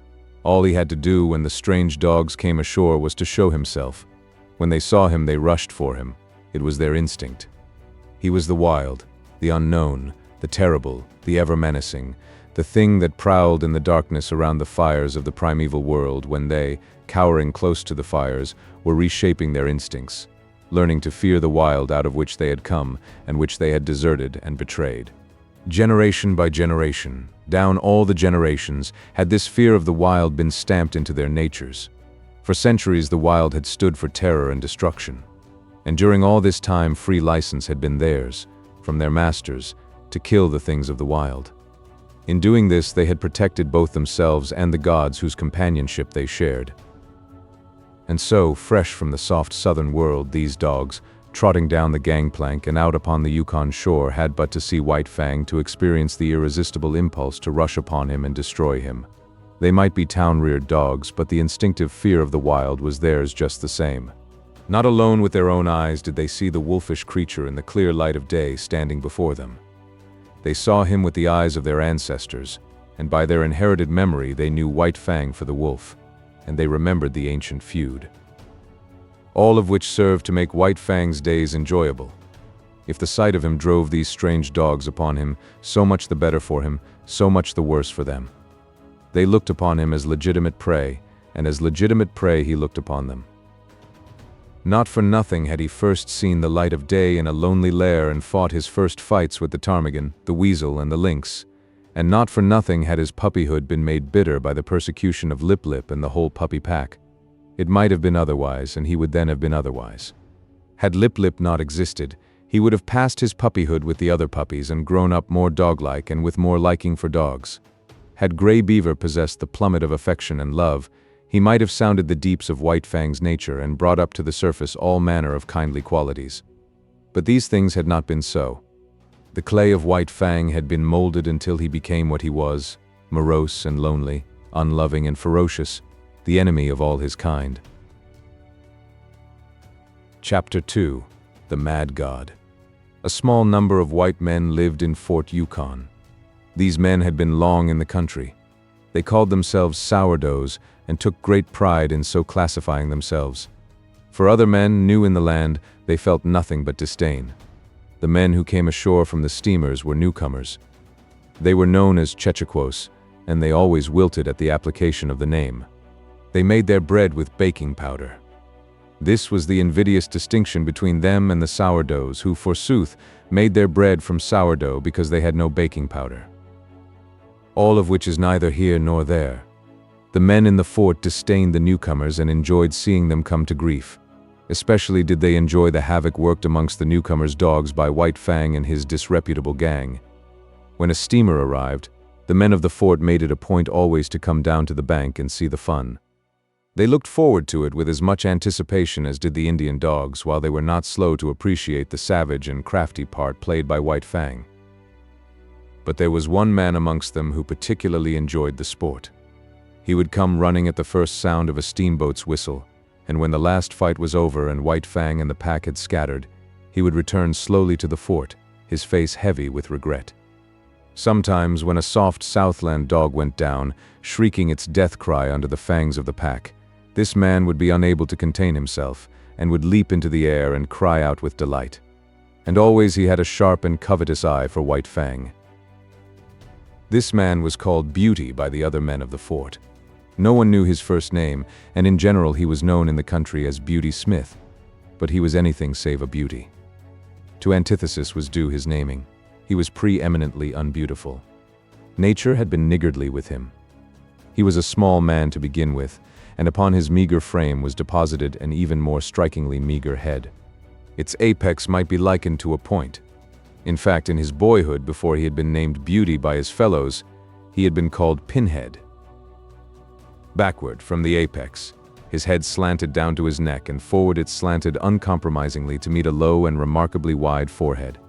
Beginning here, as though regretting her parsimony, nature had spread his features with a lavish hand. His eyes were large, and between them was the distance of two eyes. His face, in relation to the rest of him, was prodigious. In order to discover the necessary area, nature had given him an enormous prognathous jaw. It was wide and heavy, and protruded outward and down until it seemed to rest on his chest. Possibly this appearance was due to the weariness of the slender neck, unable properly to support so great a burden. This jaw gave the impression of ferocious determination, but something lacked. Perhaps it was from excess. Perhaps the jaw was too large. At any rate, it was a lie. Beauty Smith was known far and wide as the weakest of weak-kneed and sniveling cowards. To complete his description, his teeth were large and yellow, while the two eye teeth, larger than their fellows, showed under his lean lips like fangs. His eyes were yellow and muddy, as though nature had run short on pigments and squeezed together the dregs of all her tubes. It was the same with his hair, sparse and irregular of growth, muddy yellow and dirty yellow, rising on his head and sprouting out of his face in unexpected tufts and bunches, in appearance like clumped and wind-blown grain. In short, Beauty Smith was a monstrosity, and the blame of it lay elsewhere. He was not responsible. The clay of him had been so molded in the making. He did the cooking for the other men in the fort, the dishwashing and the drudgery. They did not despise him. Rather did they tolerate him in a broad human way, as one tolerates any creature evilly treated in the making. Also, they feared him. His cowardly rages made them dread a shot in the back or poison in their coffee. But somebody had to do the cooking, and whatever else his shortcomings, Beauty Smith could cook. This was the man that looked at White Fang, delighted in his ferocious prowess, and desired to possess him. He made overtures to White Fang from the first. White Fang began by ignoring him. Later on, when the overtures became more insistent, White Fang bristled and bared his teeth and backed away. He did not like the man. The feel of him was bad. He sensed the evil in him, and feared the extended hand and the attempts at soft-spoken speech. Because of all this, he hated the man. With the simpler creatures, good and bad are things simply understood. The good stands for all things that bring easement and satisfaction and surcease from pain. Therefore the good is liked. The bad stands for all things that are fraught with discomfort, menace, and hurt, and is hated accordingly. White Fang's feel of Beauty Smith was bad. From the man's distorted body and twisted mind in occult ways, like mists rising from malarial marshes, came emanations of the unhealth within. not by reasoning, not by the five senses alone, but by other and remoter and uncharted senses, came the feeling to White Fang that the man was ominous with evil, pregnant with hurtfulness, and therefore a thing bad, and wisely to be hated. White Fang was in Grey Beaver's camp when Beauty Smith first visited it. At the faint sound of his distant feet, before he came in sight, White Fang knew who was coming and began to bristle. He had been lying down in an abandon of comfort, but he arose quickly and, as the man arrived, slid away in true wolf fashion to the edge of the camp. He did not know what they said, but he could see the man and Grey Beaver talking together. Once the man pointed at him, and White Fang snarled back as though the hand were just descending upon him instead of being, as it was, 50 feet away. The man laughed at this, and White Fang slunk away to the sheltering woods, his head turned to observe as he glided softly over the ground. Grey Beaver refused to sell the dog. He had grown rich with his trading and stood in need of nothing. Besides, White Fang was a valuable animal, the strongest sled dog he had ever owned, and the best leader. Furthermore, there was no dog like him on the Mackenzie nor the Yukon. He could fight. He killed other dogs as easily as men killed mosquitoes. Beauty Smith's eyes lighted up at this, and he licked his thin lips with an eager tongue. No, White Fang was not for sale at any price. But Beauty Smith knew the ways of Indians. He visited Grey Beaver's camp often, and hidden under his coat was always a black bottle or so. One of the potencies of whiskey is the breeding of thirst. Grey Beaver got the thirst. His fevered membranes and burnt stomach began to clamor for more and more of the scorching fluid, while his brain, thrust all awry by the unwanted stimulant, permitted him to go any length to obtain it. The money he had received for his furs and mittens and moccasins began to go. It went faster and faster, and the shorter his money sack grew, the shorter grew his temper. In the end, his money and goods and temper were all gone. Nothing remained to him but his thirst, a prodigious possession in itself that grew more prodigious with every sober breath he drew. Then it was that Beauty Smith had talk with him again about the sale of White Fang. But this time the price offered was in bottles, not dollars, and Grey Beaver's ears were more eager to hear. "You catch dog, you take all right," was his last word. The bottles were delivered, but after 2 days. "You catch dog," were Beauty Smith's words to Grey Beaver. White Fang slunk into camp one evening and dropped down with a sigh of content. The dreaded white god was not there. For days his manifestations of desire to lay hands on him had been growing more insistent, and during that time White Fang had been compelled to avoid the camp. He did not know what evil was threatened by those insistent hands. He knew only that they did threaten evil of some sort, and that it was best for him to keep out of their reach. But scarcely had he lain down when Grey Beaver staggered over to him and tied a leather thong around his neck. He sat down beside White Fang, holding the end of the thong in his hand. In the other hand he held a bottle which, from time to time, was inverted above his head to the accompaniment of gurgling noises. An hour of this passed, when the vibrations of feet in contact with the ground foreran the one who approached. White Fang heard it first, and he was bristling with recognition while Grey Beaver still nodded stupidly. White Fang tried to draw the thong softly out of his master's hand, but the relaxed fingers closed tightly and Grey Beaver roused himself. Beauty Smith strode into camp and stood over White Fang. He snarled softly up at the thing of fear, watching keenly the deportment of the hands. One hand extended outward and began to descend upon his head. His soft snarl grew tense and harsh. The hand continued slowly to descend, while he crouched beneath it, eyeing it malignantly, his snarl growing shorter and shorter as, with quickening breath, it approached its culmination. Suddenly he snapped, striking with his fangs like a snake. The hand was jerked back, and the teeth came together emptily with a sharp click. Beauty Smith was frightened and angry. Grey Beaver clouted White Fang alongside the head, so that he cowered down close to the earth in respectful obedience. White Fang's suspicious eyes followed every movement. He saw Beauty Smith go away and return with a stout club. Then the end of the thong was given over to him by Grey Beaver. Beauty Smith started to walk away. The thong grew taut. White Fang resisted it. Grey Beaver clouted him right and left to make him get up and follow. He obeyed, but with a rush, hurling himself upon the stranger who was dragging him away. Beauty Smith did not jump away. He had been waiting for this. He swung the club smartly, stopping the rush midway and smashing White Fang down upon the ground. Grey Beaver laughed and nodded approval. Beauty Smith tightened the thong again, and White Fang crawled limply and dizzily to his feet. He did not rush a second time. One smash from the club was sufficient to convince him that the White God knew how to handle it, and he was too wise to fight the inevitable. So he followed morosely at Beauty Smith's heels, his tail between his legs, yet snarling softly under his breath. But Beauty Smith kept a wary eye on him, and the club was held always ready to strike. At the fort, Beauty Smith left him securely tied and went into bed. White Fang waited an hour. Then he applied his teeth to the thong, and in the space of 10 seconds was free. He had wasted no time with his teeth. There had been no useless gnawing. The thong was cut across, diagonally, almost as clean as though done by a knife. White Fang looked up at the fort, at the same time bristling and growling. Then he turned and trotted back to Grey Beaver's camp. He owed no allegiance to this strange and terrible god. He had given himself to Grey Beaver, and to Grey Beaver he considered he still belonged. But what had occurred before was repeated with a difference. Grey Beaver again made him fast with a thong, and in the morning turned him over to Beauty Smith. And here was where the difference came in. Beauty Smith gave him a beating. Tied securely, White Fang could only rage futilely and endure the punishment. Club and whip were both used upon him, and he experienced the worst beating he had ever received in his life.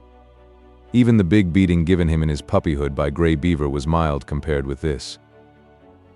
Beauty Smith enjoyed the task. He delighted in it. He gloated over his victim, and his eyes flamed dully as he swung the whip or club and listened to White Fang's cries of pain and to his helpless bellows and snarls. For Beauty Smith was cruel in the way that cowards are cruel. Cringing and sniveling himself before the blows or angry speech of a man, he revenged himself in turn upon creatures weaker than he. All life likes power, and Beauty Smith was no exception. Denied the expression of power amongst his own kind, he fell back upon the lesser creatures and there vindicated the life that was in him. But Beauty Smith had not created himself, and no blame was to be attached to him. He had come into the world with a twisted body and a brute intelligence. This had constituted the clay of him, and it had not been kindly molded by the world. White Fang knew why he was being beaten.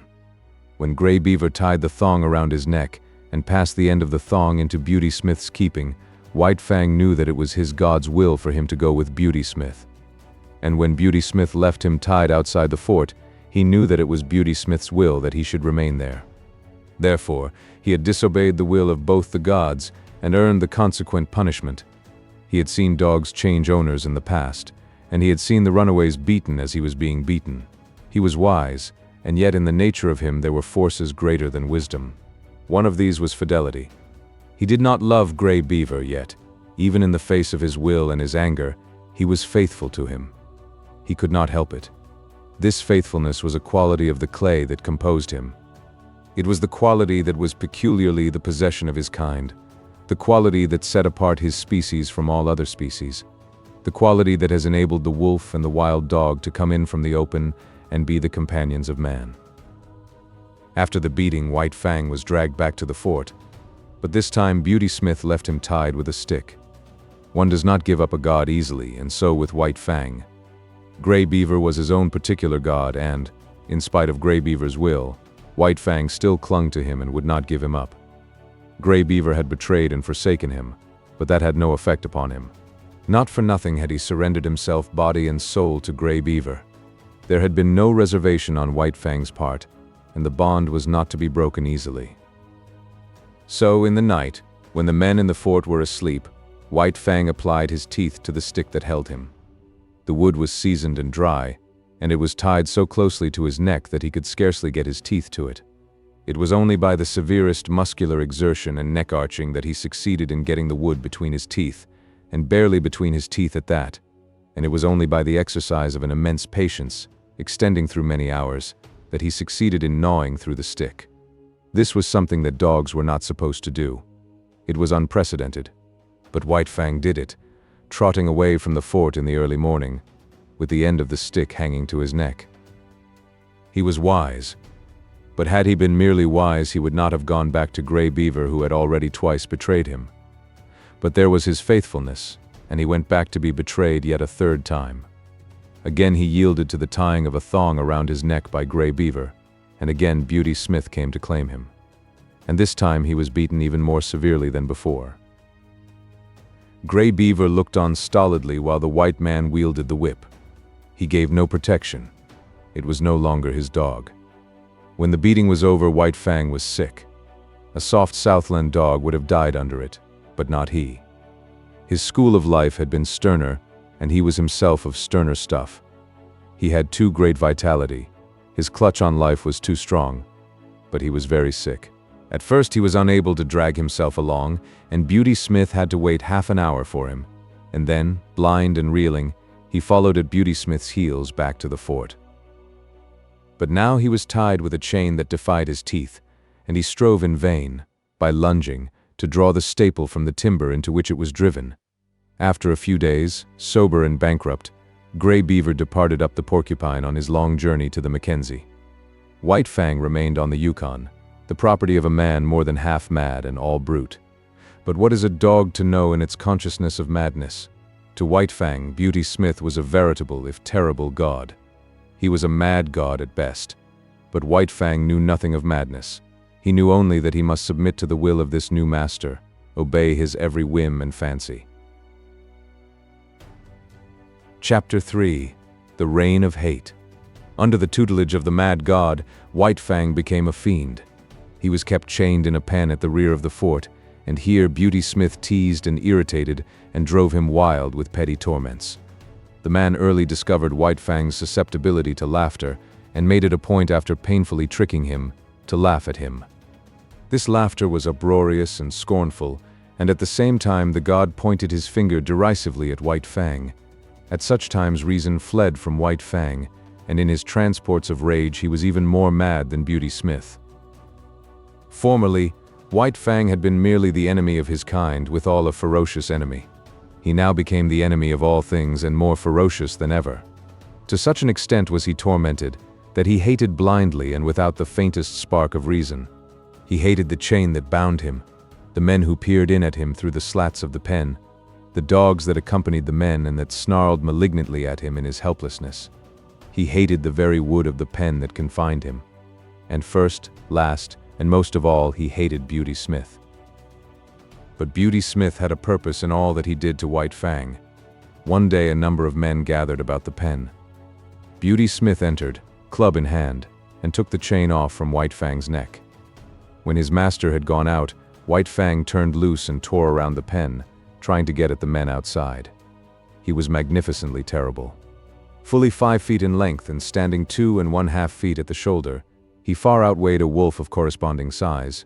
From his mother he had inherited the heavier proportions of the dog, so that he weighed, without any fat and without an ounce of superfluous flesh, over 90 pounds. It was all muscle, bone, and sinew-fighting flesh in the finest condition. The door of the pen was being opened again. White Fang paused. Something unusual was happening. He waited. The door was opened wider. Then a huge dog was thrust inside, and the door was slammed shut behind him. White Fang had never seen such a dog. It was a mastiff. But the size and fierce aspect of the intruder did not deter him. Here was something, not wood nor iron, upon which to wreak his hate. He leaped in with a flash of fangs that ripped down the side of the mastiff's neck. The mastiff shook his head, growled hoarsely, and plunged at White Fang. But White Fang was here, there, and everywhere, always evading and eluding, and always leaping in and slashing with his fangs and leaping out again in time to escape punishment. The men outside shouted and applauded while Beauty Smith, in an ecstasy of delight, gloated over the ripping and mangling performed by White Fang. There was no hope for the mastiff from the first. He was too ponderous and slow. In the end, while Beauty Smith beat White Fang back with a club, the mastiff was dragged out by its owner. Then there was a payment of bets, and money clinked in Beauty Smith's hand. White Fang came to look forward eagerly to the gathering of the men around his pen. It meant a fight, and this was the only way that was now vouchsafed him of expressing the life that was in him. Tormented, incited to hate, He was kept a prisoner so that there was no way of satisfying that hate except at the times his master saw fit to put another dog against him. Beauty Smith had estimated his powers well, for he was invariably the victor. One day, 3 dogs were turned in upon him in succession. Another day, a full-grown wolf, fresh caught from the wild, was shoved in through the door of the pen, and on still another day, 2 dogs were set against him at the same time. This was his severest fight, and though in the end he killed them both, he was himself half killed in doing it. In the fall of the year, when the first snows were falling and mush ice was running in the river, Beauty Smith took passage for himself and White Fang on a steamboat bound up the Yukon to Dawson. White Fang had now achieved a reputation in the land. As the fighting wolf, he was known far and wide, and the cage in which he was kept on the steamboat's deck was usually surrounded by curious men. He raged and snarled at them, or lay quietly and studied them with cold hatred. Why should he not hate them? He never asked himself the question. He knew only hate and lost himself in the passion of it. Life had become a hell to him. He had not been made for the close confinement wild beasts endure at the hands of men, and yet it was in precisely this way that he was treated. Men stared at him, poked sticks between the bars to make him snarl, and then laughed at him. They were his environment, these men, and they were molding the clay of him into a more ferocious thing than had been intended by nature. Nevertheless, nature had given him plasticity. Where many another animal would have died or had its spirit broken, he adjusted himself and lived, and at no expense of the spirit. Possibly Beauty Smith, arch-fiend and tormentor, was capable of breaking White Fang's spirit, but as yet there were no signs of his succeeding. If Beauty Smith had in him a devil, White Fang had another, and the two of them raged against each other unceasingly. In the days before, White Fang had had the wisdom to cower down and submit to a man with a club in his hand. But this wisdom now left him. The mere sight of Beauty Smith was sufficient to send him into transports of fury. And when they came to close quarters and he had been beaten back by the club, he went on growling and snarling and showing his fangs. The last growl could never be extracted from him. No matter how terribly he was beaten, he had always another growl, and when Beauty Smith gave up and withdrew, the defiant growl followed after him, or White Fang sprang at the bars of the cage bellowing his hatred. When the steamboat arrived at Dawson, White Fang went ashore. But he still lived a public life, in a cage, surrounded by curious men. He was exhibited as the fighting wolf, and men paid 50 cents in gold dust to see him. He was given no rest. Did he lie down to sleep, he was stirred up by a sharp stick so that the audience might get its money's worth. In order to make the exhibition interesting, he was kept in a rage most of the time. But worse than all this was the atmosphere in which he lived. He was regarded as the most fearful of wild beasts, and this was borne into him through the bars of the cage. Every word, every cautious action, on the part of the men, impressed upon him his own terrible ferocity. It was so much added fuel to the flame of his fierceness. There could be but one result, and that was that his ferocity fed upon itself and increased. It was another instance of the plasticity of his clay, of his capacity for being molded by the pressure of environment. In addition to being exhibited, he was a professional fighting animal. At irregular intervals, whenever a fight could be arranged, he was taken out of his cage and led off into the woods a few miles from town. Usually this occurred at night, so as to avoid interference from the mounted police of the territory. After a few hours of waiting, when daylight had come, the audience and the dog with which he was to fight arrived. In this manner it came about that he fought all sizes and breeds of dogs. It was a savage land, the men were savage, and the fights were usually to the death. Since White Fang continued to fight, it is obvious that it was the other dogs that died. He never knew defeat. His early training when he fought with Lip Lip and the whole puppy pack stood him in good stead. There was the tenacity with which he clung to the earth. No dog could make him lose his footing. This was the favorite trick of the wolf breeds to rush in upon him, either directly or with an unexpected swerve, in the hope of striking his shoulder and overthrowing him. Mackenzie hounds, Eskimo and Labrador dogs, huskies and malamutes, all tried it on him and all failed. He was never known to lose his footing. Men told this to one another and looked each time to see it happen, but White Fang always disappointed them. Then there was his lightning quickness. It gave him a tremendous advantage over his antagonists. No matter what their fighting experience, they had never encountered a dog that moved so swiftly as he. Also to be reckoned with was the immediateness of his attack. The average dog was accustomed to the preliminaries of snarling and bristling and growling, and the average dog was knocked off his feet and finished before he had begun to fight or recovered from his surprise. So often did this happen, that it became the custom to hold White Fang until the other dog went through its preliminaries, was good and ready, and even made the first attack.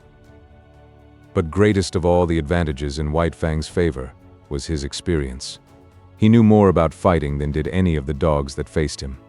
He had fought more fights, knew how to meet more tricks and methods, and had more tricks himself, while his own method was scarcely to be improved upon. As the time went by, he had fewer and fewer fights. Men despaired of matching him with an equal, and Beauty Smith was compelled to pit wolves against him. These were trapped by the Indians for the purpose, and a fight between White Fang and a wolf was always sure to draw a crowd. Once, a full-grown female lynx was secured, and this time White Fang fought for his life. Her quickness matched his, her ferocity equaled his, while he fought with his fangs alone, and she fought with her sharp clawed feet as well. But after the lynx, all fighting ceased for White Fang.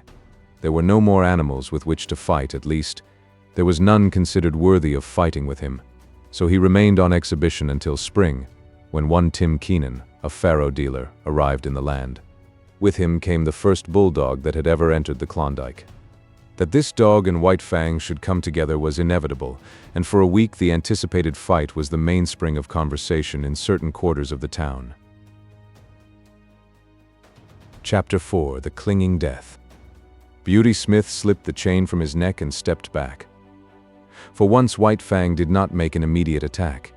He stood still, ears pricked forward, alert and curious, surveying the strange animal that faced him.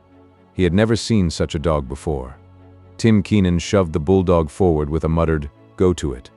The animal waddled toward the center of the circle, short and squat and ungainly. He came to a stop and blinked across at White Fang. There were cries from the crowd of, "Go to him, Cherokee! Sick 'em, Cherokee! Eat 'em up!" But Cherokee did not seem anxious to fight. He turned his head and blinked at the men who shouted, at the same time wagging his stump of a tail good-naturedly. He was not afraid, but merely lazy. Besides, it did not seem to him that it was intended he should fight with the dog he saw before him. He was not used to fighting with that kind of dog, and he was waiting for them to bring on the real dog. Tim Keenan stepped in and bent over Cherokee, fondling him on both sides of the shoulders with hands that rubbed against the grain of the hair and that made slight, pushing forward movements. These were so many suggestions. Also, their effect was irritating, for Cherokee began to growl, very softly, deep down in his throat. There was a correspondence in rhythm between the growls and the movements of the man's hands. The growl rose in the throat with the culmination of each forward-pushing movement, and ebbed down to start up afresh with the beginning of the next movement. The end of each movement was the accent of the rhythm, the movement ending abruptly and the growling rising with a jerk. This was not without its effect on White Fang. The hair began to rise on his neck and across the shoulders.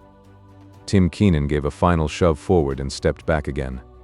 As the impetus that carried Cherokee forward died down, he continued to go forward of his own volition, in a swift, bow-legged run. Then White Fang struck. A cry of startled admiration went up. He had covered the distance and gone in more like a cat than a dog, and with the same cat-like swiftness he had slashed with his fangs and leaped clear. The bulldog was bleeding back of one ear from a rip in his thick neck. He gave no sign, did not even snarl, but turned and followed after White Fang. The display on both sides, the quickness of the one and the steadiness of the other, had excited the partisan spirit of the crowd, and the men were making new bets and increasing original bets. Again and yet again White Fang sprang in, slashed, and got away untouched, and still his strange foe followed after him, without too great haste, not slowly but deliberately and determinedly, in a businesslike sort of way. There was purpose in his method, something for him to do that he was intent upon doing and from which nothing could distract him. His whole demeanor, every action was stamped with this purpose. It puzzled White Fang. Never had he seen such a dog. It had no hair protection. It was soft and bled easily. There was no thick mat of fur to baffle White Fang's teeth, as they were often baffled by dogs of his own breed. Each time that his teeth struck, they sank easily into the yielding flesh, while the animal did not seem able to defend itself. Another disconcerting thing was that it made no outcry, such as he had been accustomed to with the other dogs he had fought. Beyond a growl or a grunt, the dog took its punishment silently, and never did it flag in its pursuit of him. Not that Cherokee was slow. He could turn and whirl swiftly enough, but White Fang was never there. Cherokee was puzzled too. He had never fought before with a dog with which he could not close. The desire to close had always been mutual. But here was a dog that kept at a distance, dancing and dodging here and there and all about. And when it did get its teeth into him, it did not hold on but let go instantly and darted away again. But White Fang could not get at the soft underside of the throat.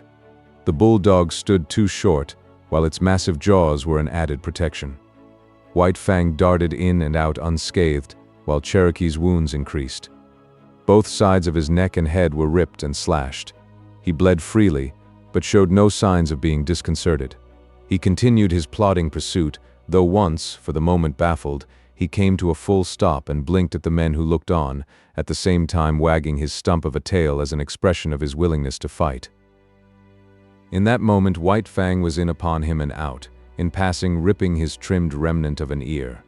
With a slight manifestation of anger, Cherokee took up the pursuit again, running on the inside of the circle White Fang was making, and striving to fasten his deadly grip on White Fang's throat. The bulldog missed by a hair's breadth, and cries of praise went up as White Fang doubled suddenly out of danger in the opposite direction. The time went by. White Fang still danced on, dodging and doubling, leaping in and out, and ever inflicting damage. And still the bulldog, with grim certitude, toiled after him. Sooner or later he would accomplish his purpose, get the grip that would win the battle. In the meantime, he accepted all the punishment the other could deal him. His tufts of ears had become tassels, his neck and shoulders were slashed in a score of places, and his very lips were cut and bleeding, all from these lightning snaps that were beyond his foreseeing and guarding. Time and again White Fang had attempted to knock Cherokee off his feet, but the difference in their height was too great. Cherokee was too squat, too close to the ground. White Fang tried the trick once too often. The chance came in one of his quick doublings and counter-circlings. He caught Cherokee with head turned away as he whirled more slowly. His shoulder was exposed. White Fang drove in upon it, but his own shoulder was high above, while he struck with such force that his momentum carried him on across over the other's body. For the first time in his fighting history, men saw White Fang lose his footing. His body turned a half somersault in the air, and he would have landed on his back had he not twisted, cat-like, still in the air, in the effort to bring his feet to the earth. As it was, he struck heavily on his side. The next instant he was on his feet, but in that instant Cherokee's teeth closed on his throat. It was not a good grip, being too low down toward the chest, but Cherokee held on. White Fang sprang to his feet and tore wildly around, trying to shake off the bulldog's body. It made him frantic, this clinging, dragging weight. It bound his movements, restricted his freedom. It was like the trap, and all his instinct resented it and revolted against it. It was a mad revolt. For several minutes he was to all intents insane. The basic life that was in him took charge of him. The will to exist of his body surged over him. He was dominated by this mere flesh love of life. All intelligence was gone. It was as though he had no brain. His reason was unseated by the blind yearning of the flesh to exist and move, at all hazards to move, to continue to move. For movement was the expression of its existence. Round and round he went, whirling and turning and reversing, trying to shake off the 50-pound weight that dragged at his throat. The bulldog did little but keep his grip. Sometimes, and rarely, he managed to get his feet to the earth, and for a moment to brace himself against White Fang. But the next moment his footing would be lost and he would be dragging around in the whirl of one of White Fang's mad gyrations. Cherokee identified himself with his instinct. He knew that he was doing the right thing by holding on, and there came to him certain blissful thrills of satisfaction. At such moments he even closed his eyes and allowed his body to be hurled hither and thither, willy-nilly, careless of any hurt that might thereby come to it. That did not count. The grip was the thing, and the grip he kept. White Fang ceased only when he had tired himself out. He could do nothing, and he could not understand. Never, in all his fighting, had this thing happened. The dogs he had fought with did not fight that way. With them it was snap and slash and get away, snap and slash and get away. He lay partly on his side, panting for breath. Cherokee, still holding his grip, urged against him, trying to get him over entirely on his side. White Fang resisted, and he could feel the jaws shifting their grip, slightly relaxing and coming together again in a chewing movement. Each shift brought the grip closer to his throat. The bulldog's method was to hold what he had, and when opportunity favored, to work in for more. Opportunity favored when White Fang remained quiet. When White Fang struggled, Cherokee was content merely to hold on. The bulging back of Cherokee's neck was the only portion of his body that White Fang's teeth could reach. He got hold toward the base where the neck comes out from the shoulders, but he did not know the chewing method of fighting, nor were his jaws adapted to it. He spasmodically ripped and tore with his fangs for a space. Then a change in their position diverted him. The bulldog had managed to roll him over on his back, and still hanging on to his throat, was on top of him. Like a cat, White Fang bowed his hindquarters in, and, with the feet digging into his enemy's abdomen above him, he began to claw with long tearing stalks. Cherokee might well have been disemboweled had he not quickly pivoted on his grip and got his body off of White Fang's and at right angles to it. There was no escaping that grip. It was like fate itself, and as inexorable. Slowly it shifted up along the jugular. All that saved White Fang from death was the loose skin of his neck and the thick fur that covered it. This served to form a large roll in Cherokee's mouth, the fur of which well-nigh defied his teeth. But bit by bit, whenever the chance offered, he was getting more of the loose skin and fur in his mouth. The result was that he was slowly throttling White Fang. The latter's breath was drawn with greater and greater difficulty as the moments went by. It began to look as though the battle were over. The backers of Cherokee waxed jubilant and offered ridiculous odds. White Fang's backers were correspondingly depressed and refused bets of 10-1 and 20-1, though one man was rash enough to close a wager of 50-1. This man was Beauty Smith. He took a step into the ring and pointed his finger at White Fang. Then he began to laugh derisively and scornfully. This produced the desired effect. White Fang went wild with rage. He called up his reserves of strength and gained his feet. As he struggled around the ring, the 50 pounds of his foe ever dragging on his throat, his anger passed on into panic. The basic life of him dominated him again, and his intelligence fled before the will of his flesh to live. Round and back again, stumbling and falling and rising, even uprearing at times on his hind legs and lifting his foe clear of the earth, he struggled vainly to shake off the clinging death. At last he fell, toppling backward, exhausted, and the bulldog promptly shifted his grip, getting in closer, mangling more and more of the fur-folded flesh, throttling White Fang more severely than ever. Shouts of applause went up for the victor, and there were many cries of Cherokee. Cherokee! To this Cherokee responded by vigorous wagging of the stump of his tail. But the clamor of approval did not distract him. There was no sympathetic relation between his tail and his massive jaws. The one might wag, but the others held their terrible grip on White Fang's throat. It was at this time that a diversion came to the spectators. There was a jingle of bells. Dog mushers' cries were heard. Everybody, save Beauty Smith, looked apprehensively, the fear of the police strong upon them. But they saw, up the trail, and not down, two men running with sled and dogs. They were evidently coming down the creek from some prospecting trip. At sight of the crowd, they stopped their dogs and came over and joined it, curious to see the cause of the excitement. The dog musher wore a mustache, but the other, a taller and younger man, was smooth-shaven, his skin rosy from the pounding of his blood and the running in the frosty air. White Fang had practically ceased struggling. Now and again he resisted spasmodically and to no purpose. He could get little air, and that little grew less and less under the merciless grip that ever tightened. In spite of his armor of fur, the great vein of his throat would have long since been torn open, had not the first grip of the bulldog been so low down as to be practically on the chest. It had taken Cherokee a long time to shift that grip upward, and this had also tended further to clog his jaws with fur and skin fold. In the meantime, the abysmal brute in Beauty Smith had been rising into his brain and mastering the small bit of sanity that he possessed at best. When he saw White Fang's eyes beginning to glaze, he knew beyond doubt that the fight was lost. Then he broke loose. He sprang upon White Fang and began savagely to kick him. There were hisses from the crowd and cries of protest, but that was all. While this went on, and Beauty Smith continued to kick White Fang, there was a commotion in the crowd.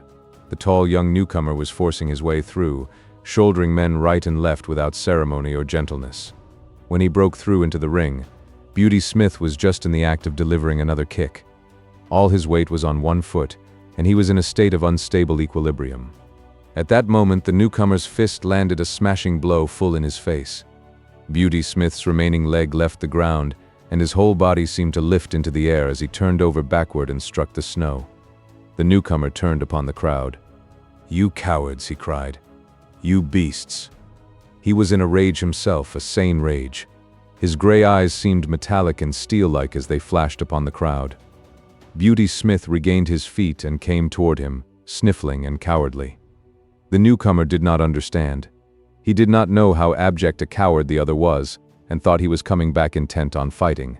So, with a "you beast," he smashed Beauty Smith over backward with a second blow in the face. Beauty Smith decided that the snow was the safest place for him, and lay where he had fallen, making no effort to get up. "Come on, Matt, lend a hand," the newcomer called the dog musher, who had followed him into the ring. Both men bent over the dogs. Matt took hold of White Fang, ready to pull when Cherokee's jaws should be loosened. This the younger man endeavored to accomplish by clutching the bulldog's jaws in his hands and trying to spread them. It was a vain undertaking. As he pulled and tugged and wrenched, he kept exclaiming with every expulsion of breath, "Beasts!" The crowd began to grow unruly, and some of the men were protesting against the spoiling of the sport, but they were silenced when the newcomer lifted his head from his work for a moment and glared at them. "You damn beasts," he finally exploded, and went back to his task. "It's no use, Mr. Scott. You can't break 'em apart that way," Matt said at last. The pair paused and surveyed the locked dogs. "Ain't bleedin' much," Matt announced. "Ain't got all the way in yet. But he's liable to any moment," Scott answered. "There, did you see that?" He shifted his grip in a bit. The younger man's excitement and apprehension for White Fang was growing. He struck Cherokee about the head savagely again and again, but that did not loosen the jaws. Cherokee wagged the stump of his tail in advertisement that he understood the meaning of the blows, but that he knew he was himself in the right, and only doing his duty by keeping his grip. "Won't some of you help?" Scott cried desperately at the crowd. But no help was offered. Instead, the crowd began sarcastically to cheer him on and showered him with facetious advice. "You'll have to get a pry," Matt counseled. The other reached into the holster at his hip, drew his revolver and tried to thrust its muzzle between the bulldog's jaws. He shoved, and shoved hard, till the grating of the steel against the locked teeth could be distinctly heard. Both men were on their knees, bending over the dogs. Tim Keenan strode into the ring. He paused beside Scott and touched him on the shoulder, saying ominously, "Don't break them teeth, stranger." "Then I'll break his neck," Scott retorted, continuing his shoving and wedging with the revolver muzzle. "I said don't break them teeth," the faro dealer repeated more ominously than before. But if it was a bluff he intended, it did not work. Scott never desisted from his efforts, though he looked up coolly and asked, "Your dog?" The faro dealer grunted. "Then get in here and break this grip." "Well, stranger," the other drawled irritatingly, "I don't mind telling you that's something I ain't worked out for myself. I don't know how to turn the trick." "Then get out of the way," was the reply, "and don't bother me. I'm busy." Tim Keenan continued standing over him, but Scott took no further notice of his presence. He had managed to get the muzzle in between the jaws on one side and was trying to get it out between the jaws on the other side. This accomplished, he pried gently and carefully, loosening the jaws a bit at a time, while Matt, a bit at a time, extricated White Fang's mangled neck. "Stand by to receive your dog," was Scott's peremptory order to Cherokee's owner. The faro dealer stooped down obediently and got a firm hold on Cherokee. "Now," Scott warned, giving the final pry. The dogs were drawn apart, the bulldog struggling vigorously. "Take him away," Scott commanded, and Tim Keenan dragged Cherokee back into the crowd. White Fang made several ineffectual efforts to get up. Once he gained his feet, but his legs were too weak to sustain him, and he slowly wilted and sank back into the snow. His eyes were half closed, and the surface of them was glassy. His jaws were apart, and through them the tongue protruded, draggled and limp. To all appearances he looked like a dog that had been strangled to death. Matt examined him. "Just about all in," he announced, "but he's breathing all right." Beauty Smith had regained his feet and come over to look at White Fang. "Matt, how much is a good sled dog worth?" Scott asked. The dog musher, still on his knees and stooped over White Fang, calculated for a moment. $300, he answered. "And how much for one that's all chewed up like this one?" Scott asked, nudging White Fang with his foot. "Half of that," was the dog musher's judgment. Scott turned upon Beauty Smith. "Did you hear, Mr. Beast? I'm going to take your dog from you, and I'm going to give you $150 for him." He opened his pocketbook and counted out the bills. Beauty Smith put his hands behind his back, refusing to touch the proffered money. "I ain't a sellin'," he said. "Oh, yes you are," the other assured him. "Because I'm buying. Here's your money. The dog's mine." Beauty Smith, his hands still behind him, began to back away. Scott sprang toward him, drawing his fist back to strike. Beauty Smith cowered down in anticipation of the blow. "I've got my rights," he whimpered. "You've forfeited your rights to own that dog," was the rejoinder. "Are you going to take the money? Or do I have to hit you again?" "All right," Beauty Smith spoke up with the alacrity of fear. "But I take the money under protest," he added. "The dog's a mint. I ain't going to be robbed. A man's got his rights." "Correct," Scott answered, passing the money over to him. "A man's got his rights. But you're not a man. You're a beast. Wait till I get back to Dawson," Beauty Smith threatened. "I'll have the law on you. If you open your mouth when you get back to Dawson, I'll have you run out of town. Understand?" Beauty Smith replied with a grunt. "Understand?" the other thundered with abrupt fierceness. "Yes," Beauty Smith grunted, shrinking away. "Yes, what?" "Yes, sir," Beauty Smith snarled. "Look out. He'll bite," someone shouted, and a guffaw of laughter went up. Scott turned his back on him and returned to help the dog musher, who was working over White Fang. Some of the men were already departing. Others stood in groups, looking on and talking. Tim Keenan joined one of the groups. "Who's that mug?" he asked. "Weedon Scott," someone answered. "And who in hell is Weedon Scott?" the faro dealer demanded. "Oh, one of them crackerjack men and experts. He's in with all the big bugs.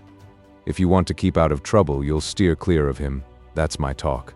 He's all hunky with the officials. The Gold Commissioner's a special pal of his." "I thought he must be somebody," was the faro dealer's comment. "That's why I kept my hands off on him at the start." Chapter 5, The Indomitable. "It's hopeless," Weedon Scott confessed. He sat on the step of his cabin and stared at the dog musher, who responded with a shrug that was equally hopeless. Together they looked at White Fang at the end of his stretched chain, bristling, snarling, ferocious, straining to get at the sled dogs.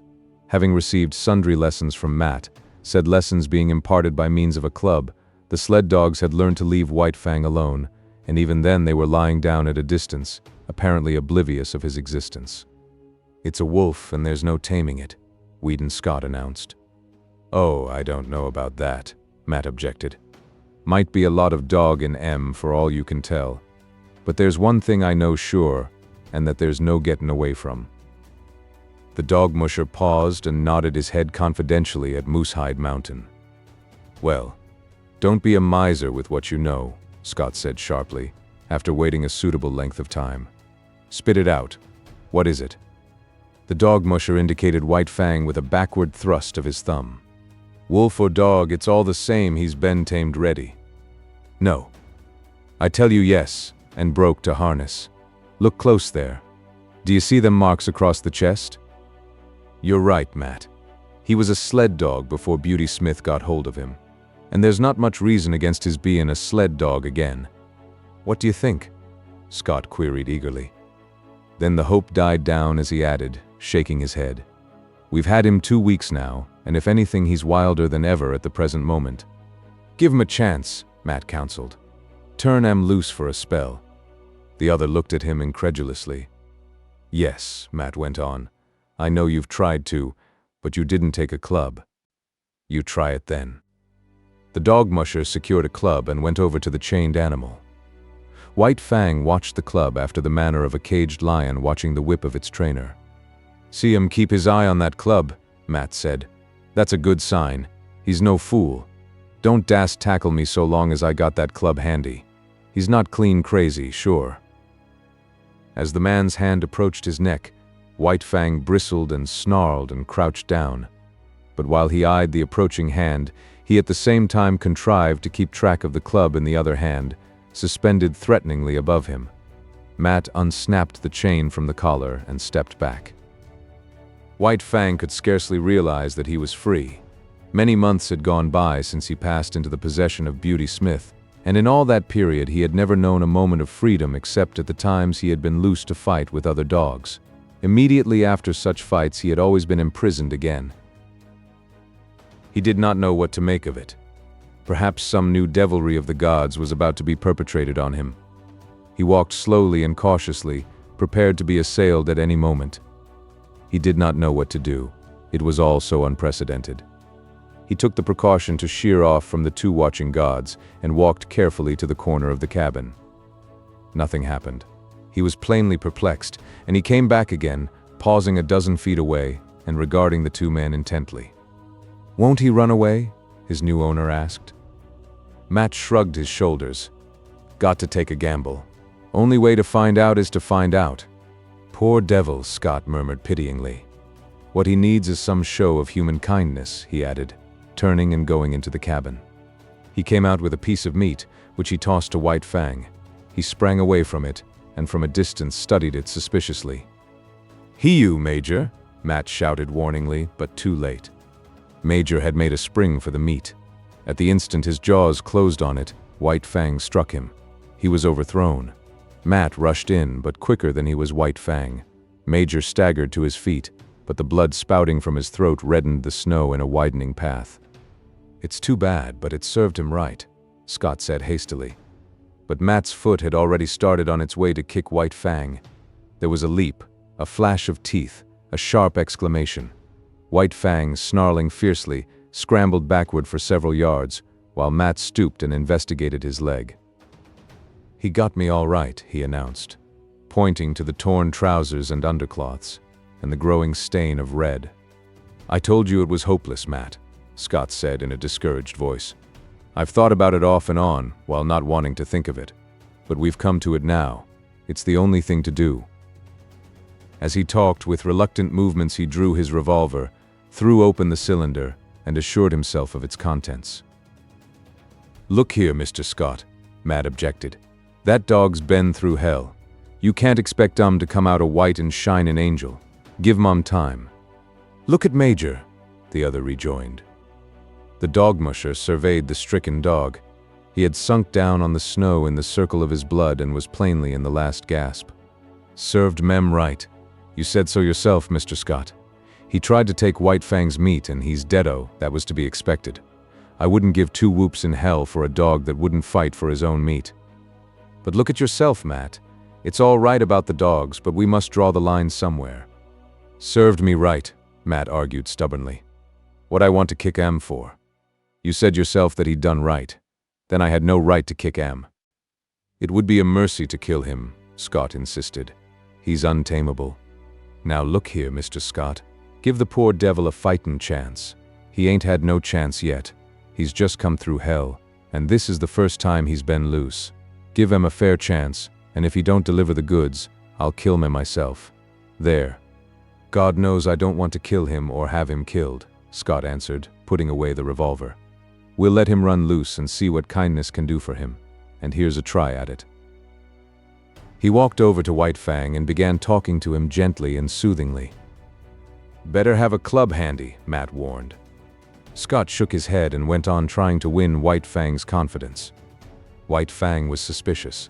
Something was impending. He had killed this god's dog, bitten his companion god, and what else was to be expected than some terrible punishment? But in the face of it, he was indomitable. He bristled and showed his teeth, his eyes vigilant, his whole body wary and prepared for anything. The god had no club, so he suffered him to approach quite near. The god's hand had come out and was descending upon his head.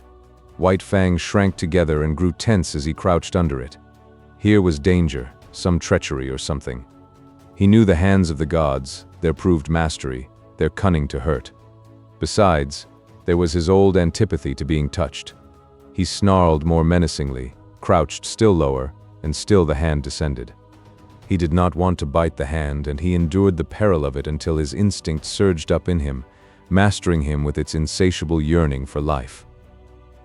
Weedon Scott had believed that he was quick enough to avoid any snap or slash, but he had yet to learn the remarkable quickness of White Fang, who struck with the certainty and swiftness of a coiled snake.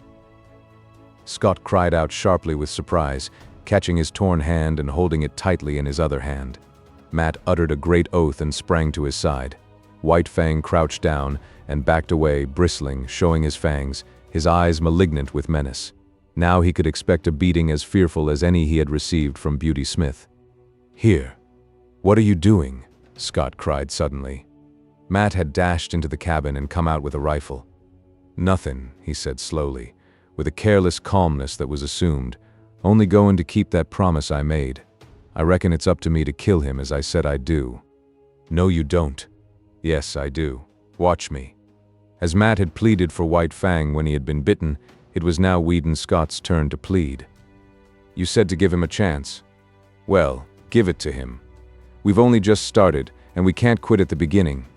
It served me right this time. And look at him." White Fang, near the corner of the cabin and 40 feet away, was snarling with blood-curdling viciousness, not at Scott, but at the dog musher. "Well, I'll be everlastingly gosh swuggled," was the dog musher's expression of astonishment. "Look at the intelligence of him," Scott went on hastily. "He knows the meaning of firearms as well as you do.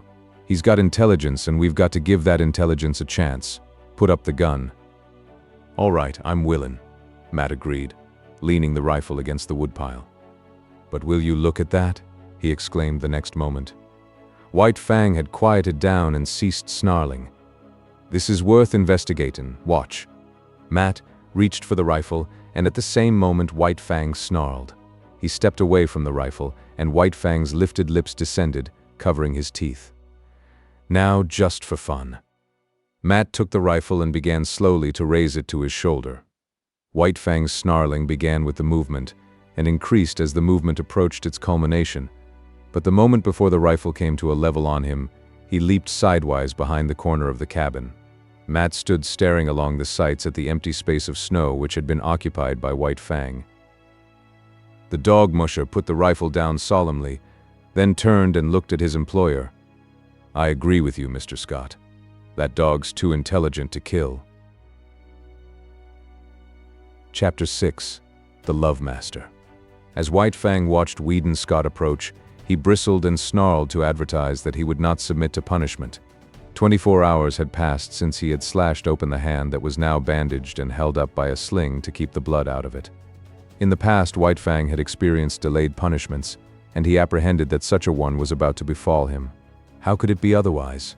He had committed what was to him sacrilege, sunk his fangs into the holy flesh of a god, and of a white-skinned superior god at that. In the nature of things and of intercourse with gods, something terrible awaited him. The god sat down several feet away. White Fang could see nothing dangerous in that.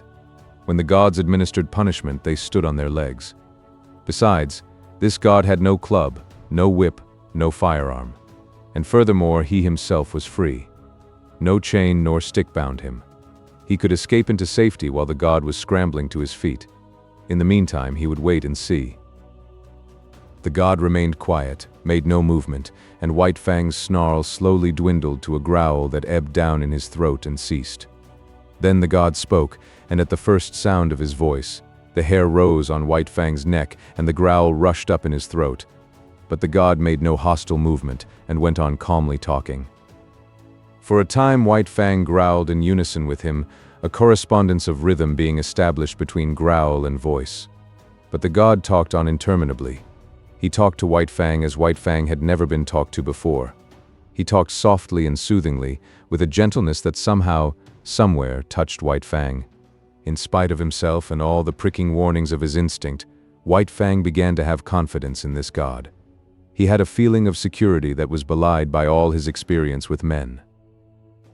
After a long time, the god got up and went into the cabin. White Fang scanned him apprehensively when he came out. He had neither whip nor club nor weapon, nor was his uninjured hand behind his back hiding something. He sat down as before, in the same spot, several feet away. He held out a small piece of meat. White Fang pricked his ears and investigated it suspiciously, managing to look at the same time both at the meat and the god, alert for any overt act, his body tense and ready to spring away at the first sign of hostility. Still the punishment delayed. The god merely held near to his nose a piece of meat. And about the meat there seemed nothing wrong. Still White Fang suspected, and though the meat was proffered to him with short inviting thrusts of the hand, he refused to touch it. The gods were all wise, and there was no telling what masterful treachery lurked behind that apparently harmless piece of meat. In past experience, especially in dealing with squaws, meat and punishment had often been disastrously related. In the end, the god tossed the meat on the snow at White Fang's feet. He smelled the meat carefully, but he did not look at it. While he smelled it, he kept his eyes on the god. Nothing happened. He took the meat into his mouth and swallowed it. Still nothing happened. The god was actually offering him another piece of meat. Again he refused to take it from the hand, and again it was tossed to him. This was repeated a number of times. But there came a time when the god refused to toss it. He kept it in his hand and steadfastly proffered it. The meat was good meat, and White Fang was hungry. Bit by bit, infinitely cautious, he approached the hand. At last the time came that he decided to eat the meat from the hand. He never took his eyes from the god, thrusting his head forward with ears flattened back and hair involuntarily rising and cresting on his neck. Also a low growl rumbled in his throat as warning that he was not to be trifled with. He ate the meat, and nothing happened. Piece by piece, he ate all the meat, and nothing happened. Still the punishment delayed. He licked his chops and waited. The god went on talking. In his voice was kindness, something of which White Fang had no experience whatever, and within him it aroused feelings which he had likewise never experienced before. He was aware of a certain strange satisfaction, as though some need were being gratified, as though some void in his being were being filled. Then again came the prod of his instinct and the warning of past experience. The gods were ever crafty, and they had unguessed ways of attaining their ends. Ah, he had thought so. There it came now, the god's hand, cunning to hurt, thrusting out at him, descending upon his head. But the god went on talking. His voice was soft and soothing. In spite of the menacing hand, the voice inspired confidence. And in spite of the assuring voice, the hand inspired distrust. White Fang was torn by conflicting feelings, impulses. It seemed he would fly to pieces. So terrible was the control he was exerting, holding together by an unwanted indecision the counter forces that struggled within him for mastery. He compromised. He snarled and bristled and flattened his ears, but he neither snapped nor sprang away. The hand descended. Nearer and nearer it came. It touched the ends of his upstanding hair. He shrank down under it. It followed down after him, pressing more closely against him. Shrinking, almost shivering, he still managed to hold himself together. It was a torment, this hand that touched him and violated his instinct. He could not forget in a day all the evil that had been wrought him at the hands of men. But it was the will of the god, and he strove to submit. The hand lifted and descended again in a patting, caressing movement. This continued, but every time the hand lifted, the hair lifted under it. And every time the hand descended, the ears flattened down and a cavernous growl surged in his throat. White Fang growled and growled with insistent warning. By this means he announced that he was prepared to retaliate for any hurt he might receive. There was no telling when the god's ulterior motive might be disclosed. At any moment that soft, confidence-inspiring voice might break forth in a roar of wrath, that gentle and caressing hand transform itself into a vice-like grip to hold him helpless and administer punishment. But the god talked on softly, and ever the hand rose and fell with non-hostile pats. White Fang experienced dual feelings. It was distasteful to his instinct. It restrained him, opposed the will of him toward personal liberty. And yet it was not physically painful. On the contrary, it was even pleasant, in a physical way. The patting movement slowly and carefully changed to a rubbing of the ears about their bases, and the physical pleasure even increased a little. Yet he continued to fear, and he stood on guard, expectant of unguessed evil, alternately suffering and enjoying as one feeling or the other came uppermost and swayed him. "Well, I'll be gosh swoggled." So spoke Matt, coming out of the cabin, his sleeves rolled up, a pan of dirty dishwater in his hands, arrested in the act of emptying the pan by the sight of Weedon Scott patting White Fang. At the instant his voice broke the silence, White Fang leaped back, snarling savagely at him. Matt regarded his employer with grieved disapproval. "If you don't mind my expressin' my feelin's, Mr. Scott, I'll make free to say you're 17 kinds of a damn fool and all of 'em different, and then some." Weedon Scott smiled with a superior air, gained his feet, and walked over to White Fang. He talked soothingly to him, but not for long, then slowly put out his hand, rested it on White Fang's head, and resumed the interrupted patting. White Fang endured it, keeping his eyes fixed suspiciously, not upon the man that patted him, but upon the man that stood in the doorway. "You may be a number one, tip-top minin expert. All right, the dog musher delivered himself oracularly. But you missed the chance of your life when you was a boy and didn't run off and join a circus." White Fang snarled at the sound of his voice, but this time did not leap away from under the hand that was caressing his head and the back of his neck with long, soothing strokes.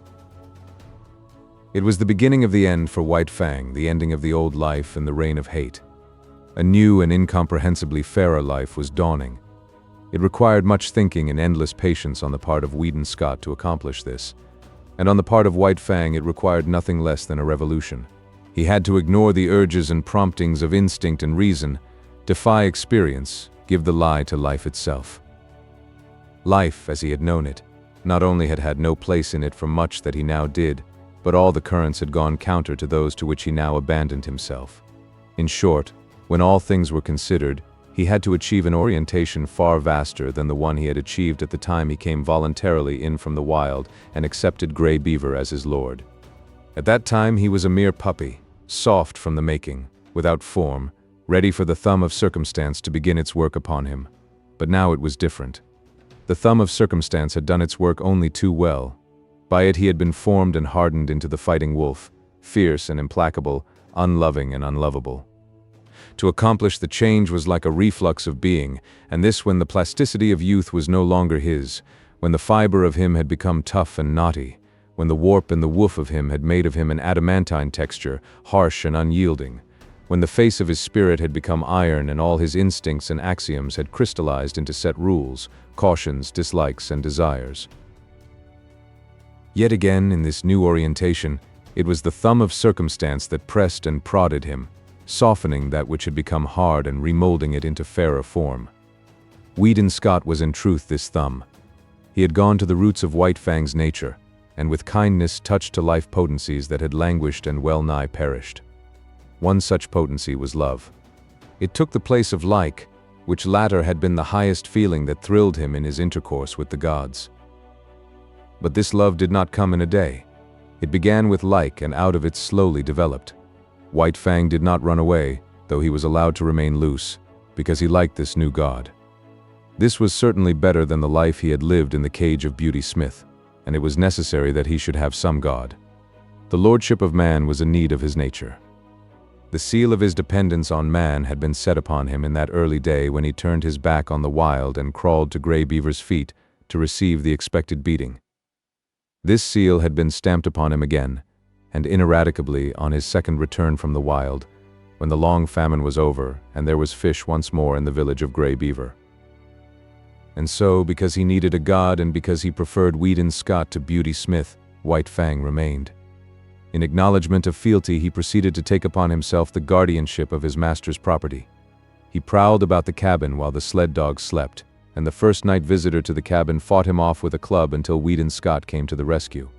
But White Fang soon learned to differentiate between thieves and honest men, to appraise the true value of step and carriage. The man who traveled, loud stepping, the direct line to the cabin door, he let alone, though he watched him vigilantly until the door opened and he received the endorsement of the master. But the man who went softly, by circuitous ways, peering with caution, seeking after secrecy, that was the man who received no suspension of judgment from White Fang, and who went away abruptly, hurriedly, and without dignity. Weedon Scott had set himself the task of redeeming White Fang, or rather, of redeeming mankind from the wrong it had done White Fang. It was a matter of principle and conscience. He felt that the ill-done White Fang was a debt incurred by man and that it must be paid. So he went out of his way to be especially kind to the fighting wolf. Each day he made it a point to caress and pet White Fang, and to do it at length. At first suspicious and hostile, White Fang grew to like this petting. But there was one thing that he never outgrew, his growling. Growl he would, from the moment the petting began till it ended. But it was a growl with a new note in it. A stranger could not hear this note, and to such a stranger the growling of White Fang was an exhibition of primordial savagery, nerve-wracking and blood-curdling. But White Fang's throat had become harsh-fibered from the making of ferocious sounds through the many years since his first little rasp of anger in the lair of his cubhood, and he could not soften the sounds of that throat now to express the gentleness he felt. Nevertheless, Weedon Scott's ear and sympathy were fine enough to catch the new note all but drowned in the fierceness, the note that was the faintest hint of a croon of content and that none but he could hear. As the days went by, the evolution of like into love was accelerated. White Fang himself began to grow aware of it, though in his consciousness he knew not what love was. It manifested itself to him as a void in his being, a hungry, aching, yearning void that clamored to be filled. It was a pain and an unrest, and it received easement only by the touch of the new god's presence. At such times love was joy to him, a wild, keen-thrilling satisfaction. But when away from his god, the pain and the unrest returned. The void in him sprang up and pressed against him with its emptiness, and the hunger gnawed and gnawed unceasingly. White Fang was in the process of finding himself. In spite of the maturity of his years and of the savage rigidity of the mold that had formed him, his nature was undergoing an expansion. There was a burgeoning within him of strange feelings and unwanted impulses. His old code of conduct was changing. In the past he had liked comfort and surcease from pain, disliked discomfort and pain, and he had adjusted his actions accordingly. But now it was different. Because of this new feeling within him, he ofttimes elected discomfort and pain for the sake of his god. Thus, in the early morning, instead of roaming and foraging or lying in a sheltered nook, he would wait for hours on the cheerless cabin stoop for a sight of the god's face. At night, when the god returned home, White Fang would leave the warm sleeping place he had burrowed in the snow in order to receive the friendly snap of fingers and the word of greeting. Meat, even meat itself, he would forego to be with his god, to receive a caress from him, or to accompany him down into the town. Like had been replaced by love. And love was the plummet dropped down into the deeps of him where like had never gone. And responsive out of his deeps had come the new thing, love. That which was given unto him did he return. This was a god indeed, a love god, a warm and radiant god, in whose light White Fang's nature expanded as a flower expands under the sun. But White Fang was not demonstrative. He was too old, too firmly molded, to become adept at expressing himself in new ways. He was too self-possessed, too strongly poised in his own isolation. Too long had he cultivated reticence, aloofness, and moroseness. He had never barked in his life, and he could not now learn to bark a welcome when his god approached. He was never in the way, never extravagant nor foolish in the expression of his love. He never ran to meet his god. He waited at a distance, but he always waited, was always there. His love partook of the nature of worship, dumb, inarticulate, a silent adoration. Only by the steady regard of his eyes did he express his love, and by the unceasing following with his eyes of his god's every movement. Also at times when his god looked at him and spoke to him, he betrayed an awkward self-consciousness, caused by the struggle of his love to express itself and his physical inability to express it. He learned to adjust himself in many ways to his new mode of life. It was borne in upon him that he must let his master's dogs alone. Yet his dominant nature asserted itself, and he had first to thrash them into an acknowledgement of his superiority and leadership. This accomplished, he had little trouble with them. They gave trail to him when he came and went or walked among them, and when he asserted his will they obeyed. In the same way, he came to tolerate Matt as a possession of his master. His master rarely fed him. Matt did that, it was his business, yet White Fang divined that it was his master's food he ate, and that it was his master who thus fed him vicariously. Matt it was who tried to put him into the harness and make him haul sled with the other dogs. But Matt failed. It was not until Weedon Scott put the harness on White Fang and worked him that he understood. He took it as his master's will that Matt should drive him and work him just as he drove and worked his master's other dogs. Different from the Mackenzie toboggans were the Klondike sleds with runners under them, and different was the method of driving the dogs. There was no fan formation of the team. The dogs worked in single file, one behind another, hauling on double traces, and here, in the Klondike, the leader was indeed the leader. The wisest as well as strongest dog was the leader, and the team obeyed him and feared him. That White Fang should quickly gain this post was inevitable. He could not be satisfied with less, as Matt learned after much inconvenience and trouble. White Fang picked out the post for himself, and Matt backed his judgment with strong language after the experiment had been tried. But though he worked in the sled in the day, White Fang did not forego the guarding of his master's property in the night. Thus he was on duty all the time, ever vigilant and faithful, the most valuable of all the dogs. "Makin' free to spit out what's in me," Matt said one day. "I beg to state that you was a wise guy all right when you paid the price you did for that dog. You clean swindled Beauty Smith on top of pushing his face in with your fist." A recrudescence of anger glinted in Weedon Scott's gray eyes, and he muttered savagely, "The beast." In the late spring a great trouble came to White Fang. Without warning, the Love Master disappeared. There had been warning, but White Fang was unversed in such things and did not understand the packing of a grip. He remembered afterwards that his packing had preceded the master's disappearance, but at the time he suspected nothing. That night he waited for the master to return. At midnight the chill wind that blew drove him to shelter at the rear of the cabin. There he drowsed, only half asleep, his ears keyed for the first sound of the familiar step. But at 2 a.m, his anxiety drove him out to the cold front stoop, where he crouched and waited. But no master came. In the morning the door opened and Matt stepped outside. White Fang gazed at him wistfully. There was no common speech by which he might learn what he wanted to know. The days came and went, but never the master. White Fang, who had never known sickness in his life, became sick. He became very sick, so sick that Matt was finally compelled to bring him inside the cabin. Also, in writing to his employer, Matt devoted a postscript to White Fang. Weedon Scott, reading the letter down in Circle City, came upon the following. "That damn wolf won't work, won't eat, ain't got no spunk left. All the dogs is licking him, wants to know what has become of you, and I don't know how to tell him. Maybe he is going to die." It was as Matt had said. White Fang had ceased eating, lost heart, and allowed every dog of the team to thrash him. In the cabin he lay on the floor near the stove without interest in food, in Matt, nor in life. Matt might talk gently to him or swear at him, it was all the same. He never did more than turn his dull eyes upon the man, then drop his head back to its customary position on his forepaws. And then, one night, Matt, reading to himself with moving lips and mumbled sounds, was startled by a low whine from White Fang. He had got upon his feet, his ears cocked towards the door, and he was listening intently. A moment later, Matt heard a footstep. The door opened, and Weedon Scott stepped in. The two men shook hands. Then Scott looked around the room. "Where's the wolf?" he asked. Then he discovered him, standing where he had been lying, near to the stove. He had not rushed forward after the manner of other dogs. He stood, watching and waiting. "Holy smoke!" Matt exclaimed. "Look at him wag his tail!" Weedon Scott strode half across the room toward him, at the same time calling him.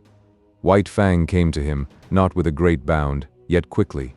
He was awakened from self-consciousness, but as he drew near, his eyes took on a strange expression. Something, an incommunicable vastness of feeling, rose up into his eyes as a light and shone forth. "He never looked at me that way all the time you was gone," Matt commented. Weedon Scott did not hear. He was squatting down on his heels, face to face with White Fang and petting him, rubbing at the roots of the ears, making long caressing strokes down the neck to the shoulders, tapping the spine gently with the balls of his fingers. And White Fang was growling responsively, the crooning note of the growl more pronounced than ever. But that was not all. What of his joy, the great love in him ever surging and struggling to express itself, succeeded in finding a new mode of expression. He suddenly thrust his head forward and nudged his way in between the master's arm and body. And here, confined, hidden from view all except his ears, no longer growling, he continued to nudge and snuggle. The two men looked at each other. Scott's eyes were shining. "Gosh," said Matt in an awe-stricken voice. A moment later, when he had recovered himself, he said, "I always insisted that Wolf was a dog. Look at him." With the return of the Love Master, White Fang's recovery was rapid. 2 nights and a day he spent in the cabin. Then he sallied forth. The sled dogs had forgotten his prowess. They remembered only the latest, which was his weakness and sickness. At the sight of him as he came out of the cabin, they sprang upon him. "Talk about your rough houses," Matt murmured gleefully, standing in the doorway and looking on. "Give 'em hell, you wolf. Give 'em hell, and then some." White Fang did not need the encouragement. The return of the Love Master was enough. Life was flowing through him again, splendid and indomitable. He fought from sheer joy, finding in it an expression of much that he felt and that otherwise was without speech. There could be but one ending. The team dispersed in ignominious defeat, and it was not until after dark that the dogs came sneaking back, one, by meekness and humility signifying their fealty to White Fang. Having learned to snuggle, White Fang was guilty of it often. It was the final word. He could not go beyond it. The one thing of which he had always been particularly jealous was his head. He had always disliked to have it touched. It was the wild in him, the fear of hurt and of the trap, that had given rise to the panicky impulses to avoid contacts. It was the mandate of his instinct that that head must be free. And now, with the Love Master, his snuggling was the deliberate act of putting himself into a position of hopeless helplessness. It was an expression of perfect confidence, of absolute self-surrender, as though he said, "I put myself into thy hands. Work thou thy will with me." One night, not long after the return, Scott and Matt sat at a game of cribbage preliminary to going to bed. 15-2, 15-4 and a pair makes 6, Matt was pegging up, when there was an outcry and sound of snarling without. They looked at each other as they started to rise to their feet. "The wolf's nailed somebody," Matt said. A wild scream of fear and anguish hastened them. "Bring a light," Scott shouted as he sprang outside. Matt followed with the lamp, and by its light they saw a man lying on his back in the snow. His arms were folded, one above the other, across his face and throat. Thus he was trying to shield himself from White Fang's teeth. And there was need for it. White Fang was in a rage, wickedly making his attack on the most vulnerable spot. From shoulder to wrist of the crossed arms, the coat sleeve, blue flannel shirt and undershirt were ripped in rags, while the arms themselves were terribly slashed and streaming blood. All this the two men saw in the first instant. The next instant Weedon Scott had White Fang by the throat and was dragging him clear. White Fang struggled and snarled, but made no attempt to bite, while he quickly quieted down at a sharp word from the master. Matt helped the man to his feet. As he arose, he lowered his crossed arms, exposing the bestial face of Beauty Smith. The dog musher let go of him precipitately, with actions similar to that of a man who has picked up live fire. Beauty Smith blinked in the lamplight and looked about him. He caught sight of White Fang and terror rushed into his face. At the same moment, Matt noticed 2 objects lying in the snow. He held the lamp close to them, indicating them with his toe for his employer's benefit, a steel dog chain and a stout club. Weedon Scott saw and nodded. Not a word was spoken. The dog musher laid his hand on Beauty Smith's shoulder and faced him to the right about. No word needed to be spoken. Beauty Smith started.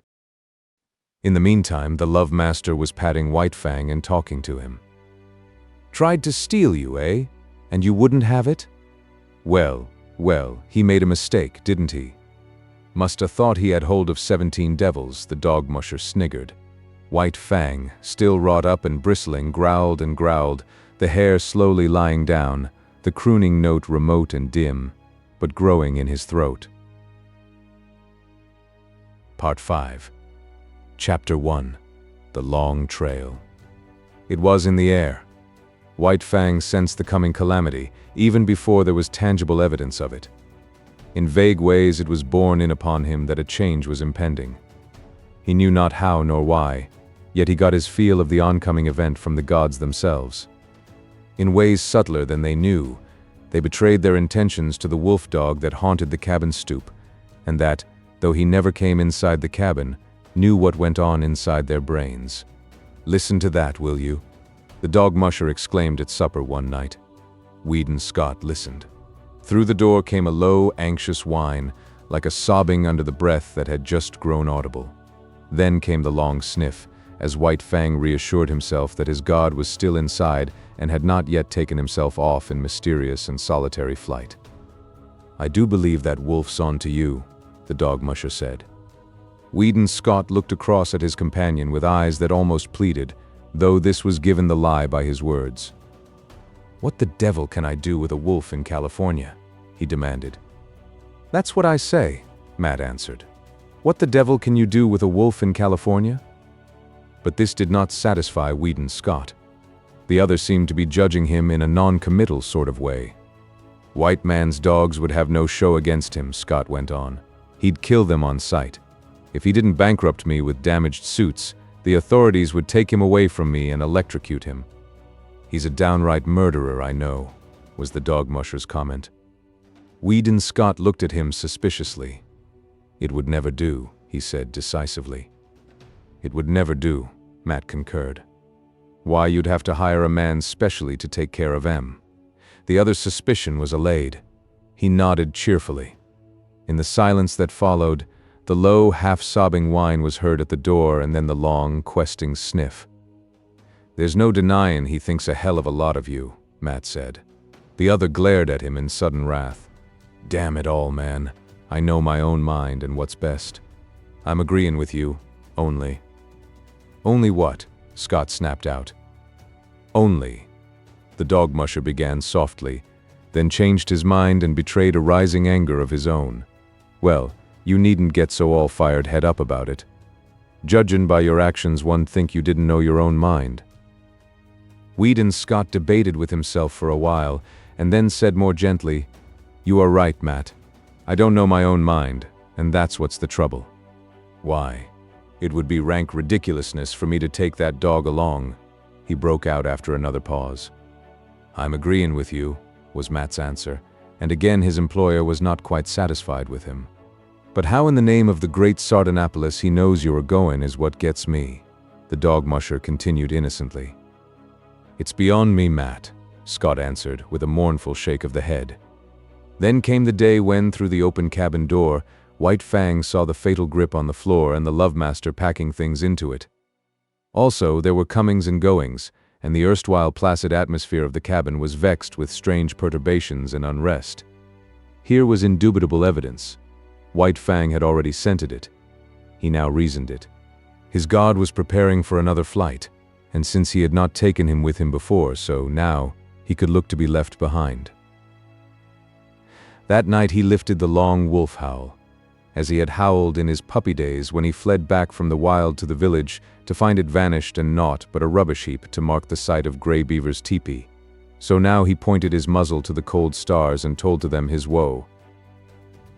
Inside the cabin, the two men had just gone to bed. "He's gone off his food again," Matt remarked from his bunk. There was a grunt from Weedon Scott's bunk and a stir of blankets. "From the way he cut up the other time you went away, I wouldn't wonder this time but what he died." The blankets in the other bunk stirred irritably. "Oh, shut up," Scott cried out through the darkness. "You nag worse than a woman." "I'm agreeing with you," the dog musher answered, and Weedon Scott was not quite sure whether or not the other had snickered. The next day, White Fang's anxiety and restlessness were even more pronounced. He dogged his master's heels whenever he left the cabin, and haunted the front stoop when he remained inside. Through the open door he could catch glimpses of the luggage on the floor. The grip had been joined by 2 large canvas bags in a box. Matt was rolling the master's blankets and fur robe inside a small tarpaulin. White Fang whined as he watched the operation. Later on, 2 Indians arrived. He watched them closely as they shouldered the luggage and were led off down the hill by Matt, who carried the bedding and the grip. But White Fang did not follow them. The master was still in the cabin. After a time, Matt returned. The master came to the door and called White Fang inside. "You poor devil," he said gently, rubbing White Fang's ears and tapping his spine. "I'm hitting the long trail, old man, where you cannot follow. Now give me a growl, the last, goodbye growl." But White Fang refused to growl. Instead, and after a wistful, searching look, he snuggled in, burrowing his head out of sight between the master's arm and body. "There she blows," Matt cried. From the Yukon arose the hoarse bellowing of a river steamboat. "You've got to cut it short. Be sure and lock the front door. I'll go out the back. Get a move on." The 2 doors slammed at the same moment, and Weedon Scott waited for Matt to come around to the front. From inside the door came a low whining and sobbing. Then there were long, deep-drawn sniffs. "You must take good care of him, Matt," Scott said as they started down the hill. "Write and let me know how he gets along." "Sure," the dog musher answered. "But listen to that, will you?" Both men stopped. White Fang was howling as dogs howl when their masters lie dead. He was voicing an utter woe, his cry bursting upward in great heart-breaking rushes, dying down into quavering misery, and bursting upward again with a rush upon rush of grief. The Aurora was the first steamboat of the year for the outside, and her decks were jammed with prosperous adventurers and broken gold-seekers, all equally as mad to get to the outside as they had been originally to get to the inside. Near the gangplank, Scott was shaking hands with Matt, who was preparing to go ashore. But Matt's hand went limp in the other's grasp as his gaze shot past and remained fixed on something behind him. Scott turned to see. Sitting on the deck several feet away and watching wistfully was White Fang. The dog musher swore softly, in awe-stricken accents. Scott could only look in wonder. "Did you lock the front door?" Matt demanded. The other nodded and asked, "How about the back?" "You just bet I did," was the fervent reply. White Fang flattened his ears ingratiatingly, but remained where he was, making no attempt to approach. "I'll have to take him ashore with me." Matt made a couple of steps toward White Fang, but the latter slid away from him. The dog musher made a rush of it, and White Fang dodged between the legs of a group of men. Ducking, turning, doubling, he slid about the deck, eluding the other's efforts to capture him. But when the love master spoke, White Fang came to him with prompt obedience. "Won't come to the hand that's fed him all these months," the dog musher muttered resentfully. "And you ain't never fed ma after them first days of getting acquainted. I'm blamed if I can see how he works it out that you're the boss." Scott, who had been patting White Fang, suddenly bent closer and pointed out fresh-made cuts on his muzzle and a gash between the eyes. Matt bent over and passed his hand along White Fang's belly. "We plump forgot the window. He's all cut and gouged underneath. Must have butted clean through it, begosh." But Weedon Scott was not listening. He was thinking rapidly. The Aurora's whistle hooted a final announcement of departure. Men were scurrying down the gangplank to the shore. Matt loosened the bandana from his own neck and started to put it around White Fang's. Scott grasped the dog musher's hand. "Goodbye, Matt, old man. About the wolf you needn't write. You see, I've—" "What?" the dog musher exploded. "You don't mean to say—" "The very thing I mean. Here's your bandana. I'll write to you about him." Matt paused halfway down the gangplank. "He'll never stand the climate," he shouted back, "unless you clip M in warm weather." The gangplank was hauled in, and the Aurora swung out from the bank. Weedon Scott waved a last goodbye. Then he turned and bent over White Fang, standing by his side. "Now growl, damn you, growl," he said, as he patted the responsive head and rubbed the flattening ears. Chapter 2 The Southland. White Fang landed from the steamer in San Francisco. He was appalled. Deep in him, below any reasoning process or act of consciousness, he had associated power with Godhead, and never had the white men seemed such marvelous gods as now, when he trod the slimy pavement of San Francisco. The log cabins he had known were replaced by towering buildings. The streets were crowded with perils: wagons, carts, automobiles, great, straining horses pulling huge trucks, and monstrous cable and electric cars hooting and clanging through the midst, screeching their insistent menace after the manner of the lynxes he had known in the northern woods. All this was the manifestation of power. Through it all, behind it all, was man, governing and controlling, expressing himself as of old by his mastery over matter. It was colossal, stunning.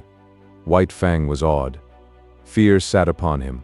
As in his cubhood he had been made to feel his smallness and puniness on the day he first came in from the wild to the village of Gray Beaver, so now, in his full-grown stature and pride of strength, he was made to feel small and puny.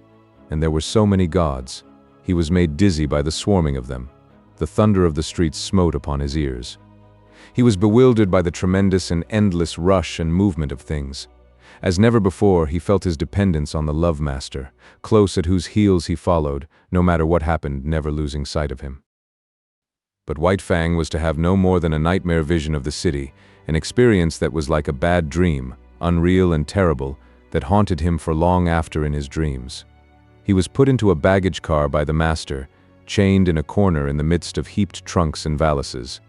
Here a squat and brawny god held sway, with much noise, hurling trunks and boxes about, dragging them in through the door and tossing them into the piles, or flinging them out of the door, smashing and crashing, to other gods who awaited them. And here, in this inferno of luggage, was White Fang deserted by the master. Or at least White Fang thought he was deserted, until he smelled out the master's canvas clothes bags alongside of him, and proceeded to mount guard over them. "'Bout time you come," growled the god of the car, an hour later, when Weedon Scott appeared at the door. "That dog of yourn won't let me lay a finger on your stuff." White Fang emerged from the car. He was astonished. The nightmare city was gone. The car had been to him no more than a room in a house, and when he had entered it, the city had been all around him. In the interval, the city had disappeared.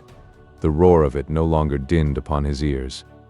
Before him was smiling country, streaming with sunshine, lazy with quietude. But he had little time to marvel at the transformation. He accepted it as he accepted all the unaccountable doings and manifestations of the gods. It was their way. There was a carriage waiting. A man and a woman approached the master. The woman's arms went out and clutched the master around the neck, a hostile act. The next moment, Weedon Scott had torn loose from the embrace and closed with White Fang, who had become a snarling, raging demon. "It's all right, mother," Scott was saying as he kept tight hold of White Fang and placated him. "He thought you were going to injure me, and he wouldn't stand for it. It's all right. It's all right. He'll learn soon enough. And in the meantime, I may be permitted to love my son when his dog is not around." She laughed, though she was pale and weak from the fright. She looked at White Fang, who snarled and bristled and glared malevolently. "He'll have to learn, and he shall, without postponement," Scott said.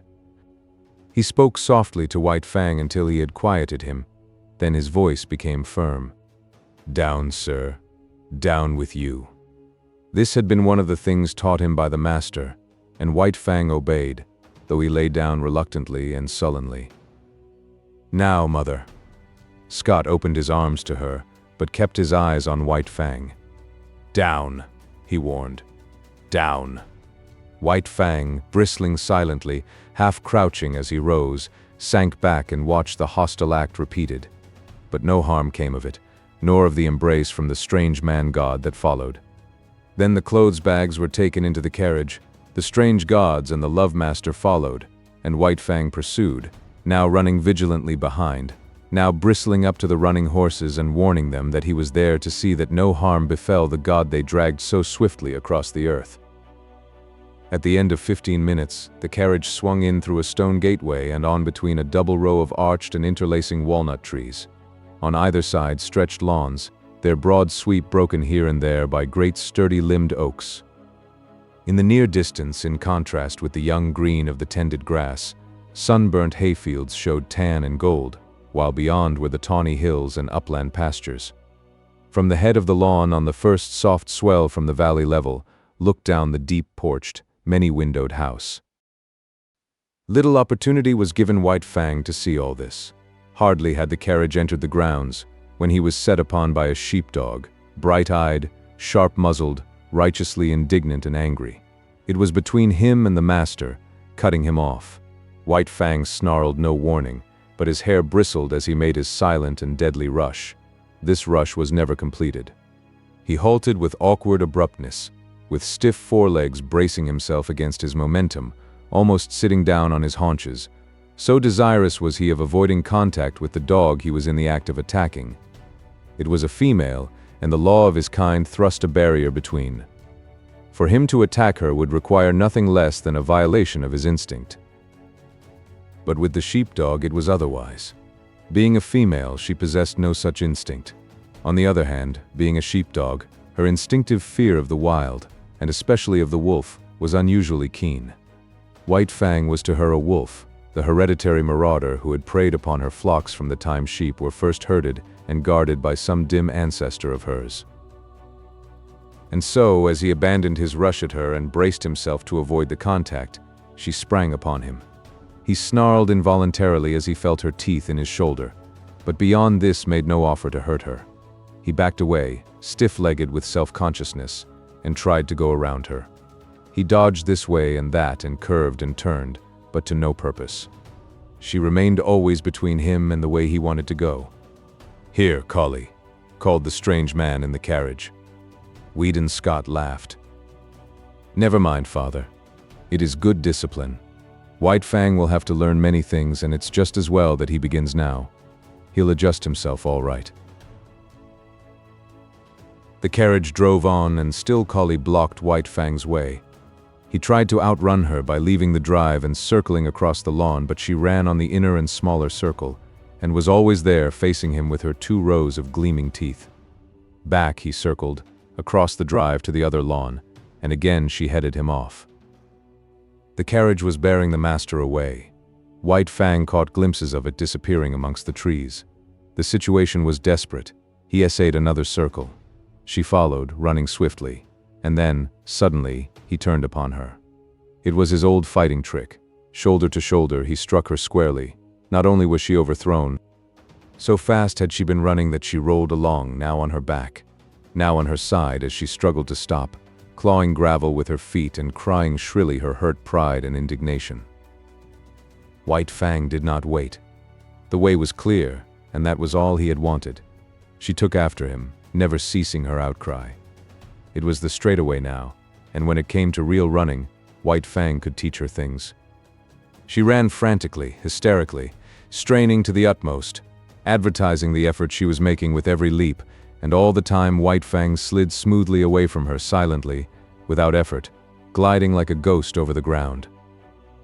As he rounded the house to the porte cochere, he came upon the carriage. It had stopped, and the master was alighting. At this moment, still running at top speed, White Fang became suddenly aware of an attack from the side. It was a deerhound rushing upon him. White Fang tried to face it, but he was going too fast, and the hound was too close. It struck him on the side, and such was his forward momentum and the unexpectedness of it, White Fang was hurled to the ground and rolled clear over. He came out of the tangle a spectacle of malignancy, ears flattened back, lips writhing, nose wrinkling, his teeth clipping together as the fangs barely missed the hound's soft throat. The master was running up, but was too far away, and it was Collie that saved the hound's life. Before White Fang could spring in and deliver the fatal stroke, and just as he was in the act of springing in, Collie arrived. She had been outmaneuvered and outrun, to say nothing of her having been unceremoniously tumbled in the gravel, and her arrival was like that of a tornado, made up of offended dignity, justifiable wrath, and instinctive hatred for this marauder from the wild. She struck White Fang at right angles in the midst of his spring, and again he was knocked off his feet and rolled over. The next moment the master arrived and with one hand held White Fang while the father called off the dogs. "I say, this is a pretty warm reception for a poor lone wolf from the Arctic," the master said, while White Fang calmed down under his caressing hand. "In all his life he's only been known once to go off his feet, and here he's been rolled twice in 30 seconds. The carriage had driven away, and other strange gods had appeared from out the house.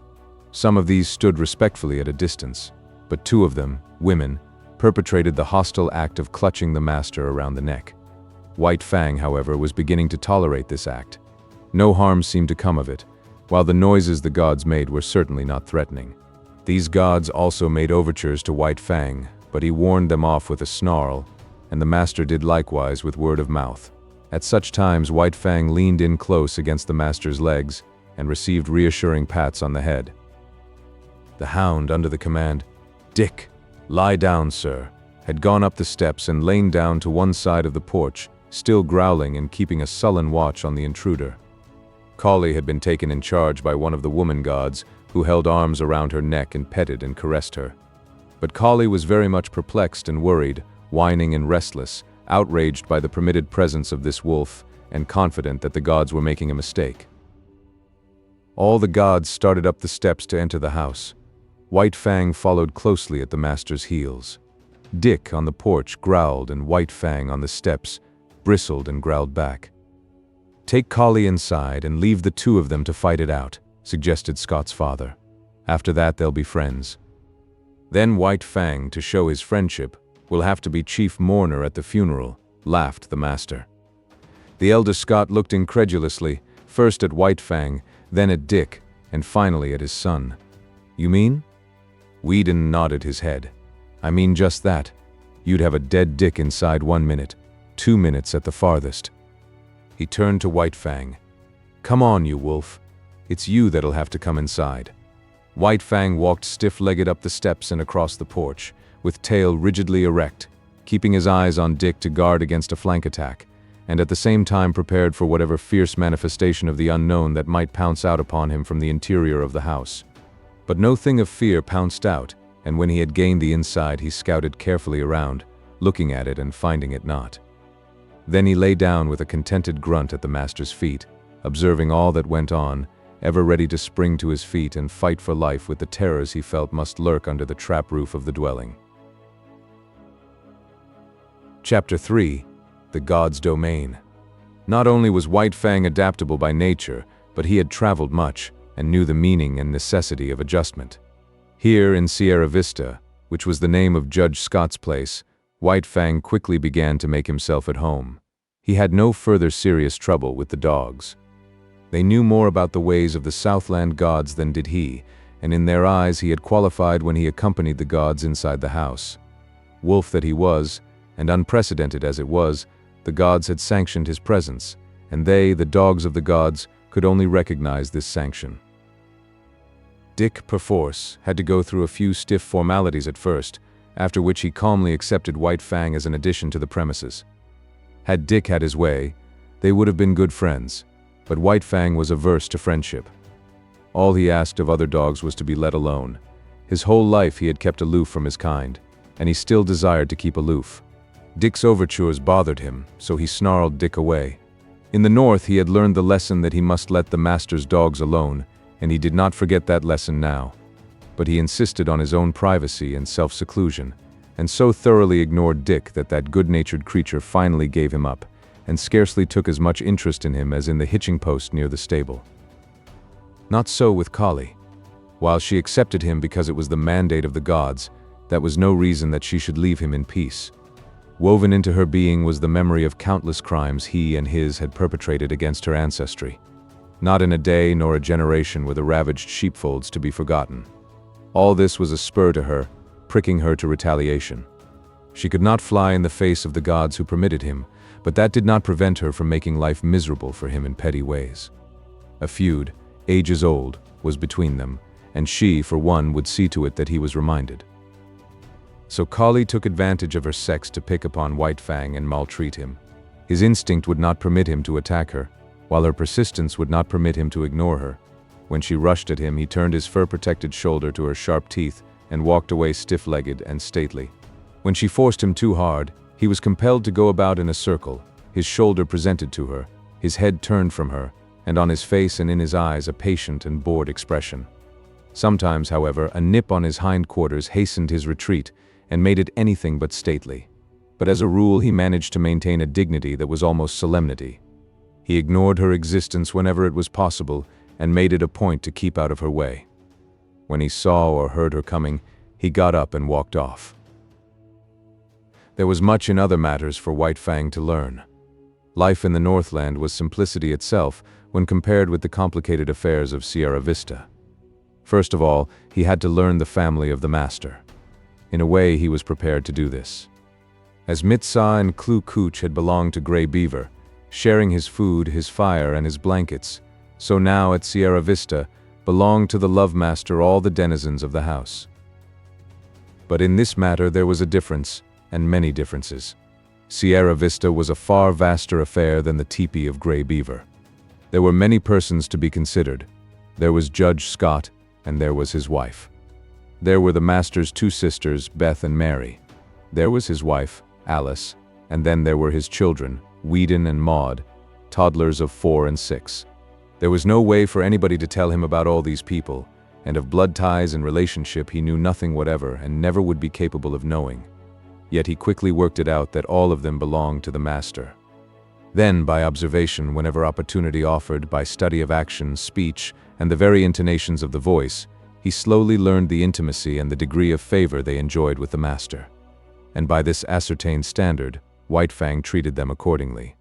What was of value to the master he valued. What was dear to the master was to be cherished by White Fang and guarded carefully. Thus it was with the two children. All his life he had disliked children. He hated and feared their hands. The lessons were not tender that he had learned of their tyranny and cruelty in the days of the Indian villages. When Whedon and Maud had first approached him, he growled warningly and looked malignant. A cuff from the master and a sharp word had then compelled him to permit their caresses, though he growled and growled under their tiny hands. And in the growl there was no crooning note. Later, he observed that the boy and girl were of great value in the master's eyes. Then it was that no cuff nor sharp word was necessary before they could pat him. Yet White Fang was never effusively affectionate. He yielded to the master's children with an ill but honest grace, and endured their fooling as one would endure a painful operation. When he could no longer endure, he would get up and stalk determinedly away from them. But after a time, he grew even to like the children. Still, he was not demonstrative. He would not go up to them. On the other hand, instead of walking away at sight of them, he waited for them to come to him. And still later, it was noticed that a pleased light came into his eyes when he saw them approaching, and that he looked after them with an appearance of curious regret when they left him for other amusements. All this was a matter of development and took time. Next in his regard, after the children, was Judge Scott. There were two reasons, possibly, for this. First, he was evidently a valuable possession of the master's, and next, he was undemonstrative. White Fang liked to lie at his feet on the wide porch when he read the newspaper, from time to time favoring White Fang with a look or a word, untroublesome tokens that he recognized White Fang's presence and existence. But this was only when the master was not around. When the master appeared, all other beings ceased to exist so far as White Fang was concerned. White Fang allowed all the members of the family to pet him and make much of him, but he never gave to them what he gave to the master. No caress of theirs could put the love croon into his throat, and try as they would, they could never persuade him into snuggling against them. This expression of abandon and surrender, of absolute trust, he reserved for the master alone. In fact, he never regarded the members of the family in any other light than possessions of the Love Master. Also, White Fang had early come to differentiate between the family and the servants of the household. The latter were afraid of him, while he merely refrained from attacking them. This because he considered that they were likewise possessions of the master. Between White Fang and them existed a neutrality and no more. They cooked for the master and washed the dishes and did other things just as Matt had done up in the Klondike. They were, in short, appurtenances of the household. Outside the household there was even more for White Fang to learn. The master's domain was wide and complex, yet it had its metes and bounds. The land itself ceased at the county road. Outside was the common domain of all gods, the roads and streets. Then inside other fences were the particular domains of other gods. A myriad laws governed all these things and determined conduct, yet he did not know the speech of the gods, nor was there any way for him to learn save by experience. He obeyed his natural impulses until they ran him counter to some law. When this had been done a few times, he learned the law and after that observed it. But most potent in his education was the cuff of the master's hand, the censure of the master's voice. Because of White Fang's very great love, a cuff from the master hurt him far more than any beating gray beaver or beauty smith had ever given him. They had hurt only the flesh of him. Beneath the flesh the spirit had still raged, splendid and invincible. But with the master the cuff was always too light to hurt the flesh, yet it went deeper. It was an expression of the master's disapproval, and White Fang's spirit wilted under it. In point of fact, the cuff was rarely administered. The master's voice was sufficient. By it White Fang knew whether he did right or not. By it he trimmed his conduct and adjusted his actions. It was the compass by which he steered and learned to chart the manners of a new land and life. In the Northland, the only domesticated animal was the dog. All other animals lived in the wild and were, when not too formidable, lawful spoil for any dog. All his days White Fang had foraged among the live things for food. It did not enter his head that in the Southland it was otherwise. But this he was to learn early in his residence in Santa Clara Valley. Sauntering around the corner of the house in the early morning, he came upon a chicken that had escaped from the chicken yard. White Fang's natural impulse was to eat it. A couple of bounds, a flash of teeth and a frightened squawk, and he had scooped in the adventurous fowl. It was farm-bred and fat and tender, and White Fang licked his chops and decided that such fare was good. Later in the day, he chanced upon another stray chicken near the stables. One of the grooms ran to the rescue. He did not know White Fang's breed, so for weapon he took a light buggy whip. At the first cut of the whip, White Fang left the chicken for the man. A club might have stopped White Fang, but not a whip.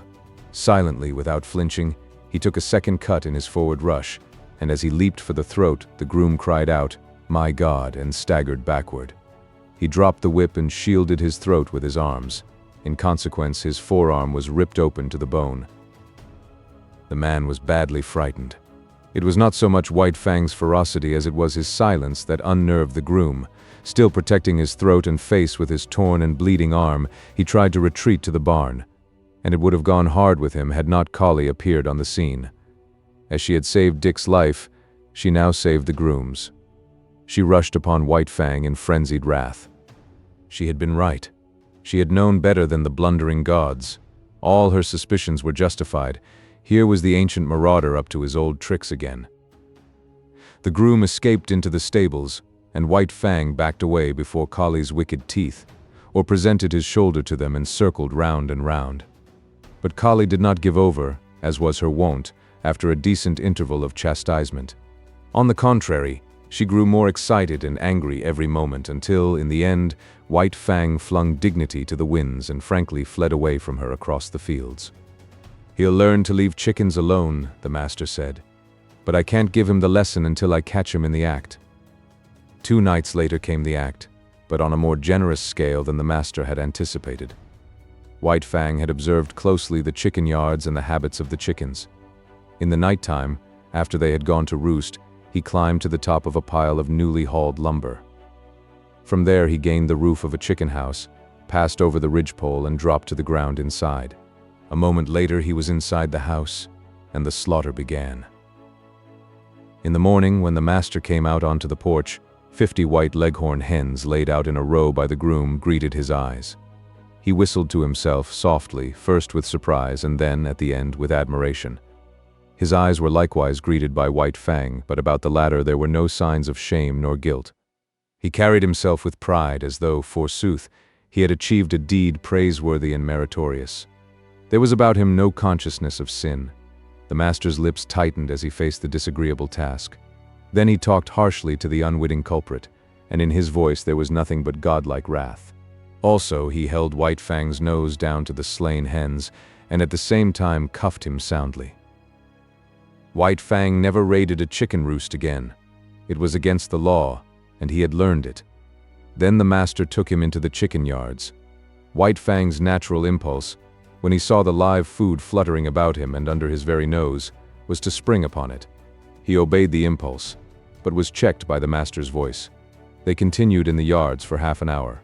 Time and again the impulse surged over White Fang, and each time, as he yielded to it, he was checked by the master's voice. Thus it was he learned the law, and ere he left the domain of the chickens, he had learned to ignore their existence. You can never cure a chicken killer. Judge Scott shook his head sadly at luncheon table when his son narrated the lesson he had given White Fang. Once they've got the habit and the taste of blood. Again he shook his head sadly. But Weedon Scott did not agree with his father. "I'll tell you what I'll do," he challenged finally. "I'll lock White Fang in with the chickens all afternoon." "But think of the chickens," objected the judge. "And furthermore," the son went on, "for every chicken he kills, I'll pay you $1 gold coin of the realm."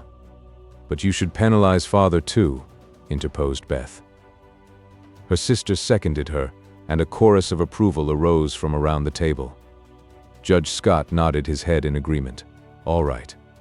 Weedon Scott pondered for a moment.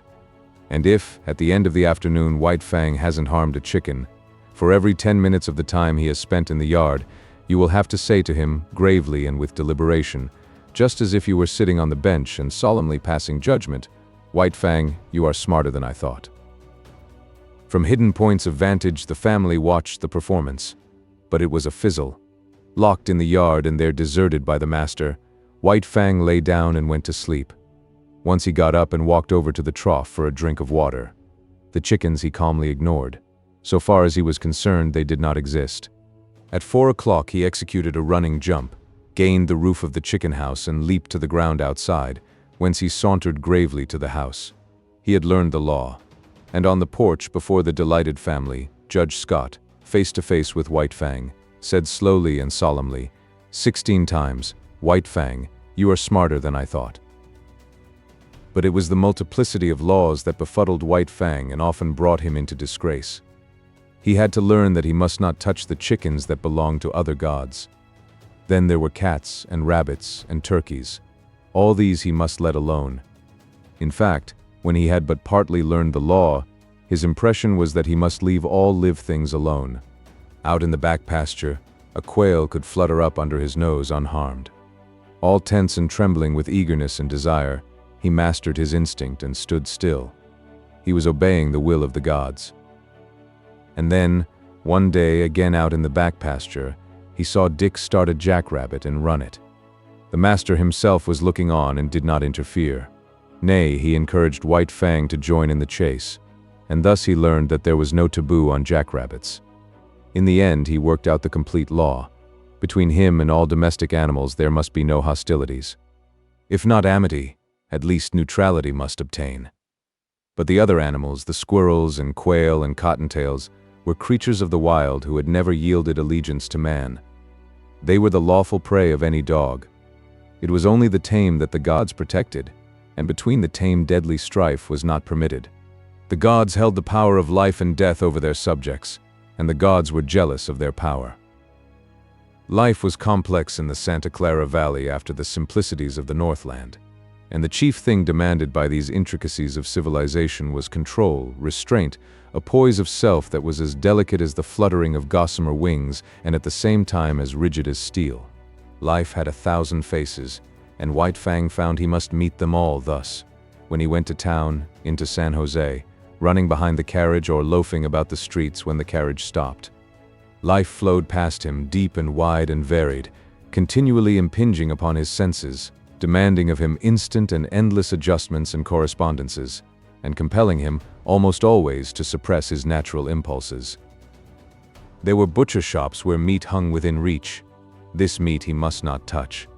There were cats at the houses the master visited that must be let alone, and there were dogs everywhere that snarled at him and that he must not attack. And then, on the crowded sidewalks, there were persons innumerable whose attention he attracted. They would stop and look at him, point him out to one another, examine him, talk of him, and, worst of all, pat him. And these perilous contacts from all these strange hands he must endure. Yet this endurance he achieved. Furthermore, he got over being awkward and self-conscious. In a lofty way, he received the attentions of the multitudes of strange gods. With condescension, he accepted their condescension. On the other hand, there was something about him that prevented great familiarity. They patted him on the head and passed on, contented and pleased with their own daring. But it was not all easy for White Fang. Running behind the carriage in the outskirts of San Jose, he encountered certain small boys who made a practice of flinging stones at him. Yet he knew that it was not permitted him to pursue and drag them down. Here he was compelled to violate his instinct of self-preservation, and violate it he did, for he was becoming tame and qualifying himself for civilization. Nevertheless, White Fang was not quite satisfied with the arrangement. He had no abstract ideas about justice and fair play. But there is a certain sense of equity that resides in life, and it was this sense in him that resented the unfairness of his being permitted no defense against the stone throwers. He forgot that in the covenant entered into between him and the gods they were pledged to care for him and defend him. But one day the master sprang from the carriage, whip in hand, and gave the stone throwers a thrashing. After that they threw stones no more, and White Fang understood and was satisfied. One other experience of similar nature was his. On the way to town, hanging around the saloon at the crossroads, were 3 dogs that made a practice of rushing out upon him when he went by. Knowing his deadly method of fighting, the master had never ceased impressing upon White Fang the law that he must not fight. As a result, having learned the lesson well, White Fang was hard put whenever he passed the crossroads saloon. After the first rush, each time, his snarl kept the 3 dogs at a distance, but they trailed along behind, yelping and bickering and insulting him. This endured for some time. The men at the saloon even urged the dogs on to attack White Fang. One day they openly sicked the dogs on him. The master stopped the carriage. "Go to it," he said to White Fang. But White Fang could not believe. He looked at the master, and he looked at the dogs. Then he looked back eagerly and questioningly at the master. The master nodded his head. "Go to them, old fellow. Eat them up." White Fang no longer hesitated. He turned and leaped silently among his enemies. All 3 faced him. There was a great snarling and growling, a clashing of teeth and a flurry of bodies. The dust of the road arose in a cloud and screened the battle. But at the end of several minutes, 2 dogs were struggling in the dirt, and the 3rd was in full flight. He leaped a ditch, went through a rail fence, and fled across a field. White Fang followed, sliding over the ground in wolf fashion and with wolf speed, swiftly and without noise, and in the center of the field he dragged down and slew the dog. With this triple killing, his main troubles with dogs ceased. The word went up and down the valley, and men saw to it that their dogs did not molest the fighting wolf. Chapter 4: The Call of Kind. The months came and went.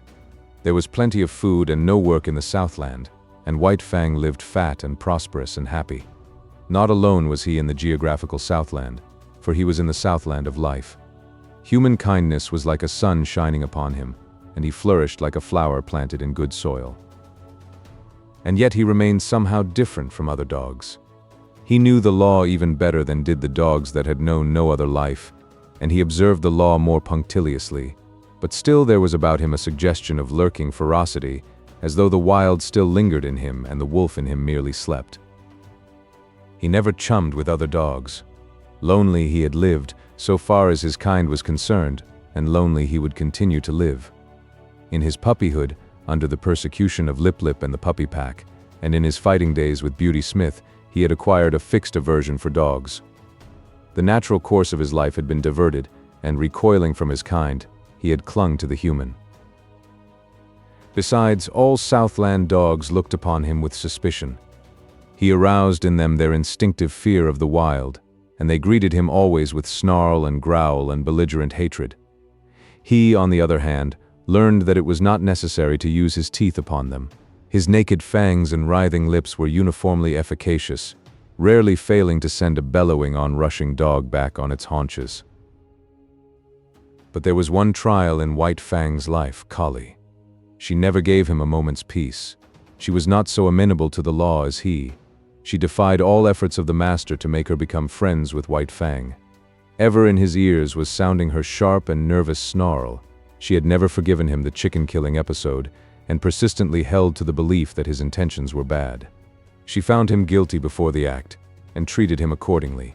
She became a pest to him, like a policeman following him around the stable and the hounds, and, if he even so much as glanced curiously at a pigeon or chicken, bursting into an outcry of indignation and wrath. His favorite way of ignoring her was to lie down, with his head on his forepaws, and pretend sleep. This always dumbfounded and silenced her. With the exception of Collie, all things went well with White Fang. He had learned control and poise, and he knew the law. He achieved a staidness, and calmness, and philosophic tolerance. He no longer lived in a hostile environment. Danger and hurt and death did not lurk everywhere about him. In time, the unknown, as a thing of terror and menace ever impending, faded away. Life was soft and easy. It flowed along smoothly, and neither fear nor foe lurked by the way. He missed the snow without being aware of it. An unduly long summer would have been his thought had he thought about it. As it was, he merely missed the snow in a vague, subconscious way. In the same fashion, especially in the heat of summer when he suffered from the sun, he experienced faint longings for the Northland. Their only effect upon him, however, was to make him uneasy and restless without his knowing what was the matter. White Fang had never been very demonstrative. Beyond his snuggling and the throwing of a crooning note into his love growl, he had no way of expressing his love. Yet it was given him to discover a third way. He had always been susceptible to the laughter of the gods. Laughter had affected him with madness, made him frantic with rage. But he did not have it in him to be angry with the love master. And when that god elected to laugh at him in a good-natured, bantering way, he was nonplussed. He could feel the pricking and stinging of the old anger as it strove to rise up in him, but it strove against love. He could not be angry, yet he had to do something. At first he was dignified, and the master laughed the harder. Then he tried to be more dignified, and the master laughed harder than before. In the end, the master laughed him out of his dignity. His jaws slightly parted, his lips lifted a little, and a quizzical expression that was more love than humor came into his eyes. He had learned to laugh. Likewise, he learned to romp with the master, to be tumbled down and rolled over, and be the victim of innumerable rough tricks. In return, he feigned anger, bristling and growling ferociously, and clipping his teeth together in snaps that had all the seeming of deadly intention. But he never forgot himself. Those snaps were always delivered on the empty air. At the end of such a romp, when blow and cuff and snap and snarl were fast and furious, they would break off suddenly and stand several feet apart, glaring at each other. And then, just as suddenly, like the sun rising on a stormy sea, they would begin to laugh. This would always culminate with the master's arms going around White Fang's neck and shoulders while the latter crooned and growled his love song. But nobody else ever romped with White Fang. He did not permit it. He stood on his dignity, and when they attempted it, his warning snarl and bristling mane were anything but playful. That he allowed the master these liberties was no reason that he should be a common dog, loving here and loving there, everybody's property for a romp and good time. He loved with single heart and refused to cheapen himself or his love.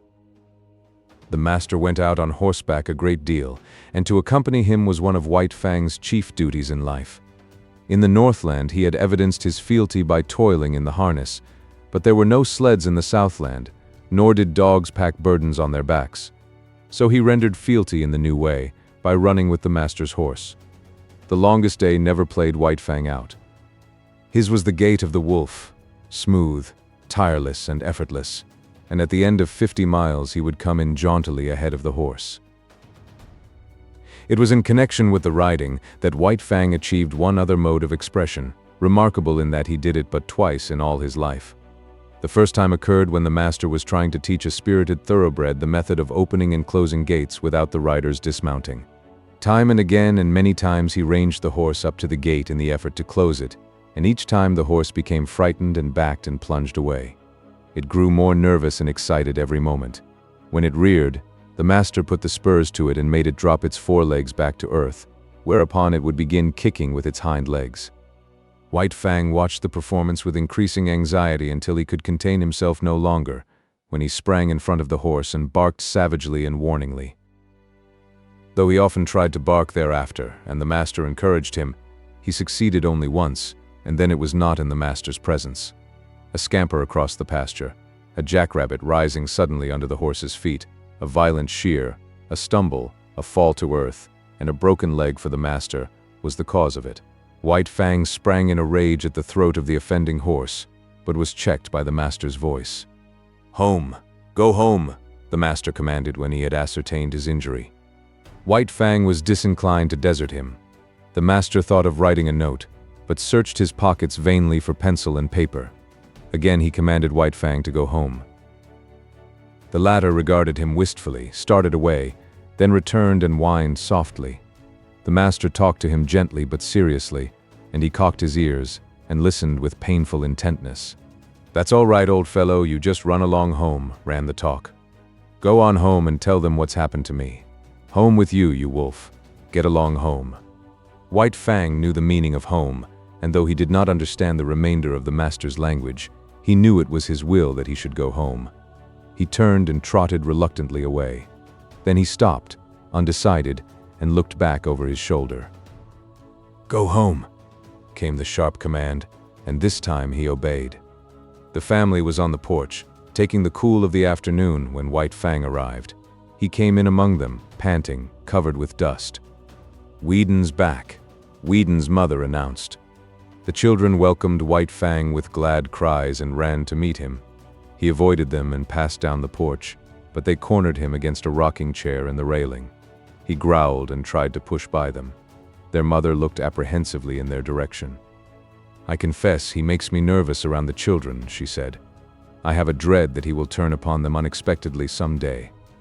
Growling savagely, White Fang sprang out of the corner, overturning the boy and the girl. The mother called them to her and comforted them, telling them not to bother White Fang. "A wolf is a wolf," commented Judge Scott. "There is no trusting one." "But he is not all wolf," interposed Beth, standing for her brother in his absence. "You have only Whedon's opinion for that," rejoined the judge. "He merely surmises that there is some strain of dog in White Fang, but as he will tell you himself, he knows nothing about it. As for his appearance—" He did not finish his sentence. White Fang stood before him, growling fiercely. "Go away! Lie down, sir!" Judge Scott commanded. White Fang turned to the lovemaster's wife. She screamed with fright as he seized her dress in his teeth and dragged on it till the frail fabric tore away. By this time he had become the center of interest. He had ceased from his growling and stood, head up, looking into their faces. His throat worked spasmodically, but made no sound, while he struggled with all his body, convulsed with the effort to rid himself of the incommunicable something that strained for utterance.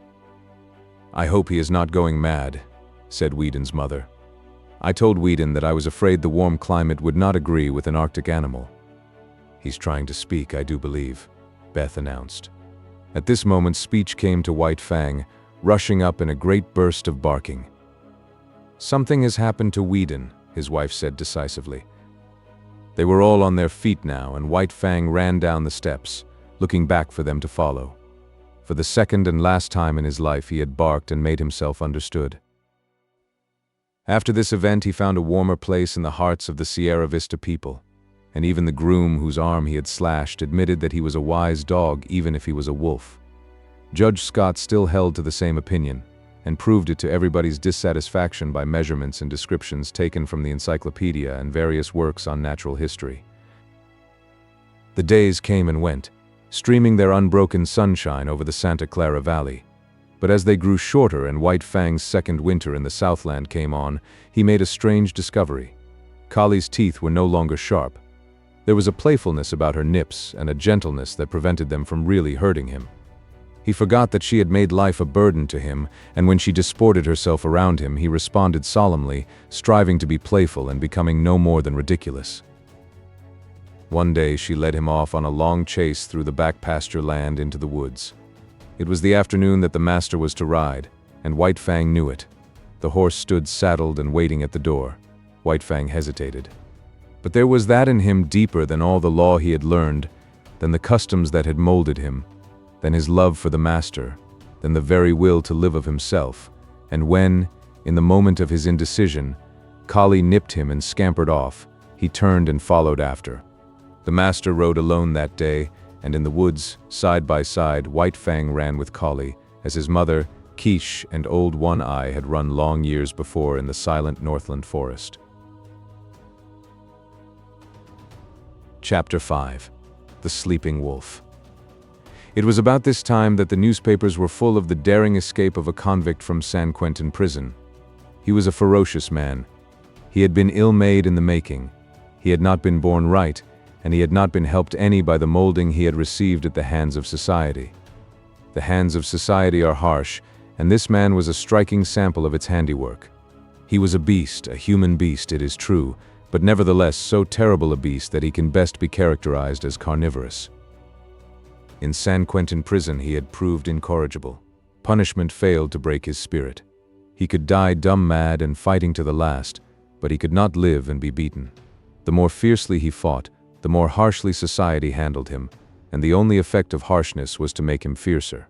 Straitjackets, starvation, and beatings and clubbings were the wrong treatment for Jim Hall, but it was the treatment he received. It was the treatment he had received from the time he was a little pulpy boy in a San Francisco slum, soft clay in the hands of society, and ready to be formed into something. It was during Jim Hall's third term in prison that he encountered a guard that was almost as great a beast as he. The guard treated him unfairly, lied about him to the warden, lost his credits, persecuted him. The difference between them was that the guard carried a bunch of keys and a revolver. Jim Hall had only his naked hands and his teeth. But he sprang upon the guard one day and used his teeth on the other's throat just like any jungle animal. After this, Jim Hall went to live in the incorrigible cell. He lived there 3 years. The cell was of iron, the floor, the walls, the roof. He never left this cell. He never saw the sky nor the sunshine. Day was a twilight and night was a black silence. He was in an iron tomb, buried alive. He saw no human face, spoke to no human thing. When his food was shoved into him, he growled like a wild animal. He hated all things. For days and nights he bellowed his rage at the universe. For weeks and months he never made a sound, in the black silence eating his very soul. He was a man and a monstrosity, as fearful a thing of fear as ever gibbered in the visions of a maddened brain. And then, one night, he escaped. The warders said it was impossible, but nevertheless the cell was empty, and half out of it lay the body of a dead guard. 2 other dead guards marked his trail through the prison to the outer walls, and he had killed with his hands to avoid noise. He was armed with the weapons of the slain guards, a live arsenal that fled through the hills pursued by the organized might of society. A heavy price of gold was upon his head. Avaricious farmers hunted him with shotguns. His blood might pay off a mortgage or send a son to college.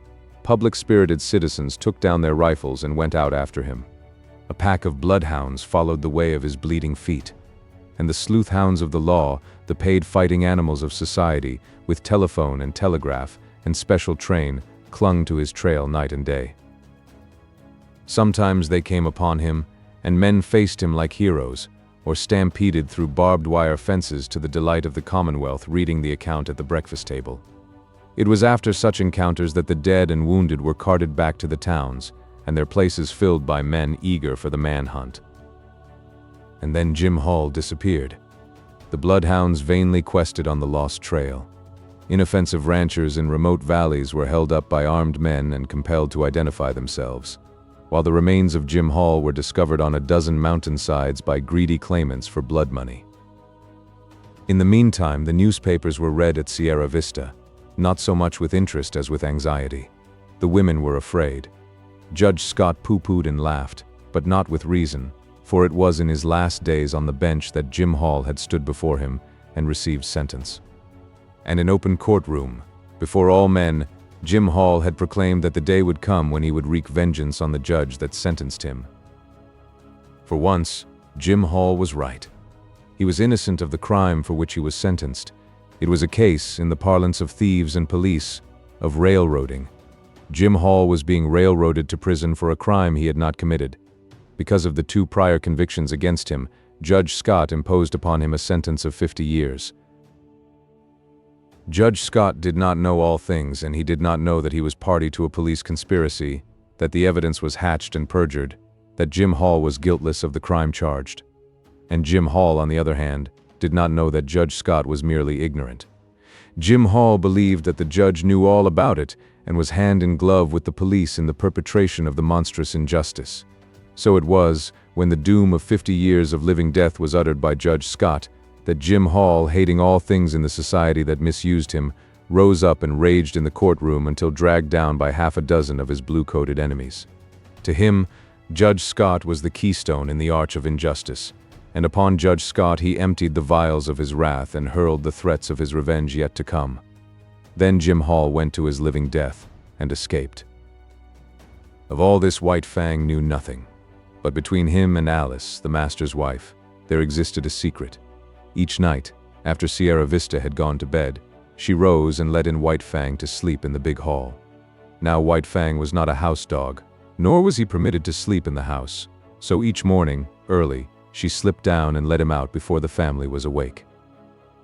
On one such night, while all the house slept, White Fang awoke and lay very quietly. And very quietly he smelled the air and read the message it bore of a strange god's presence, and to his ears came sounds of the strange god's movements. White Fang burst into no furious outcry. It was not his way. The strange god walked softly, but more softly walked White Fang, for he had no clothes to rub against the flesh of his body. He followed silently. In the wild he had hunted live meat that was infinitely timid, and he knew the advantage of surprise. The strange god paused at the foot of the great staircase and listened, and White Fang was as dead, so without movement was he as he watched and waited. Up that staircase the way led to the Love Master and to the Love Master's dearest possessions. White Fang bristled but waited. The strange god's foot lifted. He was beginning the ascent. Then it was that White Fang struck. He gave no warning, with no snarl anticipated his own action. Into the air he lifted his body in the spring that landed him on the strange god's back. White Fang clung with his forepaws to the man's shoulders, at the same time burying his fangs into the back of the man's neck. He clung on for a moment, long enough to drag the god over backward. Together they crashed to the floor. White Fang leaped clear and, as the man struggled to rise, was in again with the slashing fangs. Sierra Vista awoke in alarm. The noise from downstairs was as that of a score of battling fiends. There were revolver shots. A man's voice screamed once in horror and anguish. There was a great snarling and growling, and over all arose a smashing and crashing of furniture and glass. But almost as quickly as it had arisen, the commotion died away. The struggle had not lasted more than 3 minutes. The frightened household clustered at the top of the stairway. From below, as from out an abyss of blackness, came up a gurgling sound, as of air bubbling through water. Sometimes this gurgle became sibilant, almost a whistle. But this, too, quickly died down and ceased. Then naught came up out of the blackness save a heavy panting of some creature struggling sorely for air. Weedon Scott pressed a button and the staircase and downstairs hall were flooded with light. Then he and Judge Scott, revolvers in hand, cautiously descended. There was no need for this caution.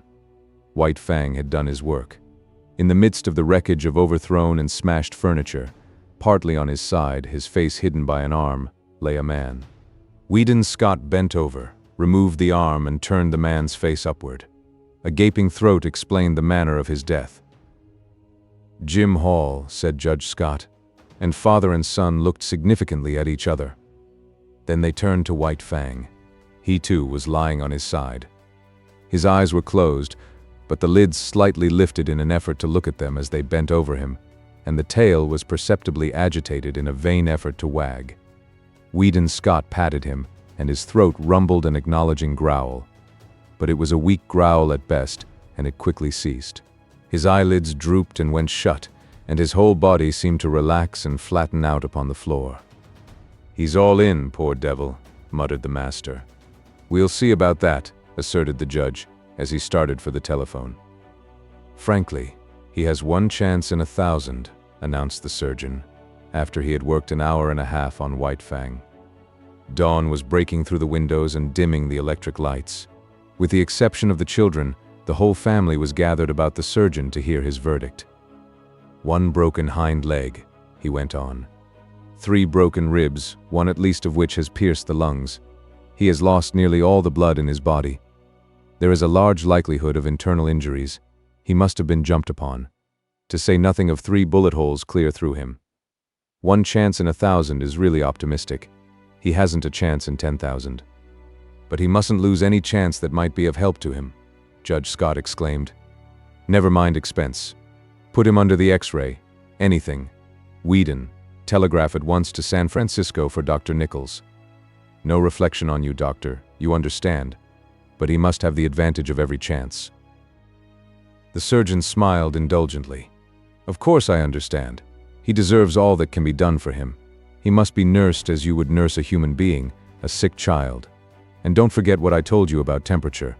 I'll be back at 10 o'clock again. White Fang received the nursing. Judge Scott's suggestion of a trained nurse was indignantly clamored down by the girls, who themselves undertook the task, and White Fang won out on the 1 chance in 10,000 denied him by the surgeon. The latter was not to be censured for his misjudgment. All his life he had tended and operated on the soft humans of civilization, who lived sheltered lives and had descended out of many sheltered generations. Compared with White Fang, they were frail and flabby, and clutched life without any strength in their grip. White Fang had come straight from the wild, where the weak perish early and shelter is vouchsafed to none. In neither his father nor his mother was there any weakness, nor in the generations before them. A constitution of iron and the vitality of the wild were White Fang's inheritance, and he clung to life, the whole of him and every part of him, in spirit and in flesh, with the tenacity that of old belonged to all creatures. Bound down a prisoner, denied even movement by the plaster casts and bandages, White Fang lingered out the weeks. He slept long hours and dreamed much, and through his mind passed an unending pageant of Northland visions. All the ghosts of the past arose and were with him. Once again he lived in the lair with Quiche, crept trembling to the knees of Grey Beaver to tender his allegiance, ran for his life before Lip Lip and all the howling bedlam of the puppy pack. He ran again through the silence, hunting his living food through the months of famine, and again he ran at the head of the team, the gut whips of Mitsaw and Grey Beaver snapping behind, their voices crying, "Rah, rah," when they came to a narrow passage, and the team closed together like a fan to go through. He lived again all his days with Beauty Smith and the fights he had fought. At such times he whimpered and snarled in his sleep, and they that looked on said that his dreams were bad. But there was one particular nightmare from which he suffered, the clanging monsters of electric cars that were to him colossal screaming lynxes. He would lie in a screen of bushes, watching for a squirrel to venture far enough out on the ground from its tree refuge.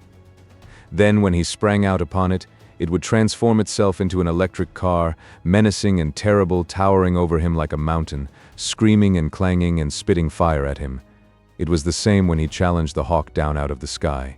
Down out of the blue it would rush, as it dropped upon him, changing itself into the ubiquitous electric car. Or again, he would be in the pen of Beauty Smith. Outside the pen, men would be gathering, and he knew that a fight was on. He watched the door for his antagonist to enter. The door would open, and thrust in upon him would come the awful electric car. 1,000 times this occurred, and each time the terror it inspired was as vivid and great as ever. Then came the day when the last bandage and the last plaster cast were taken off. It was a gala day. All Sierra Vista was gathered around. The master rubbed his ears, and he crooned his love growl. The master's wife called him the Blessed Wolf, which name was taken up with acclaim, and all the women called him the Blessed Wolf. He tried to rise to his feet, and after several attempts fell down from weakness. He had lain so long that his muscles had lost their cunning, and all the strength had gone out of them. He felt a little shame because of his weakness, as though, forsooth, he were failing the gods in the service he owed them.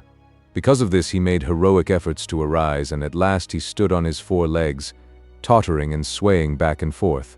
"The Blessed Wolf," chorused the women. Judge Scott surveyed them triumphantly. "Out of your own mouths be it," he said, "just as I contended right along. No mere dog could have done what he did. He's a wolf, a blessed wolf," amended the judge's wife. Yes, blessed wolf, agreed the judge, and henceforth that shall be my name for him. He'll have to learn to walk again, said the surgeon, so we might as well start in right now. It won't hurt him. Take him outside. And outside he went, like a king, with all Sierra Vista about him and tending on him. He was very weak, and when he reached the lawn he lay down and rested for a while. Then the procession started on, little spurts of strength coming into White Fang's muscles as he used them, and the blood began to surge through them.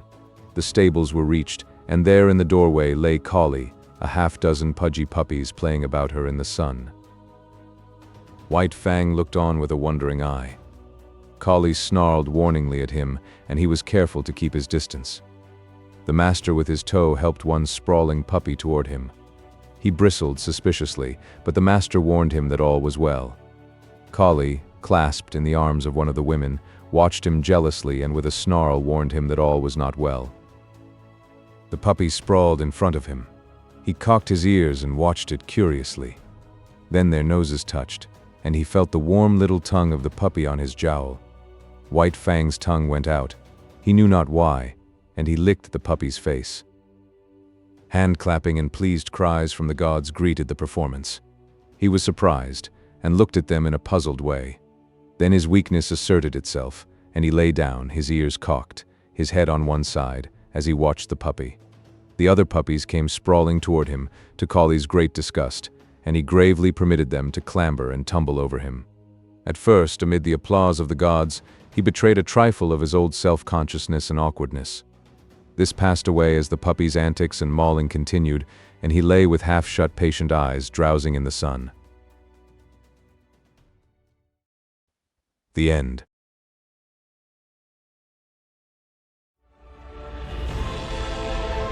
A whole galaxy to go.